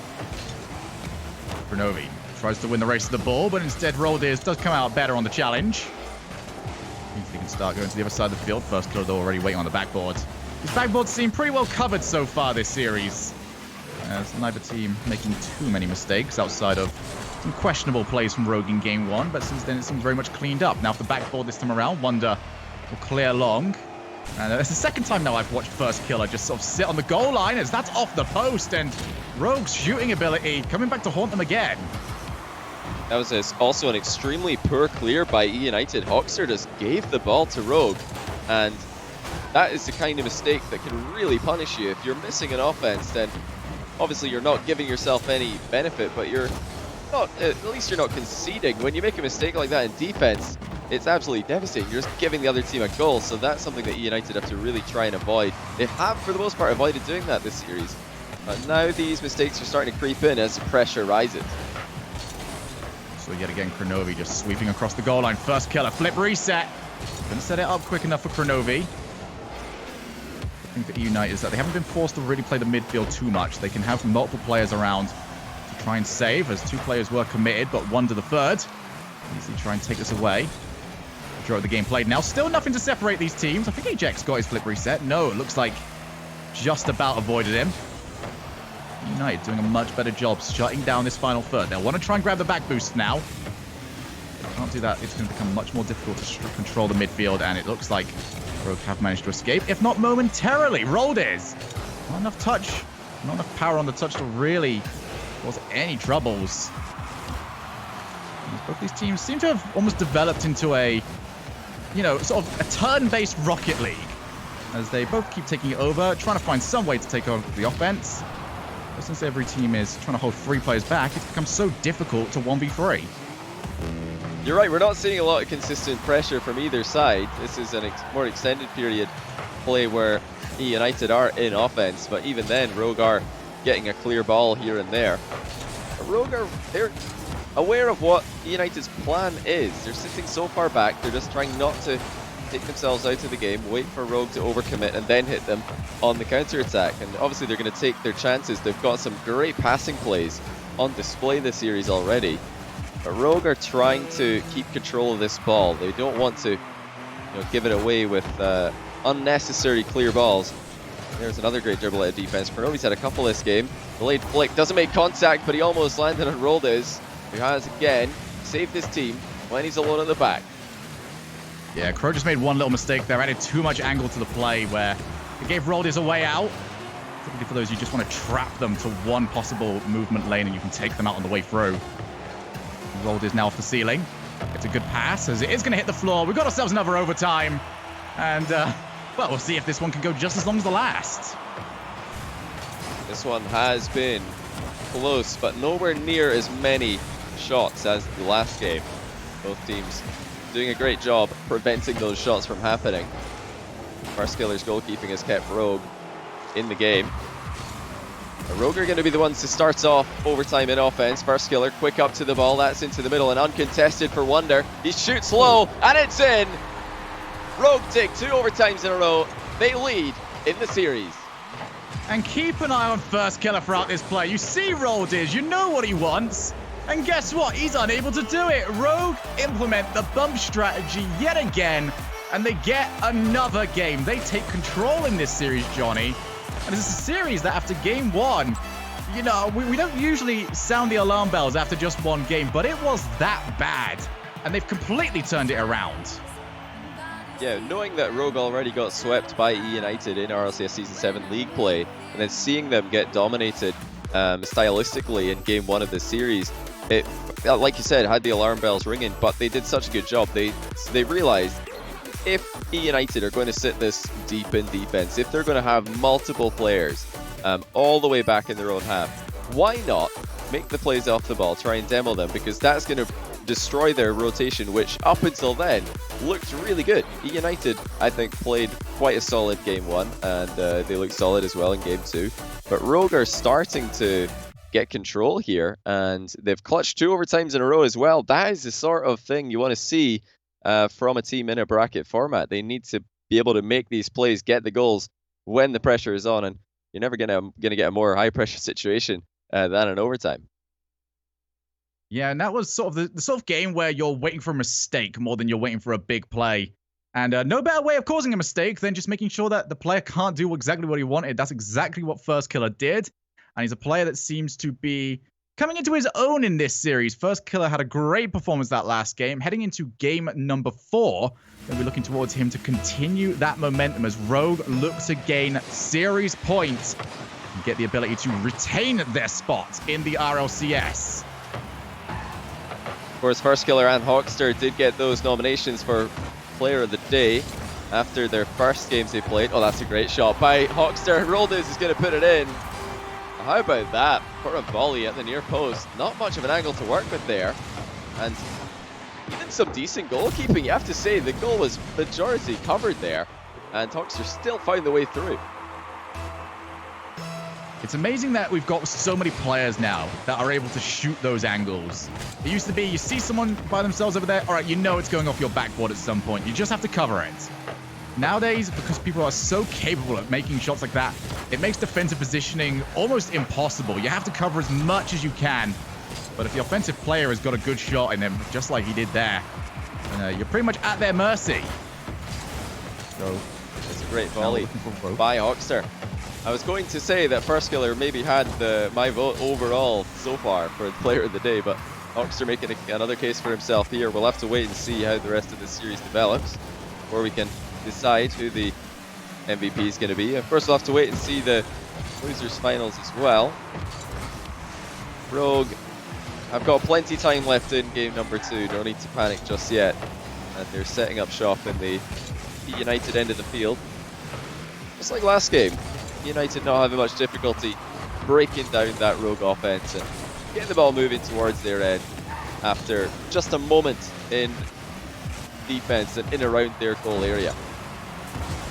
This game does provide one little question towards Rogue. We've seen how their playstyle has changed, but they haven't been down since they have made this switch over. The last time there was game 1, and we saw how quickly that got out of hand. How are they going to respond this time, especially as that clock ticks closer to 0? Expect them to try and go for more demo plays, but is that going to work? Hoxer just takes his time. He does get the boost on from him, though. So that means EUnited are going to have to try and find quick ways out. It's not going to be helped by this. First Killer to Kronovi. Unchallenged, drops straight down, and that is great backboard play. Hoxer, yet again, just a general of the field. Exactly where you need him every single time. First Killer needed to try and pop that to Kronovi, but maybe saw that there was an EUnited player around. Didn't want to put it that close where he could potentially pinch to his own side of the field. But with us heading towards the second half of this game, Rogue will inevitably start having to try and make more risks. It's so far so good for EUnited, and this is looking, scarily like the first game of this series. Rogue have attempted a few aggressive plays off the ball, but they have been largely unsuccessful. Now, I said earlier, they still have plenty of time left. They still do. But that is going to change as soon as we get into that final minute. I feel like that's when you have to make this change. If you haven't scored and you're in the final minute of gameplay, you're not going to get many chances, or usually you're not going to get many chances in the time that is remaining. So let's see what Rogue have got planned. Well, it's going to be some defense first of all, and Hawkster not going to let them come out on top. That is 2-0, just like game 1. EUnited out in front. And Roldes yet again. Just a major part of the creation of the play. Double challenges one and leaves a, not an easy shot for Hoxer, but a good enough one for him to make enough with. And EUnited now looking comfortable, looking to tie us up at 2 wins apiece. Remember, whoever loses this is not out of the tournament yet, but you've got a warmed up Charlotte Phoenix in the lower bracket. And that lower bracket has not really been all that kind to the loser of this sort of series. It is not a position you want to be in. You'd have to try and buck the trend of a lot of Rocket League history. That's a great save by Hawkster. He's putting up a fantastic game here. But overall, EUnited, as a unit, they just look like the better team when it comes to rotation, when it comes to standard Rocket League in the current meta. Rogue are the team who have had a few tricks up their sleeves, and their aggression has caused problems for United.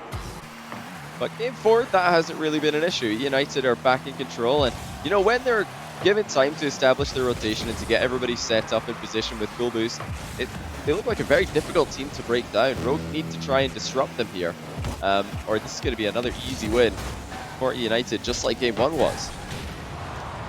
It's going to be Ajax. Good little challenge from him. First killer tries to follow up, gets a second one on to his name. There's a lot of very good pressure from EUnited. You would not be surprised to see that third one coming very soon. Off the backboard, Kronovi just about makes contact, and he's popped that one straight up, but first killer does not have the boost to keep this followed. Rogue just running out of time now. 30 seconds left on the clock. Kronovi to the wall. Ajax just paces himself, launches him towards the point of contact. And Rogue desperate to find a goal, but they're desperate to just find a chance before that. First killer to the corner again, and EUnited have just not allowed Rogue to have more than 2 touches on the ball in a row before they end up taking away the play. This is going to be so frustrating for the boys in blue right now.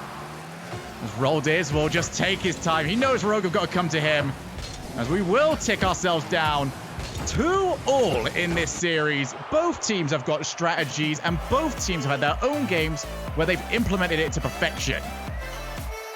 United back in control, back in the driver's seat. They completely suffocated Rogue at the halfway line this game. Didn't give Rogue really any chances to get the ball on target, to get even the ball into offensive positions. But yeah, we have to look at the differences between this game and the 2 that Rogue did win in the series. We didn't see many demos. We didn't see much in the way of dribbling and ground play. We did see, however, from Rogue, a lot of hard clears ending up in the control of an EUnited player. So EUnited, they haven't needed to really make any adjustments. They've just played their style better in this game. And if they can keep doing that, this is, really hard to choose now. I don't know who to expect to come away with a win at this point. Started off with a best of 7. Now we've got a best of 3 for an RLCS season 10 spot. I feel like I would almost like to expand upon what you said, where Rogue are going for the hard clears. It seems like there's 2 options, hard clear and air dribble the whole way. Both options have the same response from EUnited, which is hold ourselves back. We'll clear it when the ball gets over here. I would like to see Rogue just add a few more small touches to their gameplay, control the ball, ground it a bit more, use some lateral passing, start to open up the options, because right now EUnited have just got to pick one to control the majority of these plays, and unfortunately for Rogue, that doesn't work, especially when they're behind. Yeah, EUnited overall have passed the ball better in open field play. When we bring the backboard into equation, yes, Rogue have been setting each other up quite well also. But when we're just talking about passes in the open field from one player to another, EUnited have been significantly better than Rogue today. That's a tricky play by Kronovi to get us started. But it's wrapped up pretty comfortably by EUnited, and now they've got a chance. Actually, a double commit from EUnited. You haven't seen many of those today, but it hasn't resulted in anything too devastating. Now here comes the passing play by Rogue, but where on earth was that ball supposed to be headed? Arskiller just not getting enough power on his hit there. No confidence in the pass actually working. United just trying to keep going from where they were in game 4. Here is Rogue. Wonder unchallenged, down off the crossbar. 1-0 for Rogue. And you get the feeling that they needed the first goal more than EUnited did. How about that for placement from Wonder? Hoxter was back and he had a lot of the goal covered there. He was waiting to see exactly where the shot was headed, and then he realized, to his dismay, that is not a shot he has any chance in saving. So credit to Wonder. We talked earlier on in this series about the difficulty Rogue have had hitting the target at times. Well, that was not the case there. Perfect placement and a good bit of power as well. Rogue 1-0. And this is where I almost have to flip what I said earlier on about those air dribbles and about the long clears, because when you're a team that has to start moving forward, we've got first killer double tap from him, and he's starting to feel it yet again. And there is the passing in the midfield that's been missing from Rogue's game. That little setup touch by Wonder gave first killer the perfect line of attack, and he doesn't need 2 chances in a double touch position like that. You know how first killer plays. you'll know that he is definitely the favorite in that position. That's a really good save by Wonder, but it's going to bounce out to Ajax, saved by First. United down by 2, and now they're the ones who have to change something up in their gameplay, or do they? I mean, they're kind of reluctant to do that. Just want to keep playing their game and hope that at some point they do it well enough. They're going to get the goals, get the win. Right now, Rogue look like the more threatening team. It continues this series to bounce back and forth. And Rogue are going to be very comfortable sitting back this game. Kronovi is bumped out of the way, but unfortunately for EUnited, Wonder will rather happily take over, toying with the ball for the time being, forcing the challenge. That's a big miss as well. First killer, called off by Kronovi. Rogue are winning challenge after challenge so far. First killer off the backboard. Hoxer is able to keep that one away, and Kronovi did dive on in. EUnited with a huge opportunity. Wonder by himself, and nobody could find the bump. He is able to take on 2. That's huge by Wonder in defense. Kronovi completely left him alone there, and now Wonder takes the ball to the other side of the field, and he's put it in the other end as well. He's been involved in all 3 goals. He's saved the team in the defensive end as well. But look at that, off the ball by First, not for the first time this game, making an offensive play onto a goalkeeper, taking their eye off the ball, and letting the shot come in, uncontested. So 3 goals down, all the work to do now for EUnited, and a lot of ball to be chasing. They've got to get something going for themselves, and this is the point I was going to try and make earlier on, Johnny, where we were complaining earlier on about the air dribbles and the long clears, but for a team that can no longer afford to rely on their backboard, suddenly the long clears and air dribbles become so big. And speaking of big, that lead that Rogue have got might be insurmountable. And this is where the play style that EUnited tend to rely on doesn't work out. If you're down by 1 goal, or if you're tied, or if you're ahead, this defensive style is perfectly acceptable, because like you can figure out, you only need 1 goal to make the game competitive again. But when you're down 2, 3, 4, now we need to see something different. We need to see something more aggressive from EUnited. We just haven't seen it yet today. If they're not playing the reactive style, they just don't look anywhere near as good. And meanwhile, Rogue, look at the movement off the ball. Where were these options earlier in the series? Because right now, they are providing each other with so many chances to effectively pass the ball. I mean, we can talk about tactics, we can talk about mechanics. At the end of the day, Rogue have got 2 players on the field in the form of Wonder and First Killer, who seem to be able to 1v3 the entire EUnited team and set up for their teammates. They have been incredible in this game, and they are hurtling their way towards series point, as they're going to put another one in. Kronovi refuses to be forgotten. Oh well then, I guess this game is just going to be Rogues with 2 minutes to go, and this is devastating. This is the worst possible game 5 for EUnited, for obvious reasons. They're going into a game 6 after this, where they need to win 2 in a row, and they've just been slaughtered. I mean, I'm already calling it as if Rogue have won it, and there's almost 2 minutes of gameplay left, but that's how confident I am that Rogue are going to walk away with the win today.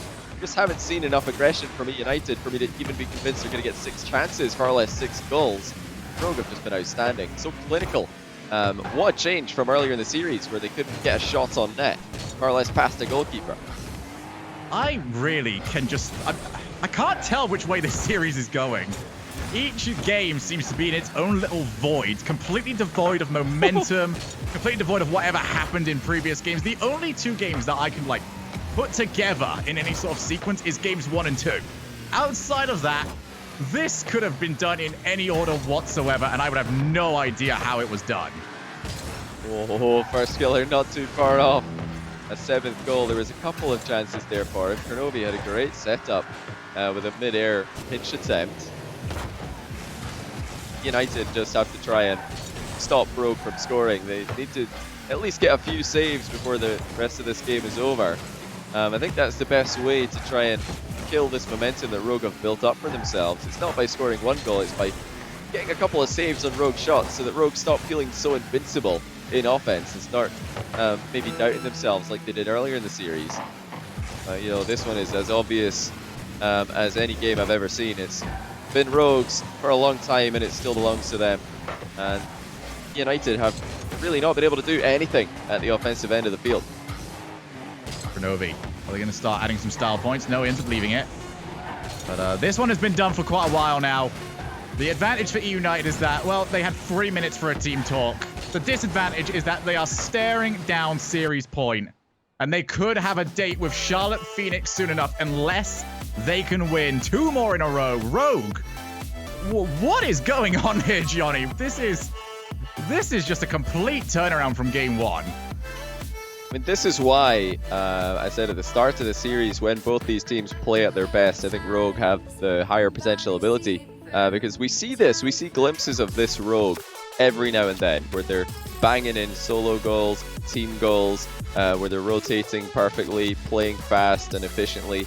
And if they could play like this all the time, they wouldn't be in the promo relegation tournament. They would be in the playoffs, regionals. But you know, the consistency's been their problem, and now we get to find out if they can, show up when it matters most. We've seen that they can show up at the business end of a series, but now we're getting to the very last game, match point, the hardest game and the hardest series that they're going to have all season. Based on what we saw there, it's hard to bet against them, but their inconsistencies from season 9 have got to still be haunting them, at least to some degree. Absolutely. I mean, this could be anywhere from a continuation from Rogue to just a completely different style of game. That has been how this series has gone so far. I'm looking forward to this one, Johnny. Game 6 is on the way. However, I think we're getting to the point now where Rogue, we can't just say, it's playoff form for them. This seems to be almost a postseason form that they seem to find, because they have stepped up yet again today. Might be 5 minutes away from resecuring their spots. You have to give credit to First Killer for performing in this setting. Wonder and Kronovi have played multiple tournaments with brackets of the highest level and playoffs before, but this is a new experience for First Killer, who went straight into the league play without ever having to do this. So he's performing very well in this setting so far. Can they get the job done? What kind of EUnited are they going to go up against in game 6? Again, we look towards the first goal, which has been so crucial in each of these games. Who's going to be able to get a hold of it? Wonder off the backboard. Ajax has been hassled by Kronovi. Rogue automatically going back to that very physical style that we saw from them in game 2 onwards. As Wonder does end up coming in late, as Ajax unfortunately lands on the ball, meaning the transition for EUnited is going to be that little bit slower now. EUnited stuck in their own side of the field. Rogue doing the majority of the pressuring towards the nets. Wonder will again leave the ball, at least for the time being. I'm not too sure how this style of game works for the either team, as the backboard demo almost works out. EUnited still a danger. It's definitely good for EUnited that they finished off the last game with a couple of minutes where they did not concede after losing 6 goals early on in the game. I think that settled them down quite nicely for game 6. But will they have anything to send towards Rogue's net? That is the question. I mean, so far from what I've seen, it doesn't look like they're planning to make any major gameplay changes. They're just going to try and play the same solid defensive style. And that's a great chance for Hawkster. Well saved by Rogue, who are also waiting, watching, and seeing if they can spot an opportunity to score. I think Wonder might be the calmest person on the field right now. That's 3 times this game he has faked out what the original defensive play would be. And it's worked every single time. You get a feeling in these sort of situations with this much pressure on, you'd be going for the first play you can, every opportunity you can get. But Wonder just seems to be very relaxed. He's playing his own style of game. Hoxton out for the backboard. Does get contact before Kronovi. Now Roldiz out to Ajax. It's a lot of work for Ajax to do. Keeps the pressure on. Roldiz. They're trying to hold it away from Rogue players as much as they can, but eventually you run out of positions on the rotation, you run out of boost, and you've got to give up possession. An extremely defensive EUnited setup right now. They did have a chance there to get the 3-man offense going. It was a nice pass by Roldiz. Nice high pop for Hoxter, who decided instead to rotate back away from the play. They're playing so safe. But this is what got them in trouble last game. It just gave Rogue all the chances, and for once Rogue took them all. Now it hasn't developed exactly the same in game 6 so far, but this is a huge opportunity. Kronovi on target, 1-0. And Rogue, when they're given this much space and time to play with, have been clinical when it matters most. A rare sight in this series as EUnited leave their goal wide open. They sent everybody on the offense, and you get the feeling that they had a better chance to do that earlier on as they're caught out by a very swift counterattack. And now it's going to have to go all guns blazing on EUnited's side. They've got to pick up a goal, and they're running out of time to do it. Wonder to the corner. Can't get it any further than Hoxer. We'll play it to the midfield. Ajax is going to try and follow this one up, and he's won the challenge as well. Leaves only first killer back. But a great time-wasting touch from first killer. Completely resets the rotation off the backboard. First killer does come in late. Now Wonder to his own side of the, well, the United side of the field. United, they're going to need to try and leave some players upfield at the moment. They're not going to be able to 1v3 this defense. They've got to give themselves some options. We left for Roldes. Fakes out one. Can't flick it past Kronobi, though. He was too smart for that. Ajax is leaving it, but who's he leaving it for? There's nobody following up from United. It's just a little uncoordinated on their offense. Wonder how long needs to be left in the game before EUnited just decide to send everyone into offense. At this point, I think it's time. They need to make an offensive play happen. They've tried to play their style today, but they're running into a rogue team who are playing their best team play when, like I keep saying, it matters most. At the very end of a series, where they will qualify for RLCS Season 10 should they win it. Final 30 seconds now. EUnited pinned back. Rogue don't look like they're planning any mistakes anytime soon, but Wonder is alone at the back again. Looks for first killer, and that's great passing by Rogue. Look how they turn a very dangerous situation into their own attack. In the blink of an eye there, first killer hits the far post. His last chance for EUnited.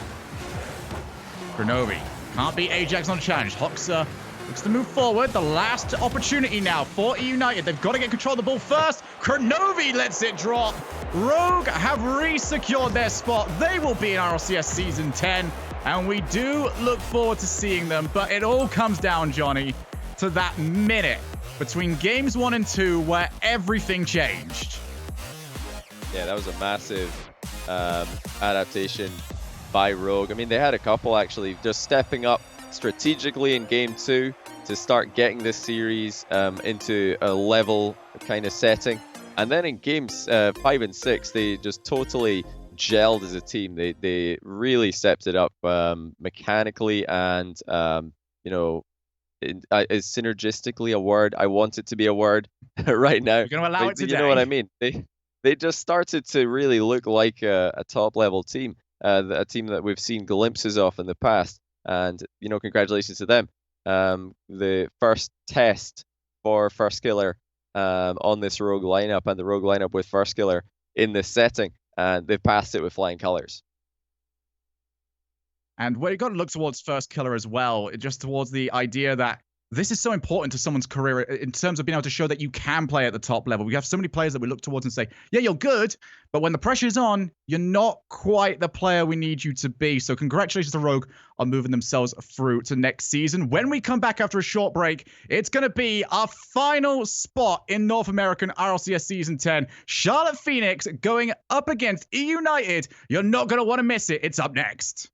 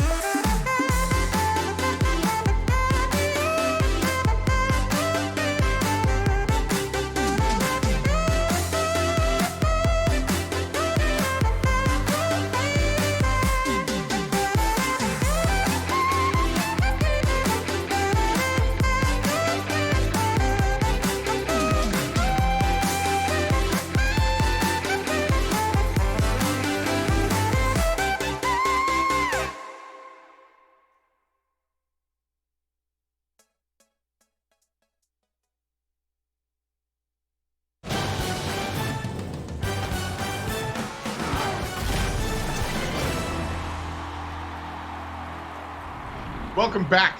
This is the Rocket League Rivals Series and the promotion time. We've already seen one team make their way up there. Now it's time to crown the second team. We're down here in the bottom side of the bracket. My name's Tom F. Battinger. I've got my dancing folks with me. Spaceman Can't Keep It Still, and Subi. Can you dance, Subi? I could probably dance better than everyone in here combined. He can. Hey, if we get the tunes started back up, I'll get back there and I'll start dancing. I'll show you guys.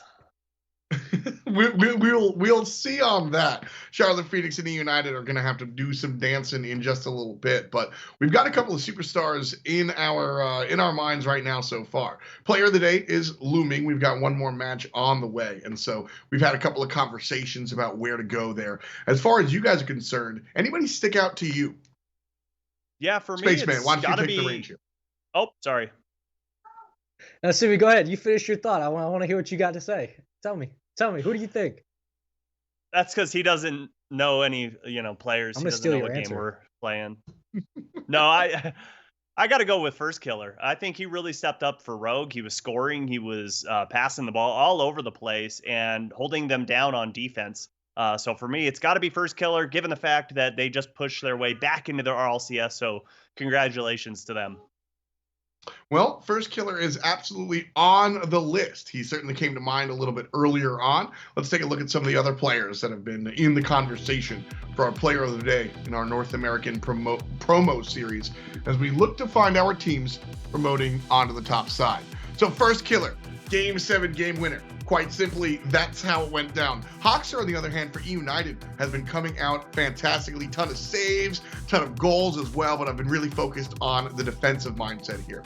Shadow with the Mamba mentality. Listen, Charlotte Phoenix were a little sleepy in the early stages of the game of the tournament, but as we've gotten down to when it counts, Shadow has been absolutely standing up. This guy has the clutch gene.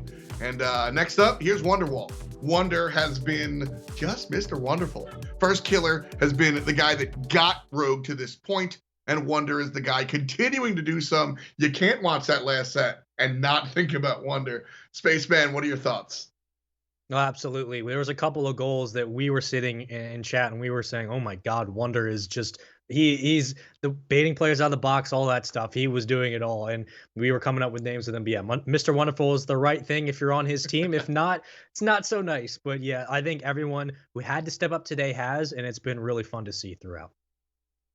Well, the Rogue Boys are done. They are guaranteed to be back up there in the RLCS. One spot remains, and these two teams will be vying for it. EUnited, the red, white, and blue, have to go head-to-head against Karma, Shadow, and Turinturo of Charlotte Phoenix. These Charlotte Phoenix, I think, has waken up. They have arisen out of the graveyard.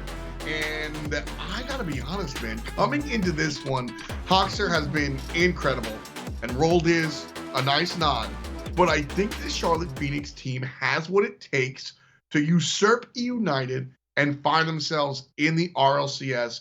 Subi, tell me how crazy I am. You're not too crazy because I kind of agree with you on that sentiment. They obviously played earlier in the day, but Charlotte Phoenix weren't there. They just didn't play like the normal Charlotte Phoenix we're used to. And is it because it's a different caliber team? It's the different speed of the RLCS? I don't know, but they made Stromboli look silly with that sweep of them. And coming into this matchup, I think they may have something planned for EUnited. I think they have something figured out because they're not going to go in with the same play style. That's for sure. And EUnited just came off of a rough loss. So definitely momentum in favor of Charlotte Phoenix. Where's your mind at, Spaceman? Do you think Charlotte can do this, or is this more like an EUnited world? I think Charlotte can do this. I've seen this type of scenario so many times in esports that this is, again, where I'm taking Charlotte. Just to keep it real sweet, they had a rough start to the day, and they come in, they have batting practice against Stromboli. They had to do this against EUnited, the team that knocked them down here in the first place. It's do or die. This is all the chips on the line. They've struggled to do it in the past. Finally, I think that I'm putting my faith in Charlotte. It's going to be close, but I think they can do it. All right, Subi, time to lock in some predictions here. We talked kind of around it. Are you going to lock in Charlotte Phoenix, or are you just saying they have the potential? I'm going to lock in Charlotte Phoenix with my heart because earlier I picked EUnited. I thought that stylistically EUnited had them beat. Charlotte Phoenix is way too linear with their gameplay, but Sure. I want Charlotte Phoenix to win. I'm not casting it, so I'm allowed to be biased. And hey, I want to see a rival series team make it to the RLCS in this promotion tournament, so I'm all in for Charlotte Phoenix.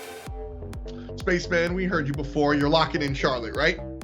Yep, my heart's there. I'm assuming it's going to be a great series regardless, but knowing what these players have played for on Charlotte and the fact that Shadow probably won't stay there long after you get into the LCS if they come back down to Rivals, I think the storyline is there. They have to do it with all the chips on the line. It's a close one, man, but I have faith. I think Charlotte can do it. I'm here for Charlotte as well. You know, me and EUnited are having a feud online. First they got it. Now I got my prediction right last time around. So you know what? The caster's curse is real. I'm going to go with Charlotte Phoenix though, just to give it to EUnited. Nah, for real, jokes aside, I think this team has what it takes. And like you said, I think they woke up and I think they're here. I don't think they're going to be sleeping. I hope you guys aren't sleeping out there, and if you are, this match is certainly going to wake you up. Give us a shout out on Twitter at RL Esports, and of course use the hashtag RLCS9, like the love potion. We're here and we're ready to go. The final match of your North American promo tournament. It's Subi, and it's Spaceman. We'll say goodbye to them, and we'll say hello to Supersonic and Stacks.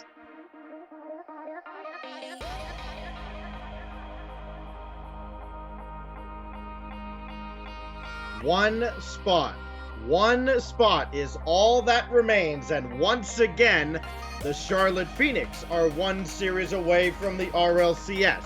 No, this is not a rerun, it is not a repeat, it is not a broken record. In their way again stands EUnited. Supersonic, here's a number for you. This is the 8th rematch in the promotion tournament. 8th time that this last match has featured two teams that played each other in the opening round of the tournament. The team that won the match the first time around is 4-3 coming into this. Is it going to be 5-3 or will it be 4-4 when we're all said and done here? I want to say 5-3. I went Charlotte Phoenix in the first matchup, expecting, looking at it on paper, looking at everything, I expected them to take that one down, but that team didn't show up. I'm not sure what the team that we watched was earlier out of Charlotte Phoenix. Now, against Stromboli, they showed back up. They had their speed there. They were willing to commit that second man to get in there and force their way through, make some goals, better transitions, more passes. If that lives here in this round and we get to see that matchup again, I think that Charlotte Phoenix takes this one down. 3 players in this match have scored 6 goals apiece. 2 of them belong to the Charlotte Phoenix, aided greatly by their performance against Stromboli. We'll see if they carry that over. They have revved it up and they are ready to go. One more series to put one more team into the RLCS.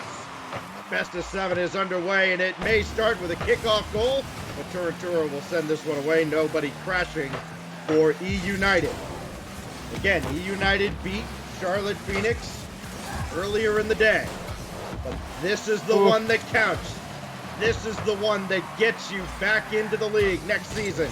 Rolled is over to Hoxer. His shot's going to whistle wide, and Karma will take over. And boy, did she come alive against Stromboli earlier. Yeah, and we talked about it earlier. When Karma's not scoring, the team typically isn't winning. And Karma was involved all over the place throughout that series against Stromboli. Hopefully that's put a little confidence into her and getting her moving.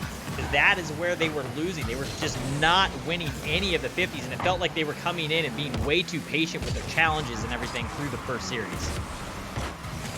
Hoxer, one of those players that has 6 goals today. He scored 5 of them against the Charlotte Phoenix earlier. Karma, she's got 6 as well, but that's going to be saved away. Turinturo's got to get on his horse, and he will get back in time as that ball seemed to die on its way towards the net. Now Rolled is got an accidental second touch. That threw off Turinturo, but now Shadow will just roll one in, and Turinturo had a chance to steal some boots and said he has to come all the way back for some, and somebody has to get to the net, but nobody ultimately does need to because here comes Charlotte, and this time Hoxer does not make a save that he made twice against Charlotte earlier. You know, I wasn't sold on Turo's performance in the first series that we casted with them, but Turo showing up big here in the first minute and a half, has that great reset, puts that right on the money on that top shelf in that corner. Beautiful shot from Turo. We're so used to seeing Charlotte go with kind of a rather basic, almost telegraphed at times passing play. Get an infield pass, get a booming shot, it's easy to cut out. Turo calls his own number. It pays dividends early on. He gets his 5th goal of the day. Will it be enough in game 1? It was a very low-scoring affair when they met earlier on. Shadow loses possession here. Hoxer, double on the way. No, it's saved by Karma. Ajax, pass over to Roldiz, but nobody else can take over, and Turo can start it back the other way. Race to the corner boost, won by Turo, trying to get a piece of Roldiz, and he at least altered the clearance attempted up, and now Karma going to take this herself. But a decent challenge cuts out the attack for now. What can they do on the counter? Nobody there for that loose ball, so Karma will bring it right back down. Roldiz, that's going to angle down right to Shadow. That's not what they wanted, but Karma pushed it high. Turo to follow. Denied by Roldiz, and Ajax sends it back downfield. EUnited under a lot more pressure early in this series than they were in the first, say, 10 minutes of the series earlier. Possibly that entire series earlier. The speed at which Charlotte Phoenix is currently playing is almost...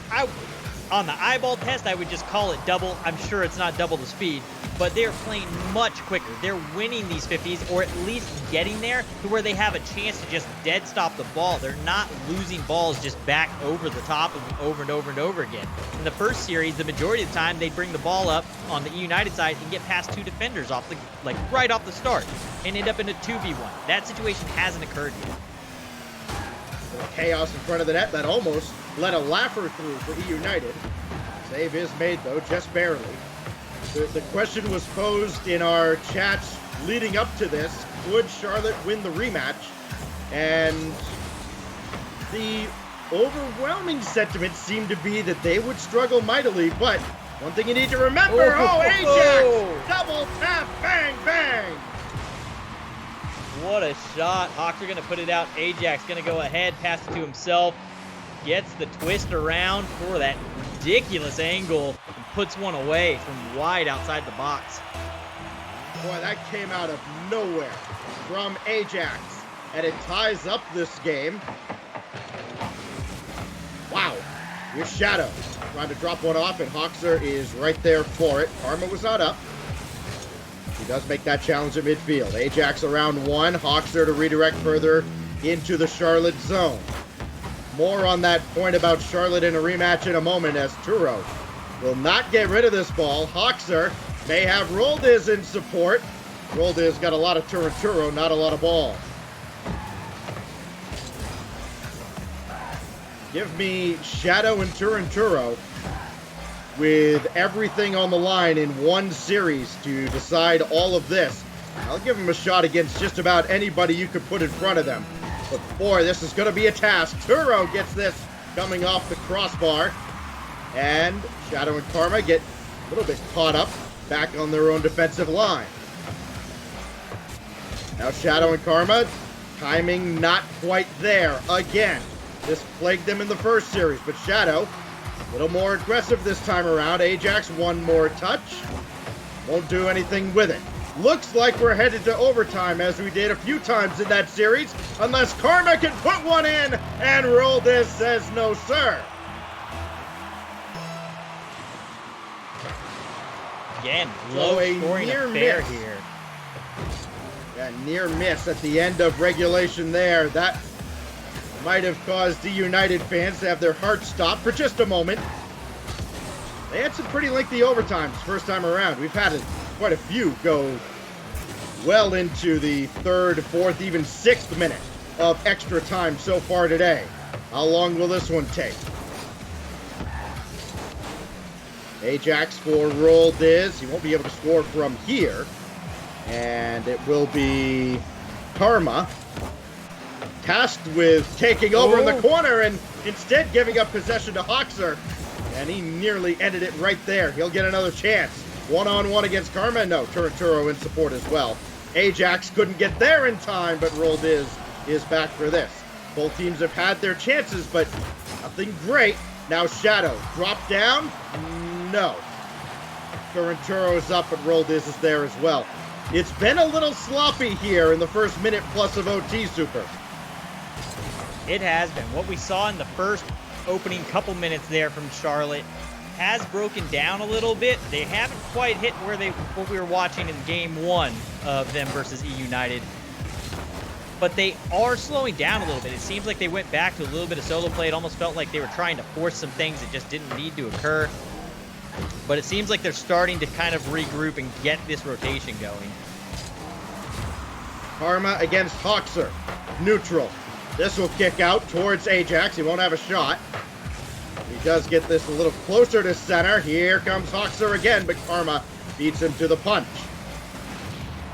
Remember, the only goal in game 1 in the first series, Roll Diz scored an own goal. Influenced, of course, by Karma's play. Much different story this time around. Turanturo for Karma. No, Ajax is there. Now Shadow lobbing another one up. Turo thinks he can get there, but Hoxer beats him again. But Hoxer has been outstanding on both sides of the field. Obviously, we could talk about his offense all day. Very much the same for Shadow all season. But Hoxer has made some incredible high-difficulty saves. Nobody saves this as it whistles just wide. Another attempt, though, Shadow to Turo. That's going to go wide as well. Hitting everything except the net. Eventually, someone's going to lock in on it.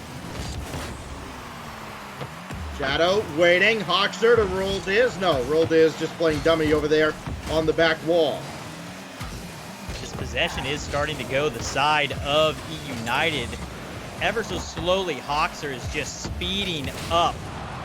Just inching forward quicker and quicker, and he's starting to win more and more of those midfield battles. It does feel like the pacing of this game is shifting in favor of EUnited. Whoa, look at this. Turanturo trying to get to Shadow. That ball deflected to the corner. Karma's shot stopped by Hoxer. Shadow's going to get back, and he does just barely. Turo is there as well, and Shadow makes that stop too. Now Turo down to Shadow. Roll Diz fighting for position. He does get there first. Ajax now. This is just off the mark, and Karma just collects and tries to dribble out. Actually a smart play because she doesn't give up possession immediately. Now Turanturo against Ajax. That's wisely off to the corner. More importantly, to a teammate in Hoxer. So Shadow has to collect yet again. It is a more possession-oriented approach to defense for the Charlotte Phoenix. It seems to be working out so far in overtime, but they haven't put one in just yet. Maybe Karma can. No, she can't. Shadow. Another one netward, but Ajax is right there. Didn't have any power behind it.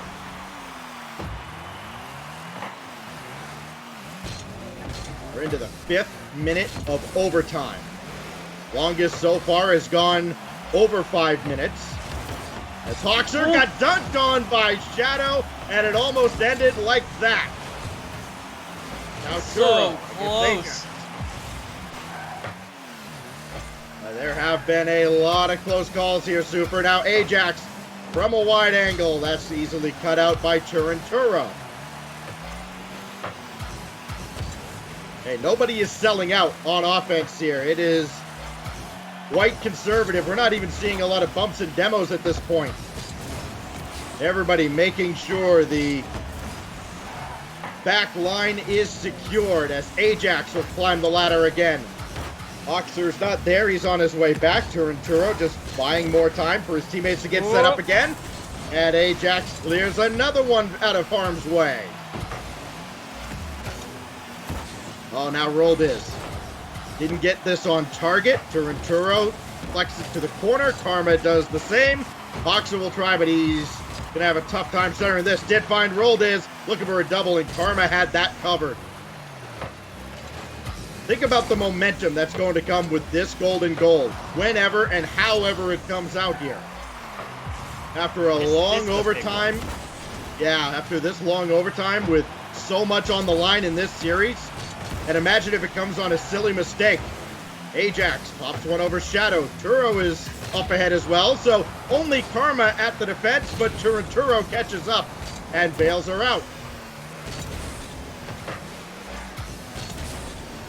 Back and forth they go. This is what you gotta beat, Sunless by the way. Here is Karma. Rolled is against Shadow. And that's easily cleared by Turo. There's no sign of this game ending, which is the weird part, because again, everybody's playing very cautiously. You're not seeing sellouts, you're not seeing triple commits. Here's Turo. Back forward. That's missed a couple of times. Karma over to Turo. Then they just can't force this through. It's so interesting because both teams are changing up their play styles. There's moments where they're just bombing the ball down the field and looking for a quick transition, and then 30 seconds later, it'll switch into these kind of more slowed controls. Like Hoxer's bringing this out a bit slower than they previously were. And it keeps going back and forth, and I think because both teams are changing that up so much, they're both playing very cautious of each other, and it's kind of lulling into this slower style where we're not getting as many goals because everyone's playing so passive. This is one of the longer ones we've ever had in the promotion tournament. It is Ajax over to the corner. Hoxer again blocked by Shadow, and Rolled is missed this. Another opportunity for the Charlotte Phoenix. But again, Ajax up so quickly. And over Shadow with the flip reset. Well done. He even stole some boost on his way through. Now Turo is at least able to beat Hoxer. Throw him out of position for a moment. Karma trying desperately to get that ball centered for Shadow. Have to settle for Turo instead. Angling downward, and Shadow gets a piece of this. Hoxer threatening to bomb one down towards a mostly empty net. I think Karma would have been able to get back.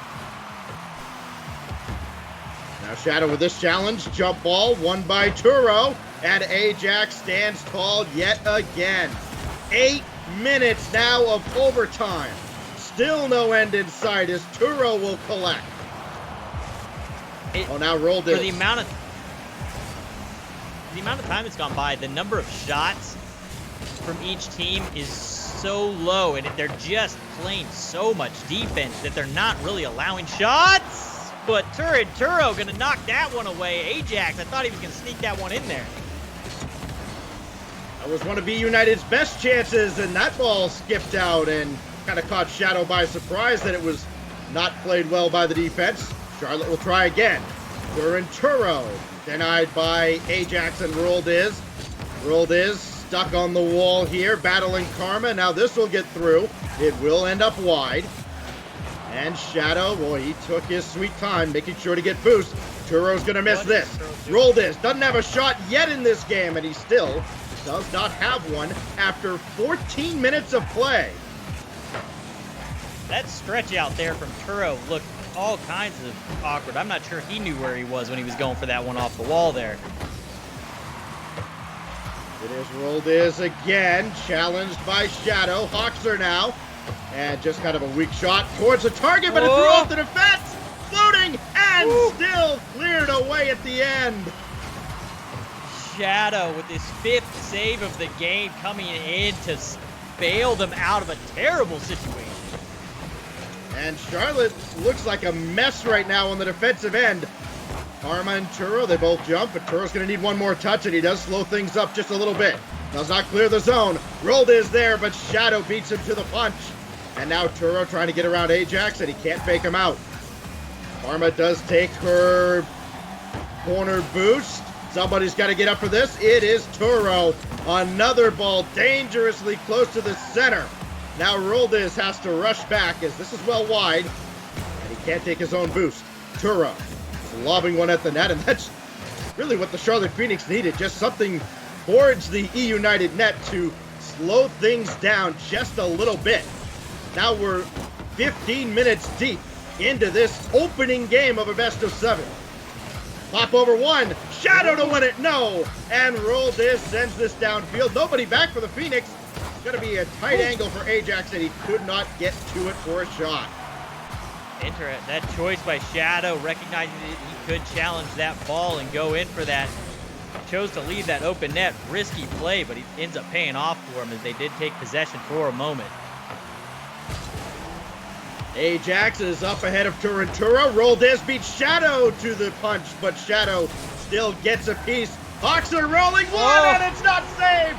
Hoxer finally rolls one through after nearly 16 minutes. Game 1 finally comes to a close. And that's exactly what it ends up being. You said earlier it's going to be a silly mistake, something there, nobody in net, just a breakdown in the rotation defensively for Charlotte Phoenix. And it felt that way really for the last 2.5 to 3 minutes. It felt like they were just kind of battling to stay involved and stay in the play. Really felt like they couldn't piece that back together. Hopefully they can come out in this next one and get that going. My goodness, if timeouts were a thing, I imagine people would be taking one right about now. Good grief.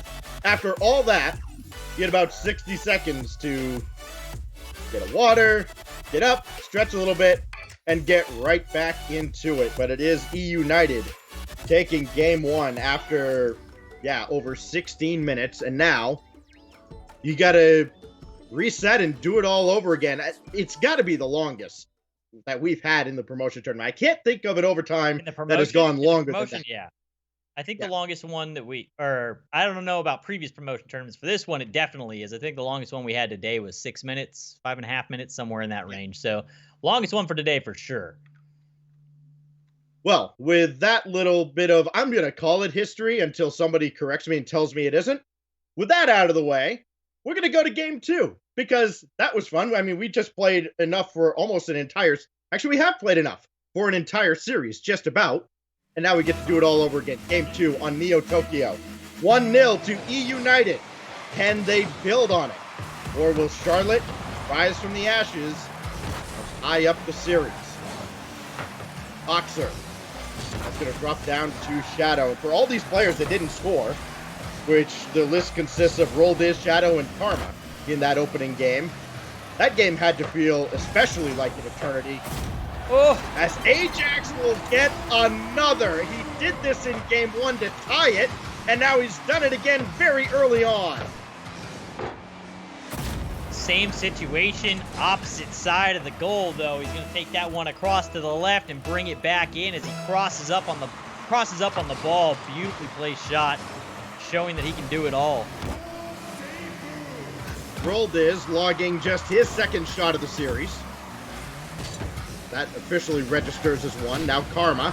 It's around one defender, but Roldiz is right there to back everything up. So EUnited, they strike to end that long overtime. They score very early in game 2. They hold all the cards here so far in this series. Ajax downfield. And that's going to find its way in 2. I wonder if Roldiz had any part in this. Did he get in Turo's way?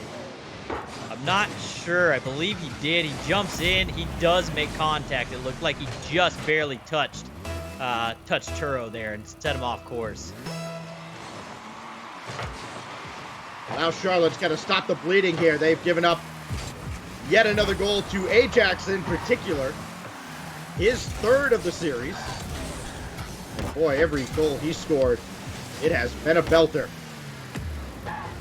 This will drop down. Shadow's right there for it. Shadow is a guy that needs to get involved in this series in particular. They have been waiting. He did it in the Stromboli series. He showed up at times in the first series with EUnited. But not enough for a guy who has been the guy on this Charlotte roster for the past 2 seasons. Turo banking one out. Karma can't get there in time as Roldiz dumps another back in. Still a long time to go here in game 2, but a 2-goal deficit the way that EUnited is playing in this series. With all the momentum they've got, it's got to feel like a 3 or 4 goal deficit right about now. Yeah, they're playing extremely aggressive as well. They've sped up a ton really since that three and a half minute mark into OT, or the final 3.5 minutes of that OT. Charlotte Phoenix started slowing down, their rotation got broken down, and since then the confidence level and the speed of EUnited has gone through the roof. They are rushing 2 people downfield. They're just trying to suffocate the defense of Charlotte Phoenix now that they know they can tilt them and get them off course. Oxer just pops one for Turinturo to take over, and Karma did not get all of this, so Ajax will take over off the turnover. Another flick onward, and Turinturo makes one save. It's the second you got to worry about. This time, Roldiz misses high. Angling downward, that Ajax will just wait as Shadow didn't play it cleanly. Now down to 2 minutes. Roldiz, no, and Ajax will give way to Hoxer, who just misses high. This could be a lot worse than 2-0. Karma flick on, and that's going to be stopped by Ajax, who barely got a piece of that ball.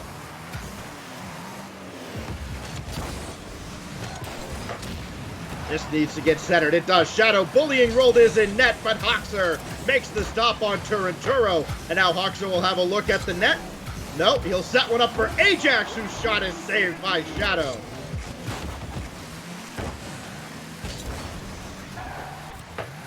Back and forth they go. Charlotte got to be wondering, what is it going to take to beat the defense of EUnited?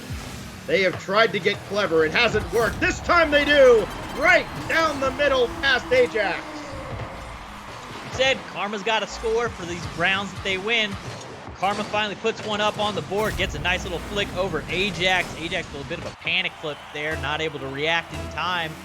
That might be the wind in the sail that Charlotte Phoenix needs to try and bring this one back. Oxer trying to get that goal right back, and Shadow up to the task.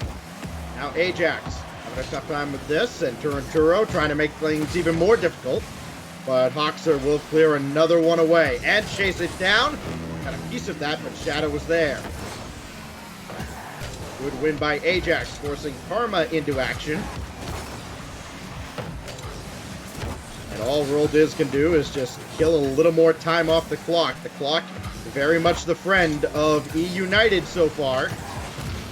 40 more seconds. Shadow runs right through one defender, but put too much behind this, so it'll take more effort to get the ball centered. Karma throws one way up, not the touch she wanted. That got away from her.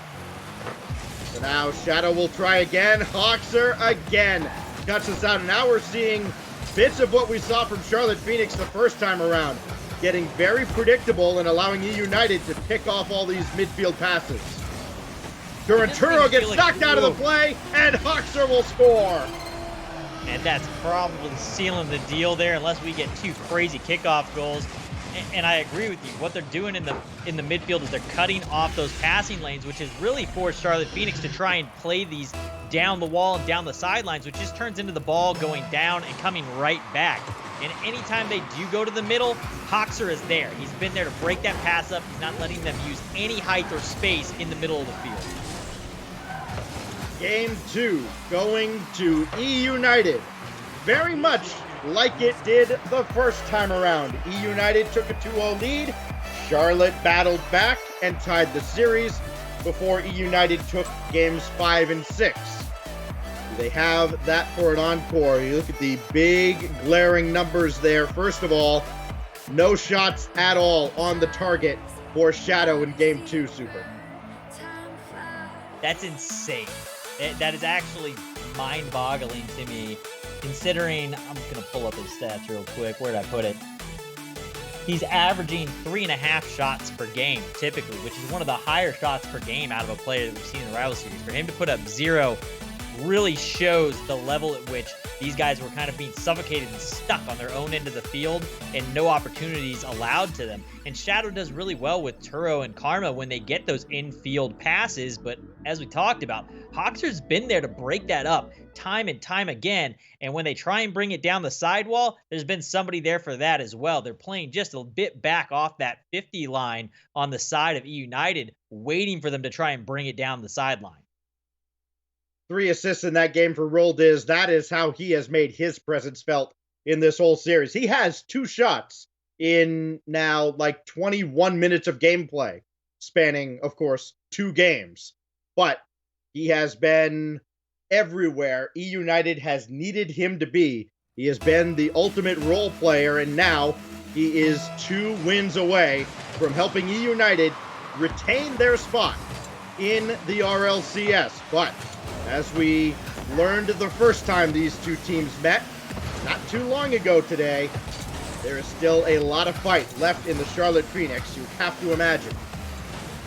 Turinturo, that is cut out by Hoxer, and Roldiz will take over, finding Ajax, trying to run into Karma on his way through. But Karma avoided contact, made the stop, and now Hoxer will try his luck, and Karma stops this too. That's an excellent challenge too for Karma, reading where that ball was going to end up. Now Ajax trying to go over Shadow. He does. Good bracket defense though, as Karma is there in support. Karma, he'll climb up, and this should be saved away. Everybody on defense for EUnited. Very coordinated on the defensive end as well. Now Shadow, one-on-one with Hoxer, and Hoxer makes the stop.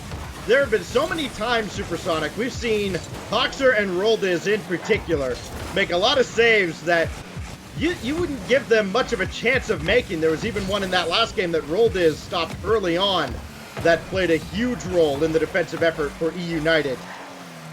You don't see that too often in the promo tournament. It's normally a team with a high-powered offense, not the stifling defense that we're seeing. Finally, Turinturo breaks through, though, as he scores his second double of the series. Turinturo being the guy that's kind of getting it done for Charlotte right now. We talk so much about Shadow. We talk a lot about Karma. Turinturo is also one of those guys that can just get things done in a pinch when you need him to. And we need to see just a little bit more of that from any of them. Turinturo, though, big first goal, gets them on the board. Can they hold on to it this time, though? They started with the 1-0 lead in game number 1 and eventually gave it up. Hoxer with a beautiful save in that top corner. Yeah, what a reflex save there by Hoxer, recognizing he is in the right place at the right time, but this is the guy to stop, and Roldiz does, as he does stop Turinturo. Now Karma will try. Hoxer made the initial save again. Now Shadow just popping one up. And again, I mean, it's got to be a grudge at this point. Hoxer just stymieing Karma every time down the field. Hoxer's been there to do that to everyone, though. Hoxer has been all over the field. Wherever the hole is, Hoxer has been there to break it up time and time again, other than these 2 goals from Turo off the backboard, which Turo goes for another. That one's going to be off and wide. Ajax to Roldiz to the net. Hoxer going to finish it off and steal it away. Takes it for himself. And so again, Roldiz held scoreless in this series, but he'll get credit for the shot officially. His 3rd shot of the series, and here we are all tied up. Well, it has been a double tap showcase put on by Turinturo and Ajax so far as well. Shadow will send this away. Karma had jumped as well. Roldiz trying to delay. Turinturo trying to chase down Hoxer. This is going to float across the goal line, and it will roll in. Turinturo, what is this, about 10 miles an hour on the way in? 11. 11. What a nice eyeballs there. Good call on that one, Stags. 11 miles per hour. Turo gonna get in. I love the aggressiveness right now from Turo and Shadow. They're really trying to just get this one done. You can see them going in and making challenges that they weren't making in the opening series of the day. In their opening series. I could only recognize it was about that slow because that's the speed of most of my goals in rank. Hoxer, big shot here, and that's going to be saved by Shadow. He'll take another shot himself. Not a lot of pace behind it. And Turinturo jumps there ahead of Hoxer. Karma's got to get up quickly for this. She does. Has enough boost to follow the play as well, but Ajax is there in support for EUnited. That is not good for Turinturo, but he's able to clean up his own mess, at least for now. It'll be Ajax here with 90 seconds left, looking to tie things up, and he does! His 4th goal of the series. Yeah, we talked about how much Hoxer was doing and how he's been everywhere. He's been there defensively. He was the man in the series when they played earlier today. But Ajax has come alive. He's doing it all. Backboard touches, flicks to get the goals, all of them. Beautiful execution. Overtime is looming again. The last thing these players want to hear after about 11 minutes of OT in game one. Demo by Turinturo has left the net partially open, but Roldiz stands firm yet again. Now Turinturo, great pass out in front, but nobody coming on. So in the end, how great a pass was it really? He is still downfield for this though, and he couldn't get a redirect with any speed on net. Karma gets around Ajax, who was trying to read the play, and now Shadow has Karma downfield. She can steal some boost and at least be downfield if needed, but now she's got to rush back because here comes Ajax. Here comes EUnited, and Turo makes one stop. Shadow's got to get this out of harm's way, and he does. Ajax up again, this time to the corner. Is he going to do it again? No. He's trying. Boy, is he. Now Karma to take this herself, 1-on-2. Easily stopped by Ajax. Regulation winding down, buckle up, here we go again. Shadow stopping this one from Roldiz. Oxa will try to center one more time, but nobody's there. They're going to wait for a mistake. None comes here. Karma looking to finish it off with a double, and she does! With 1 second to go! 1 second left. Karma gonna intercept this one. Self pass off the back wall and down. Just barely missing that save is Hoxer. Once again, though, almost dashing all the hopes and dreams of Charlotte Phoenix. Hoxer's always there. Ajax needs to keep this up, and he cannot. And the Charlotte Phoenix survive, and you could argue they steal one here in Game 3 to get them on the board. I don't even know if it's stealing one. Look at the stat lines on this.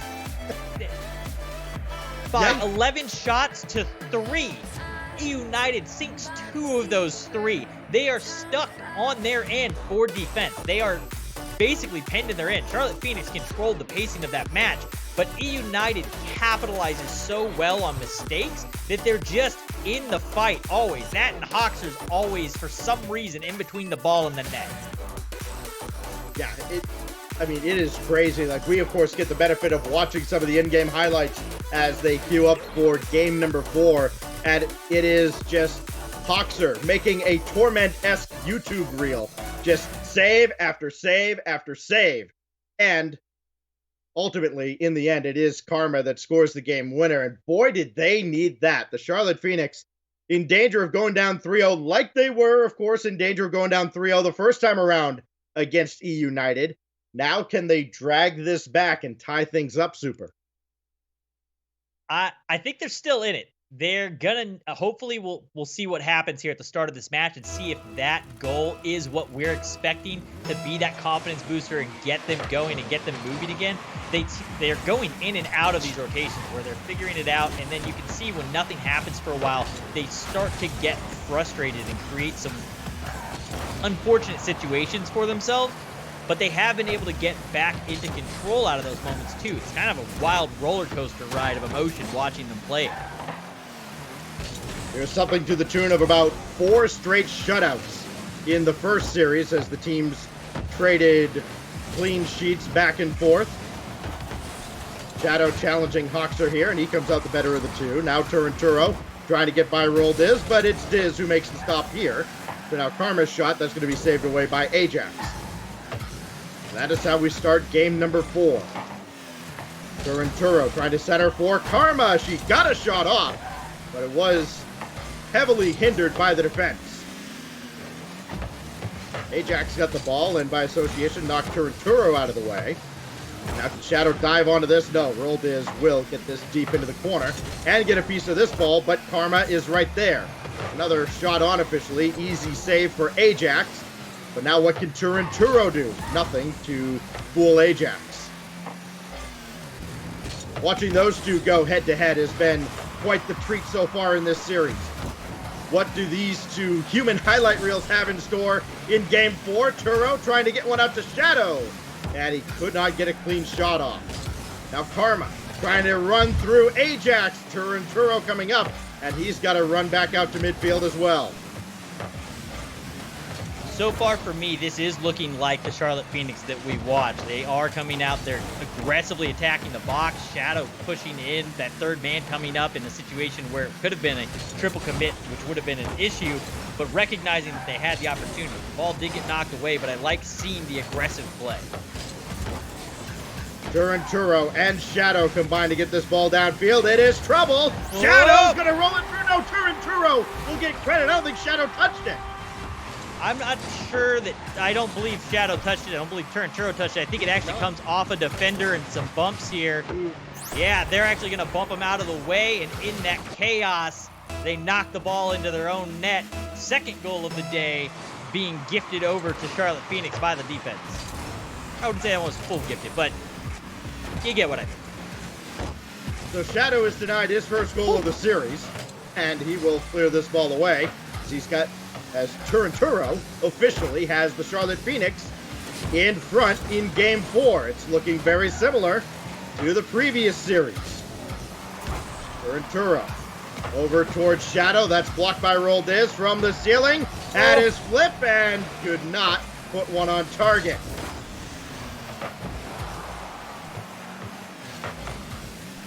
Now Shadow just lobbing one downfield, trying to get to the defense snapping, trying to make them make a mistake. Karma does take out Hoxer. That's a good start. And Turo was gunning for Ajax, I believe, but could not make contact.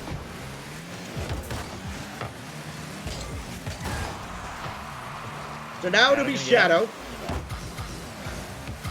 Well, yeah, so Supersonic, we look at the way this series has gone. If you're EUnited at this point, are you going, oh no, here we go again? Because here comes Turo. He's going to add another. It's his 5th.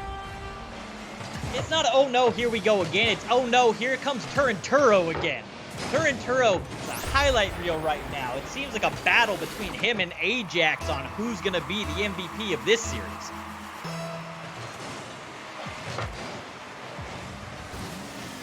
That will probably be determined simply by who wins. It is Karma. Oh, that's deflected by the attackers of EUnited. Turo in a tough spot. Roldiz coming on, trying to take advantage of a mistake. The ball floated harmfully towards the center, but again is blocked away. Now Ajax got a pass over to Hoxer. That is cut out by Shadow. Everything that EUnited was doing to the Charlotte Phoenix for most of the day now being thrown right back at them. Hoxer back off the ceiling. This is dangerous, and Shadow swoops in to clear that away. Now it's Shadow again in the final minute. Charlotte Phoenix trying to hang on for dear life, tie up this series.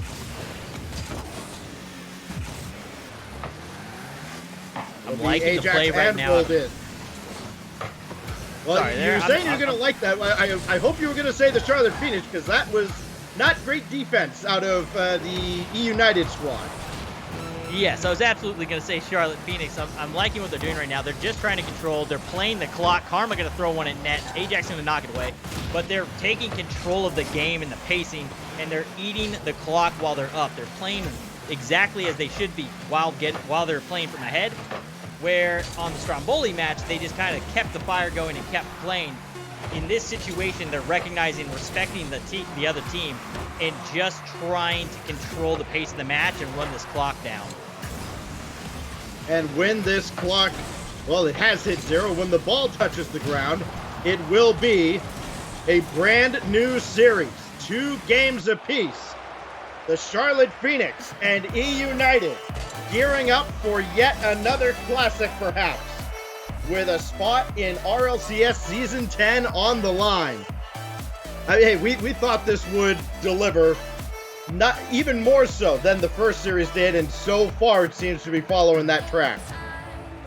Yeah, it definitely is. We're kind of in the same situation, right? We're getting to retell the story. We're back to this 2-2. It's a reset. We've got a best of 3 on our hands at this point. Same situation that we just went through when they played earlier. Does it go the other way, though, or does EUnited right now do what they did in their first meetup earlier today and crank that dial up, speed things up, and does Hoxer go off? Well, so far, 4 goals in the series, 8 goals on the day for Ajax, and you're seeing just how important he is, I think, to the EUnited attack. He had no shots, just as Shadow had no shots in the previous game, or no, I believe it was 2 games ago. And you saw exactly what EUnited got for offense. They got shut out for, I believe, the 3rd time today against the Charlotte Phoenix. First time in this series. So now, how do they get Ajax involved in the attack again? You got to get that midfield. That's really where they get Ajax involved. Ajax has been doing those kind of intercepting passes in air, in midfield, and passing them himself off the backboard. That's where he seems to be shining at the moment. And Charlotte has started showing up to meet most of those infield kind of high lobbed passes. They're not letting a lot of those come at net or at their backboard. The Charlotte Phoenix organization very well aware of the negativity that has surrounded them throughout their climb towards the RLCS. All the opportunities they've had and have come up short on here. This will be Hoxer to collect back for EUnited. They have used that to try and fuel and motivate their players to finally get over the hill here. Turinturo, deflected by Ajax. Shadow, little backflip, so he's going to be out of the play for a moment. And he'll have to give way to Karma. This is the situation they don't want to get into. Right here, Karma, again, They're starting to do these power the ball down the sideline situations rather than making use of space. They need to start getting into control. These dribbles down the sidewall don't do much for them typically. Hoxer will take over from Roldiz. Karma meets him at midfield, and now Turinturo's got to make a play, but he didn't make a very good one. Shadow there to clean everything up. Karma got hit, though, on her way up by Roldiz. Now that lets Ajax climb up, and Karma did not touch this, and all Turinturo can do is lob this up, and Karma has put everything she could behind this to get it out of harm's way, at least for the moment, but the advantage definitely belongs to EUnited until somebody can make a challenge to say otherwise. Maybe that person is Karma. He made a great stutter step to get the ball downfield, avoid contact, avoid turning the ball over too badly, and now Karma will pop one up here. Got Ajax and rolled this up, and Turinturo on the other side still forces it through.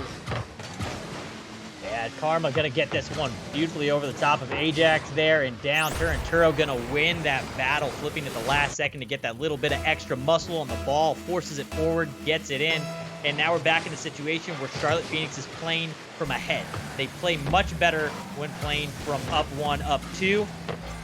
Then they start going into control mode, see if they can put another one on the board. I don't think they're going to try and slow down or do anything like that until they can get a 2-0 lead or a 2-goal lead, period. Shadow taken out of the play, so Karma's got to take this herself. Hoxer there to make the stop, and now Turinturo met by Hoxer as well. Shadow will lob one on, trying to get the read on Ajax. Easier said than done from that angle. Karma gunning for Hoxer, who dodges into the net. He'll be available to make this challenge on Turinturo, and so too will Roldiz. And Ajax even waiting down by the corner. He will circle around to the net. So Karma can take a chance here, and Roldiz is there to help out. Turinturo again, that'll be set off by Roldiz. And Hoxer, well, he centered that. Ajax might not have been ready for it. Karma coming on, ever the opportunist, but Ajax beats her to it.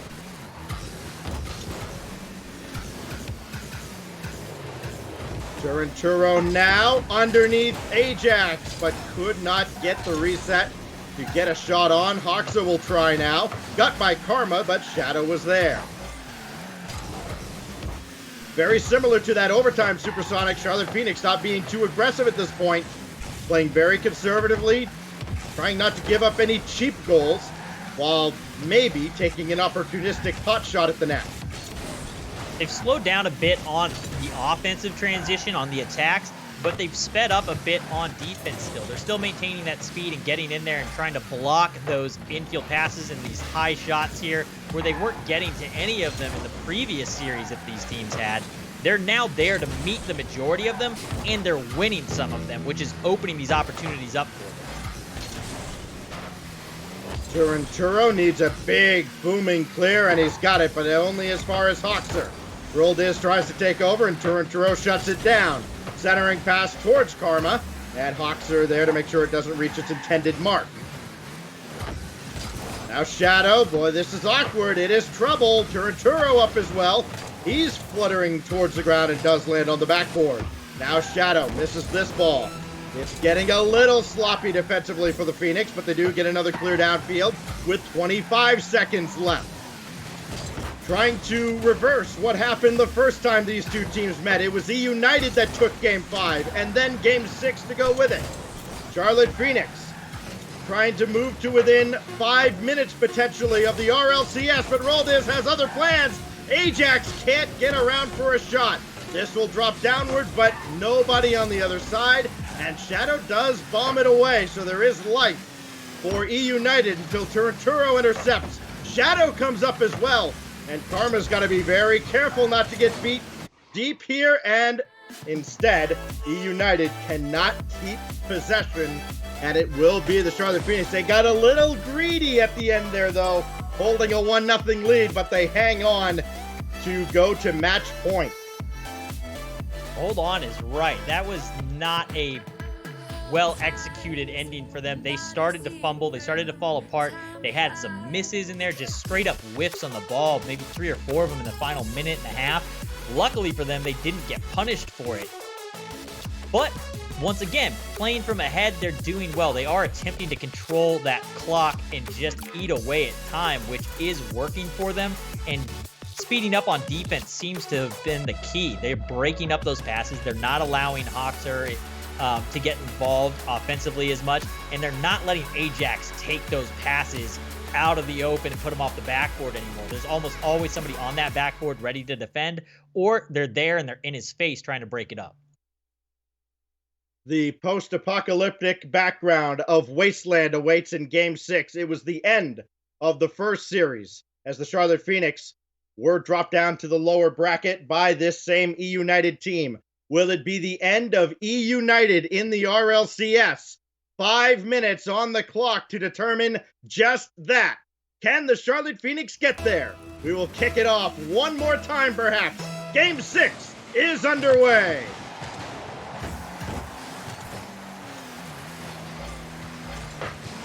It will start with Turinturo bringing this out of his own corner. Around 1 and trying to get the dunk on Ajax, and Ajax did well to keep his car in the way, preventing an easy dunk goal.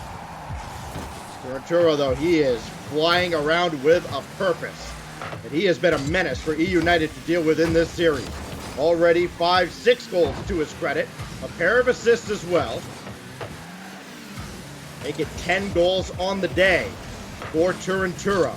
He was the new addition to this squad, and there's a shot far down and away.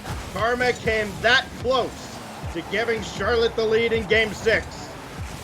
It feels like Karma's story today. A lot of it, so many shots off that crossbar. She just can't seem to sneak the majority of these under. She's gotten a few goals. She's had some nice shots, but a lot of them have just been a touch high. This is the 30th game that Karma has played in the last year or so within a series with an RLCS spot on the line. You'd imagine in her 4th consecutive promo tournament, she's got to be sick of this at this point. She's very close to getting back to the RLCS alongside Turinturo and Shadow.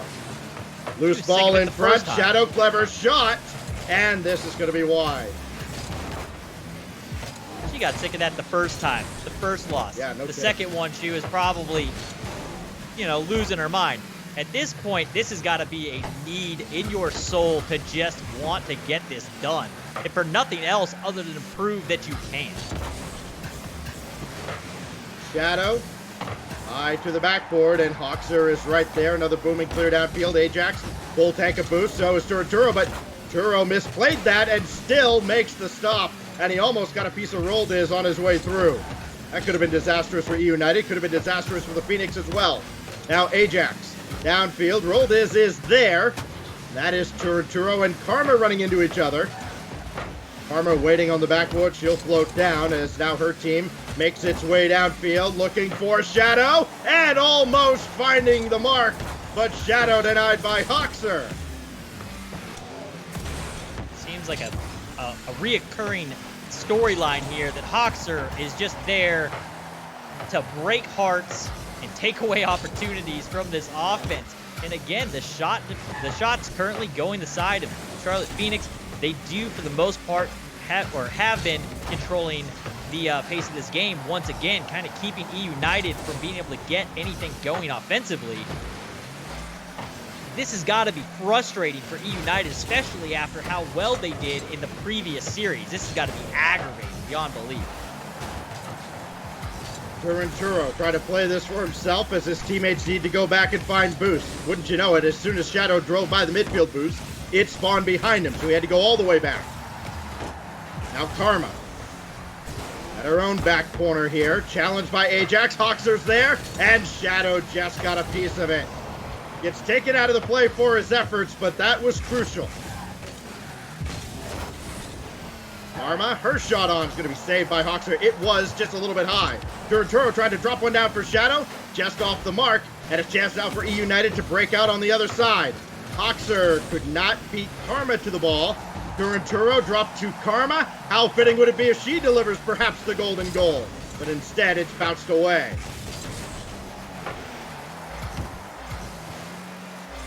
Every mistake, Supersonic, it is magnified so much more as this series gets later and later.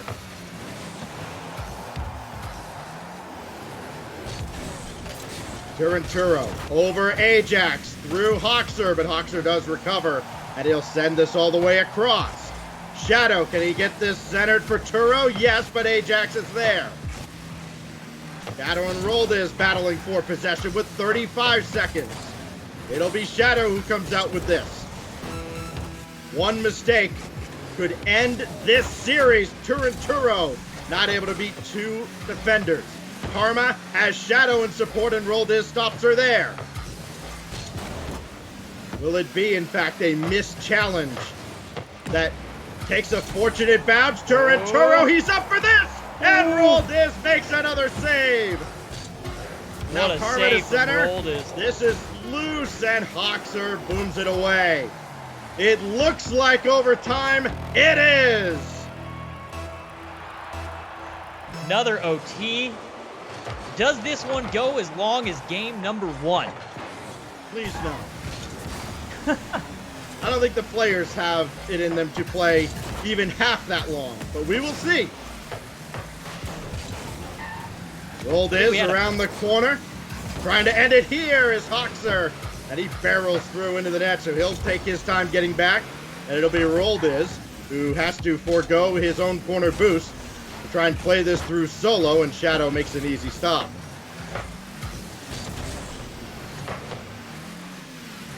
Who's going to take charge here? It has to be Shadow, but he waited about as long as he could. Shadow tried to pinch one around Ajax. He's up to the task. This should be Karma. She will collect and dribble. Banking out for Turo, and that's saved by Roldiz. EUnited watch their life in the RLCS flash before their eyes there. Now Karma trying to get by Hoxer. That's well stopped, but he isn't able to dribble any further through because Turo takes him out. Shadow is backwards though. This is awkward, but now Karma will settle things down. Bank shot, not on target, and Roldiz clears before Turo could get there. So many quick little passing opportunities that they're going for here. Just not able to link up. Shot on net. Shadow breaks it up. Turo breaks up another. little fortunate for EUnited. I think that ball went up the way it did because Charlotte might have been able to pounce on that opportunity. Now Hoxer trying to challenge Turo. Doesn't work out. It'll be Karma now towards Turo. No, it'll be Hoxer. Turo's got to come back for boost. Shadow is up at another sound save. Not much is coming easy at this point, though, because when you factor in the nerves, everything gets that much tougher. Karma pushes one way wide. Had the demo from Shadow. Oh, that's going to pinball around and still stay out. Hoxer is always there. Hoxer with another save. These last minute just reaction, just pure. Oh, no, that's touchdown. Roldiz's reaction time here to dead stop and turn to put this one in. Turo with a terrible touch. Tries to get the read, but just barely touches it. Ends up setting it down right in front of Roldiz. EUnited tie it up 3-3. We are going to game 7. Of course we are. Why wouldn't we be, right? Why wouldn't we? Oh my goodness. Did we go to...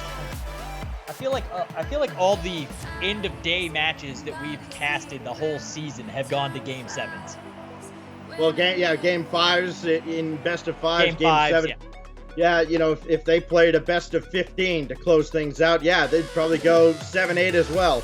It is incredible how just this game is so funny, Supersonic. It just has a way of coming down to this at the end of any important tournament. And with so much on the line, one game to determine who takes the last remaining spot in RLCS Season 10. Unreal.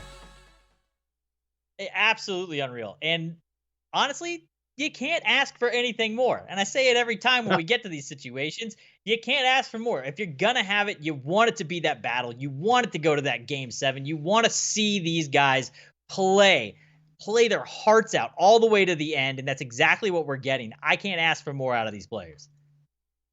We would not have it any other way. Champions Field. Someone's going to the RLCS. Someone else is going to wonder what might have been. Kick it off. We hope you're enjoying this as much as we are having fun bringing it to you. It is Turo to start things off. He has been the focal point of most of what Charlotte has done in this series. But there's a miss that's going to be costly. Ajax back on the board. And this is worrisome for me, just knowing that Charlotte hasn't played well from behind throughout the day. Playing well here, though, if they can they're going to have to tie this up. If they're in quickly, they don't play well from behind. It creates a lot of situations where they end up falling apart defensively. The challenge now for Turo, again, the new addition to this Charlotte Phoenix roster. After such a promising season before with Full Metal Gaming, can he get out of his own head? Can he right the ship? Whoa. Karma centers, and Shadow just a little too slow getting there. Turo, though, one more touch, and he's pushed it high. Shadow there, he's got a chance, and that's deflected by Hoxer. Turo will try again, and Shadow couldn't force it through. Turo will try again. It is still not out of woods just yet. As Shadow, all he can do is drop it to the corner. He will have some boost to steal, but going to need to get back sooner or later as Karma can only do so much with this. There is Shadow. Brother Phoenix not wasting any time trying to get back into this game. Try to tie things up. Trying desperately not to leave it to the closing seconds again. This will roll up, and Turo will center for Shadow. Would have been tough to get this on target, but now maybe that no. Karma pushes too high. They're digging deep into the bag of tricks, Super, and you can tell they are throwing everything they've got at EUnited early on in Game 7, trying to get back in it. Karma blocked by Roldiz, and that's going to be Turo to come up. What does he have up his sleeve? Flip reset, got around one. Roldiz there, Karma got that around him, but not on target. Back the other way, Hoxer, no, Roldiz on target, but set away. Back and forth they go as Ajax will make this save. What a save indeed. What a game. What a series. This has turned out to be closing out the North American Promotion Tournament.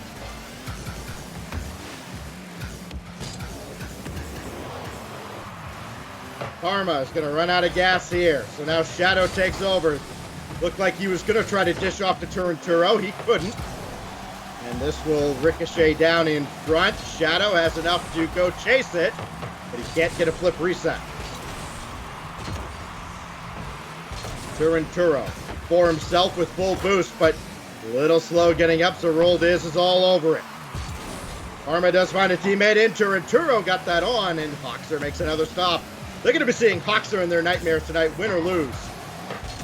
Yeah, win or lose, Hoxer is going to haunt them for a while. The number of blocks that he's had, the number of times he has shown up to block things in the midfield, on the line, just throwing himself in front of the ball, last-minute reactions. He has been a highlight reel defensively. Oh, Karma got a piece of Rolled but Shadow had gone all the way back. They could not rotate around. Shadow's got to stop this, and he does. Now somebody's got to stop this from Rolled and Turinturo is there. Oh, they had another chance, though, back on the other side. He even got the bump in net, but could not get the final shot to finish the job. They're having trouble right now on the Charlotte side of controlling the ball when they're coming out of their end of the field. The majority of the time it's these pop-ups where they get these kind of awkward second touches that eventually just result in a lot of wasted boost and the ball going back over to EUnited. They need to get a controlled touch that they can take downfield to create a pass or play opportunity for themselves, and they just have not been able to find that yet in transition. Charlotte Phoenix needs a hero with 1 minute left. Karma avoids Ajax, but has to give up the corner boost. It'll be Turinturo. He's got to find a teammate here somehow, and he does control on the side. One more touch needed, and that's great job by Roldiz to win that ball downfield. Turinturo, can he get up in time? Bank shot off the ceiling, sent away by Hoxer. Now Shadow, tight angle, looking for Karma. No, that's denied again. Down to 30 seconds. Turo to Shadow, and that's saved by Hoxer. Another center. Hoxer, Nobody the there. monster. Turo thought about it and turned away. And a miss by Shadow's going to slow things down, but he'll take over here, trying to fake out Hoxer. Down to 13 seconds. Side flip by Karma. That's going to be costly. Shadow using all the boost he's got. Turo there as well. Karma, midfield, and it's in! Turo ties! Turo, being the offensive force that they need, has a touch, gets down, recovers, gets off the back wall to put this one away from the defenders, ties it up. 4 seconds left on the clock. We're going to see a Game 7 OT, most likely.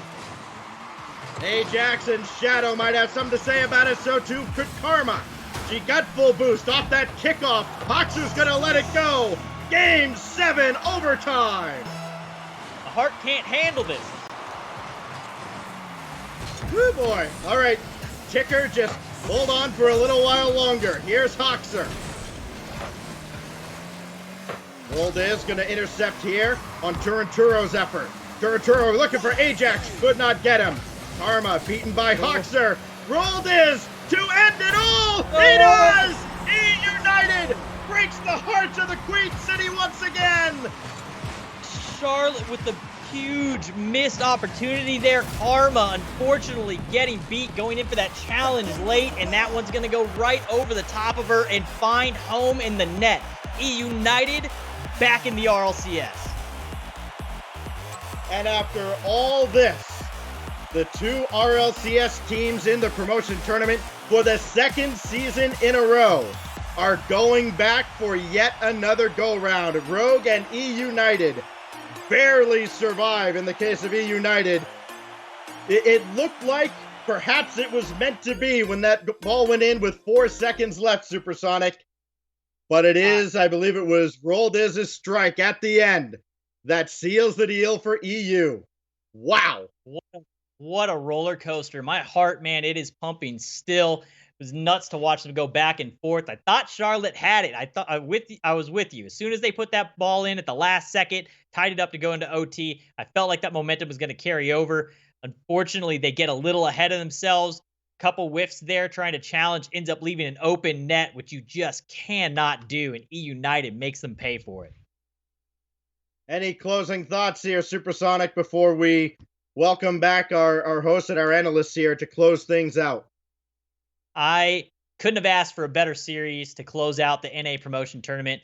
And I know that we did this previously, but I want to thank everybody that tuned in to watch today, everybody over at Psyonix, NGE, everybody behind the scenes, Rival Esports coming through one of the weeks and helping us out on the production side. All of you guys, it's been like a family. It's been awesome to join the team this year and work with you and Subi, Spaceman, and FDOT. And I can't wait to get an opportunity to do this all again with you. EUnited survive again, and they beat the Charlotte Phoenix to hold their spot in the RLCS. We welcome back FDOT and the analysts. Take it away, boys. What a finish. A lot, Stacks. Thank you so much for lending us your voice there. Great job on the horn as always. Tom, FDOT Manager here with Subi Smash and a Spaceman Senior. How you guys doing? That match, dude, I'm sitting here, I'm balancing my Twitter DMs, my Discord, my group chat, and all of them are just pog champing the whole time. That was a game 5.5, man. Subi, you've seen these before. Where does this one rate?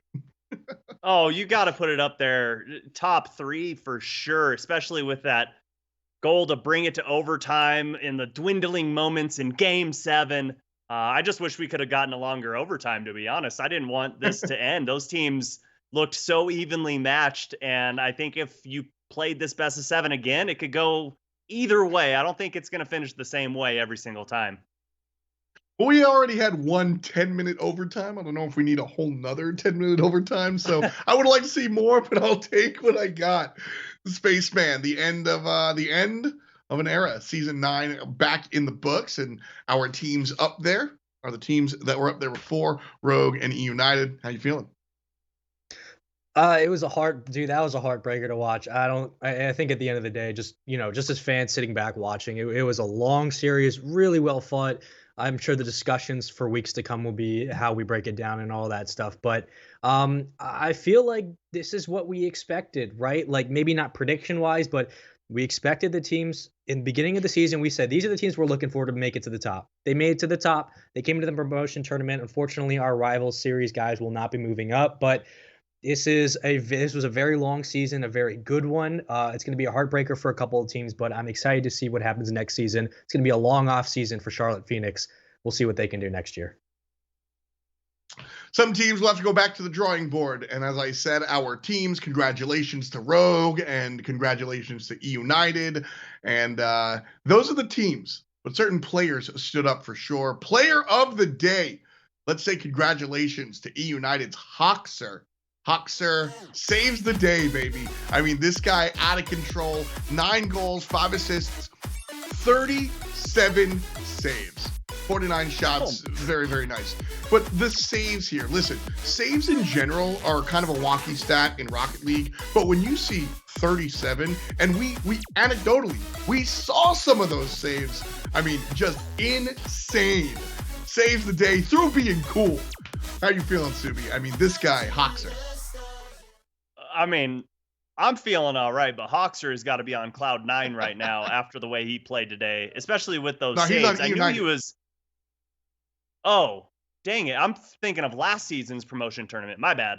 I apologize, but those saves were incredible. I knew he was all over the place, but that many in that few amount of series is absolutely incredible. You got to tip your hat to him.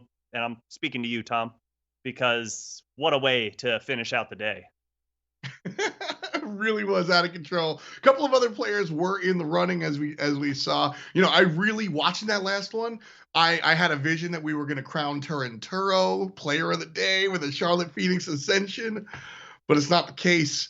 With Hoxer here, Spaceman, how you feeling? You agree? You disagree? I 100%. You and I had this discussion. We said that if honestly this series was going to decide it. If Charlotte Phoenix was able to win it, we could have said Turinturo, no question. EUnited, or all across the board. I mean, Hoxer was phenomenal. He had 5 goals to beat Charlotte Phoenix the first time.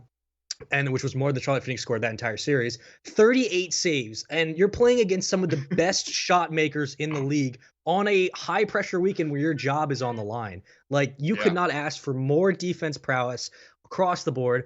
1,000%. First killer could make an argument for, but at the end of the day, dude, you had 38 saves, you saved 38 goals. I think you deserve this award. Like, yeah. I feel that. I like to shout out to First Killer as well. I think First Killer did a strong job bringing his team through the bracket. Speaking of which, let's glance backwards and see how today's games went. Our fifth one was Charlotte Phoenix versus EUnited. That was the last matchup. They had to find themselves there. But the day started with our RLCS teams versus the rival squads, and the RLCS teams won both of those.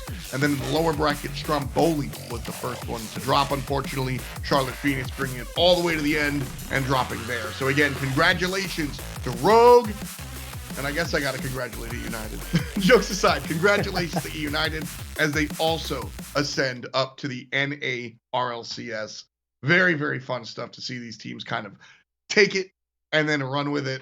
Subi, this is the end of Season 9 North American Rocket League. The next time we see each other, it'll be Season 10. Well, hopefully we see each other. But the next time we talk Rocket League, everybody's excited for Season 10. It'll be then. What are your final thoughts on North America? Final thoughts. It was a heck of a season, and unfortunately, we can only put one of those teams up in the RLCS. So best of luck to Omni Nation, whoever picks them up. But I've got to just say thank you so much to you yourself, F. Spaceman, and Supersonic for coming into a brand new scene and absolutely slaying it. The amount of work that you guys put in behind the scenes was phenomenal, and I appreciate it so much, because this scene deserves it. And last but definitely not least, I got to give a shout out to my wife. Hey, babe, I love you. I think she's sign language back. You are all of our sunshines, absolutely, for sure. Don't take my sunshine away. Spaceman, my fellow rookie on the desk, your final thoughts before we say goodbye. It was a good season, man. Had a lot of fun. A lot of hard work went into this season, and I'm glad that we were all able to experience the roller coaster that was North America. Europe should be the same tomorrow, but I'm excited to see how the future unfolds for these players, and was not disappointed by any stretch of the imagination with how these teams performed this season. Everyone put their hearts into this, and that's all we can ask.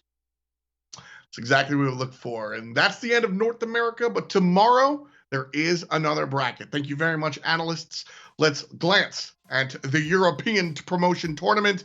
Again, same format, BO7, double elimination. We'll see Endpoint representing the RLCS go head-to-head against Solari, and then we'll see two more teams play themselves out to see who winds up in the Rocket League Championship Series. It's been a pleasure. It really has been. Thank you so much for all the fans in chat. I end every broadcast thanking you guys, because without you, we'd just be us. Of course, we've got the team behind the scenes as well. You already saw my commentators and all the players that make this worth it. So that's it for us here for North America. Next time we see you, it'll be Season 10. Tune in tomorrow for the European Promotion Tournament. I'm Tom F. Battinger. You guys are Rocket League Nation. Have a great night.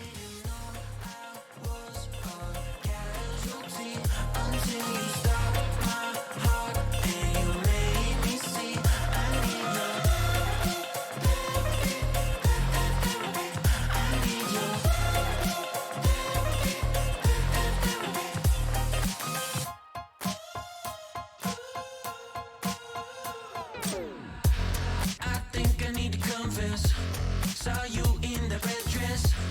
I can't seem to understand how you got all that finesse. Still been running in circles inside my head. Wasn't looking for love, but baby, I found you.